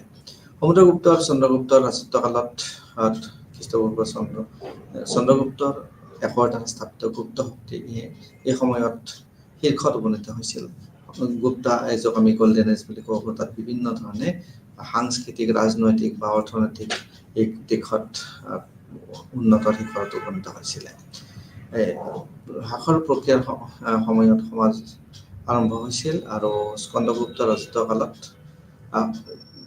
ঠিক তেনেকৈ আমি খ্ৰীষ্টীয় 7ম শতিকাৰ আৰম্ভণিতে সাম্ৰাজ্যিক পুনৰুজ্জীৱিত কৰাৰ এটা চেষ্টা কৰিছিলে, আৰু 7ম শতিকাৰ মাজভাগত তেওঁৰ মৃত্যুৰ পিছত তেওঁৰ সাম্ৰাজ্য এটা পতন ঘটিছিলে।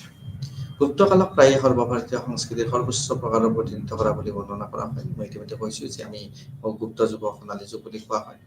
এতিয়ালৈকে যিহেতু সাহিত্য আৰু দাৰ্শনিক সাফল্যৰ কথা আমি কৈছোঁ, এই বিবৃতিত বিভিন্ন ধৰণৰ সত্যতা আছে। সংস্কৃত মহাকাব্য, ৰামায়ণ আৰু মহাভাৰত সেই সময়ত বিভিন্ন ধৰণৰ তাত গ্ৰন্থ ৰচনা কৰা হৈছিল। কোৱা হৈছিল যে এই সময়ছোৱাত বিভিন্ন ধৰণৰ বিষয় সংগ্ৰহ কৰা হৈছিল। এই সময়ছোৱাত হিন্দু ধৰ্ম আৰু পুনৰ উত্থান দেখিবলৈ পোৱা গৈছিল। বৌদ্ধ ধৰ্ম আৰু ব্ৰাহ্মণসকলৰ মাজত বিতৰ্কৰ আৰম্ভণি হৈছিল। হিন্দু সামাজিক আৰু পাৰিবাৰিক আইনৰ সংহতিৰ মনৰ দ্বাৰা কৰা হৈছিল। বৃহস্পতি আৰু কাটিয়ানা জাতি ব্যৱস্থা, যুটীয়াবাদীৰ ব্যৱস্থা আৰু পৰিয়াল আৰু সমাজৰ মহিলাসকলৰ অধীনস্থ স্থিতিসমূহ প্ৰতিষ্ঠা কৰা হৈছিল। এই সময়ছোৱাতে ব্ৰাহ্মণসকলৰ সমাজত তেওঁলোকৰ প্ৰভাৱশালী আৰু সুবিধাপ্ৰাপ্ত স্থিতি পুনৰ অৰ্জন কৰিবলৈ তেওঁলোকে যত্ন কৰিছিলে। হিন্দু ধৰ্মৰ ত্যাগৰ পৰা মূৰ্তি পূজালৈকে গুৰুত্ব দিয়া হৈছিল। হিন্দু ধৰ্মত যিহেতু ত্যাগ, চেক্ৰিফাইচ বুলি কোৱা হৈছিল, বলিবিধানক কথা কোৱা হৈছে, ইয়াত আৰু মূৰ্তি পূজা গুৰুত্ব দিয়া হৈছিল। আৰু ইয়াতে 3টা ত্ৰিমূৰ্তিৰ কথা কোৱা হৈছে, ব্ৰহ্মা, বিষ্ণু আৰু মহেশ্বৰৰ কথা কোৱা হৈছে। ভক্তিমূলক উপাসনা উৎসাহিত কৰা হৈছিল। বৈষ্ণৱ ধৰ্ম আৰু স্কাইভিজিমৰ মাজত এটা বিভাজন ঘটিছিল। হিন্দু চিন্তাবিদসকলৰ সময়ত এটা সক্ৰিয় তত্ত্ব বিকশিত কৰিছিল, আৰু বিভিন্ন স্তৰত তাক বিভক্ত কৰা হৈছিল, য'ত নেকি সত্য যুগ, ত্ৰেতা যুগ বা দ্বাপৰ যুগ আৰু কলি যুগত এই 4টা ভাগত ভাগ কৰা হৈছিল, আৰু যাৰ শেষত বিশ্বব্ৰহ্মাণ্ড হৈ হৈছে, পুনৰ নিৰ্মাণ কৰা হৈছে বুলি কোৱা হৈছে। এই সময়ত হিন্দু দৰ্শনৰ 6টা মহান প্ৰণালী প্ৰথমতে দেখা গৈছিল, য'ত ন্যায়, বৈশেষিকা, সংখ্যা, যোগ, মীমাংসা আৰু বেদান্ত। প্ৰসংগ পুৰাণসমূহে এই সময়ত ইয়াৰ ৰচনা কৰা হৈছিল। ভাৰতীয় জ্যোতিৰ্বিজ্ঞান যেনেকৈ জ্যোতিষ আৰু গণিতৰ ক্ষেত্ৰতো মহান বিকাশ ঘটিছিল। এনেকুৱা নহয় যে জ্যোতিৰ্বিজ্ঞানৰ ক্ষেত্ৰত ভাৰতৰ বহুত বৰঙণি আছে। আৰ্যভট্টৰ কথা ক'ব পাৰোঁ বা আমি বা মিহিৰাৰ কথা ক'ব পাৰোঁ। তেওঁলোকক সেই সময়ৰ মহান জ্যোতিৰ্বিজ্ঞানী আছিল। তাৰপিছত এই সময়ছোৱাত ভাৰতীয় সাহিত্যিকসকলৰ ভিতৰত সৰ্বশ্ৰেষ্ঠ আছিলে, তেওঁ আছিল কালিদাস। কালিদাসৰ কথা আমি উল্লেখ কৰিব লাগিব। তেওঁৰ কাব্যিক আৰু নাটকীয় তেওঁৰ ৰচনা অতি উন্নত মানৰ আছিল। উন্নত ধৰণে তেওঁৰ সংস্কৃতি, তেওঁৰ পৰম্পৰা তেওঁ বহন কৰিছিলে। তেওঁৰ মহাকাব্য, কবিতা, য'ক আমি কুমাৰ সম্ভৱা আৰু ৰঘুবংশ, গীতি কবিতা, মেঘদূত আৰু মহান নাটক শকুন্তলাক পৃথিৱীৰ সাহিত্যৰ ক্ষেত্ৰত সৰ্বশ্ৰেষ্ঠ নাটকসমূহৰ ভিতৰত গণ্য কৰা, অৰ্থাৎ সেই সময়তে কিমান উন্নত মানৰ লিখনি, সাহিত্য চৰ্চা কৰা হৈছিল। আৰু ইয়াকে বুজায় যে এই সংস্কৃতি কিমান উন্নত মানৰ আছিল আৰু সিয়ে আমাক এটা ঐতিহ্যৰ দিশলৈ লৈ গৈছে। পিছলৈ শূদ্ৰক, মৃচ্ছাকাটিকা আৰু বাণভট্টই হৰ্ষচৰিত ৰচনা কৰিছিল। এই মহান সাহিত্য পৰম্পৰাত তেওঁলোকে অৱদান আগবঢ়াইছিল আৰু আমাৰ সাহিত্যৰ ভঁৰাল তেওঁলোকে চহকী কৰিবলৈ সক্ষম হৈছিল। পঞ্চতন্ত্ৰৰ কাহিনীৰ কথা বিলাক সংগ্ৰহ কৰা হৈছিল। ভাট্টায়নৰ কামোত্ৰ বা বিশ্বজনকৰ ওপৰত বিখ্যাত যিবিলাক পাঠ আছিল সেই সময়ত লিখা, সেইবিলাকৰ কথা আমি ক'ব পাৰোঁ। স্থাপত্য ভাস্কৰ্যৰ বিকাশৰ ক্ষেত্ৰতো গুপ্ত কাল আমি গুৰুত্বপূৰ্ণ বুলি ক'ব পাৰোঁ। গুপ্তসকলৰ সময়ত স্থাপত্য ভাস্কৰ্য, আৰ্ট এণ্ড আৰ্কিটেক্সাৰৰ ক্ষেত্ৰত তেওঁলোকে বিশেষভাৱে অৰিহণা যোগাই থৈ গৈছে। ইয়াৰ পিছত আমি প্ৰাৰম্ভিক মধ্যযুগৰ কথালৈকে আহোঁ। প্ৰাৰম্ভিক মধ্যযুগত আৰ্লি মিডিয়েভেল পিৰিয়ড কেনেধৰণে আছিল। যদি আমি গুপ্ত আৰু খৰখৰ সাম্ৰাজ্যৰ পতনৰ পৰা 16 শতিকাৰ সময়ৰ আৰম্ভণিলৈকে যাওঁ, তেতিয়া আমি সাংস্কৃতিক ক্ষেত্ৰত নিম্নলিখিত বিকাশবোৰ দেখিবলৈ পাওঁ। তাৰপিছত এনেকুৱা নহয় যে বিকাশ হোৱা নাছিল, বিকাশ হৈছিলে। এই সময়ছোৱাত বৌদ্ধ ধৰ্মৰ অৱনমিত আৰু হিন্দু ধৰ্মৰ উত্থান দেখা গৈছিল। বৌদ্ধ ধৰ্ম কিছু পৰিমাণে হ্ৰাস পাইছিলে আৰু হিন্দু ধৰ্ম উত্থান হোৱা দেখিবলৈ পোৱা গৈছিল।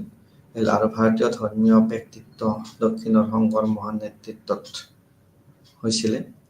তেওঁৰ জন্ম কেৰালাত হৈছিল আৰু বৌদ্ধ ধৰ্মৰ বহুতো বৈশিষ্ট্য তেওঁ কঢ়িয়াই আনিছিলে। তেওঁ বৌদ্ধ ধৰ্মৰ কিছু জ্ঞান বিবেচনা বা কালচাৰ বুলি যদি কওঁ বা আমি ঐতিহ্য বুলি কওঁ, সেইবিলাক তেওঁলোকে কঢ়িয়াই আনিছিলে। তেওঁ দেশখনক ব্যাপক ভ্ৰমণ কৰিছিল আৰু বৌদ্ধ পণ্ডিতসকলৰ বিতৰ্কত নিয়োজিত কৰিছিল আৰু এটা ধৰ্মীয় ব্যৱস্থা প্ৰতিষ্ঠা কৰিছিল। আৰু বদ্ৰীনাথত তেওঁ 4খন আসন বা মঠ তেওঁ স্থাপন কৰিছিলে। দক্ষিণৰ শৃংগেৰী, পূবত পুৰী আৰু পশ্চিমৰ দ্বাৰকাত তেওঁ শিক্ষা তেওঁ বজাই ৰাখিবলৈ তেওঁ স্থাপন কৰিছিলে। যদিও শংকৰে হিন্দুইজিমৰ গৰামী বজাই ৰাখিছিল, বৌদ্ধ ধাৰা উদ্ভৱ হৈছিল, যি এটা শিশুক ঈশ্বৰৰ প্ৰতি ভক্তিৰ দৰে প্ৰচাৰ কৰিছিল। ইয়াক ভক্তি আন্দোলন বুলি আমি কোৱা হৈছিল আৰু ইয়াৰ উৎপত্তি দক্ষিণ ভাৰততে হৈছিল। নায়নাৰা আৰু আলভাৰাসকলে এই ভক্তি আন্দোলনৰ আৰু গুৰি ধৰিছিল, যাক প্ৰথম ভক্তি সাধুসকল বুলি আমি গণ্য কৰিব পাৰোঁ। ইতিমধ্যে 8ম আৰু 9ম শতিকাত তেওঁলোকৰ আন্দোলন বিয়পাই পৰিছিল বিভিন্ন দিশত আৰু তেওঁলোকৰ দৰ্শন এটা উন্নত মান বিশিষ্ট দৰ্শন বিকশিত হৈছিল। এই সাধুসকলে মনিজিম, ব্ৰাহ্মণাধিপত্য, জাতি ব্যৱস্থা আৰু ৰীতি নীতিৰ উপাসনা প্ৰত্যাখ্যান কৰিছিল। বিভিন্ন ৰীতি নীতি, জাতি ব্যৱস্থা বা ব্ৰাহ্মণৰ যিটো আধিপত্য তেওঁলোকক প্ৰত্যাখ্যান কৰিছিল, কাৰণ তেওঁলোকে বিভিন্ন ধৰণে দমন কৰিবলৈ যত্ন কৰিছিল।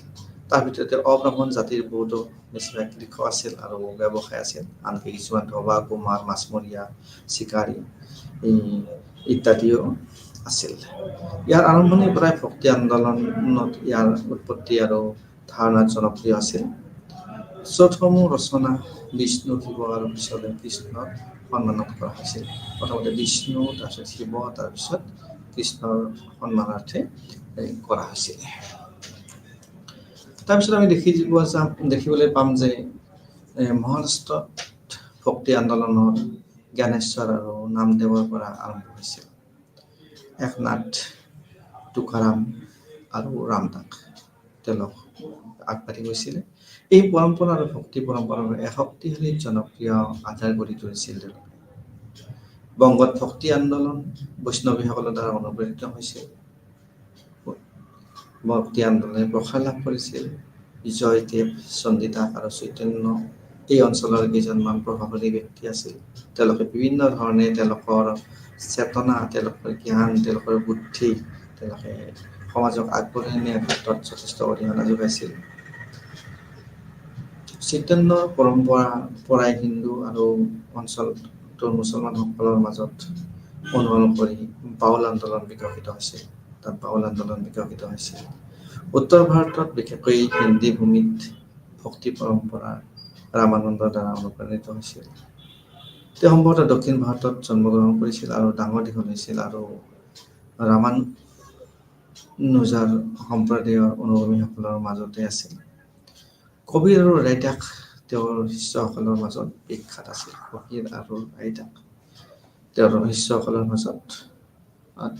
আছিল। কবিতাক, যাক হিন্দী অঞ্চলৰ এজন মহান সংস্কাৰক আৰু কবি হিচাপে গণ্য কৰা হয়, তেওঁৰ বিভিন্ন ধৰণে সমাজক আগবঢ়াই নিয়াৰ ক্ষেত্ৰত, সংস্কৃতিক আগবঢ়াই নিয়াৰ ক্ষেত্ৰত অৰিহণা আগবঢ়াইছে। তেওঁ বানাৰসত যদিও মুছলমান পৰিয়ালত জন্মগ্ৰহণ কৰিছিল, তেওঁৰ চিন্তা চৰ্চা আৰু কৰ্মই তেওঁক বহু দূৰলৈকে লৈ গৈছিল আৰু সমাজত প্ৰতিফলিত কৰাইছিল। লগতে সংস্কৃতিৰ দিশতো সমাজখনক আগবঢ়াই নিবলৈ সক্ষম হৈছিল। তেওঁৰ সময়ত বহুতো সাধু আৰু চুফিৰ সৈতে বাৰ্তালাপ কৰিছিল।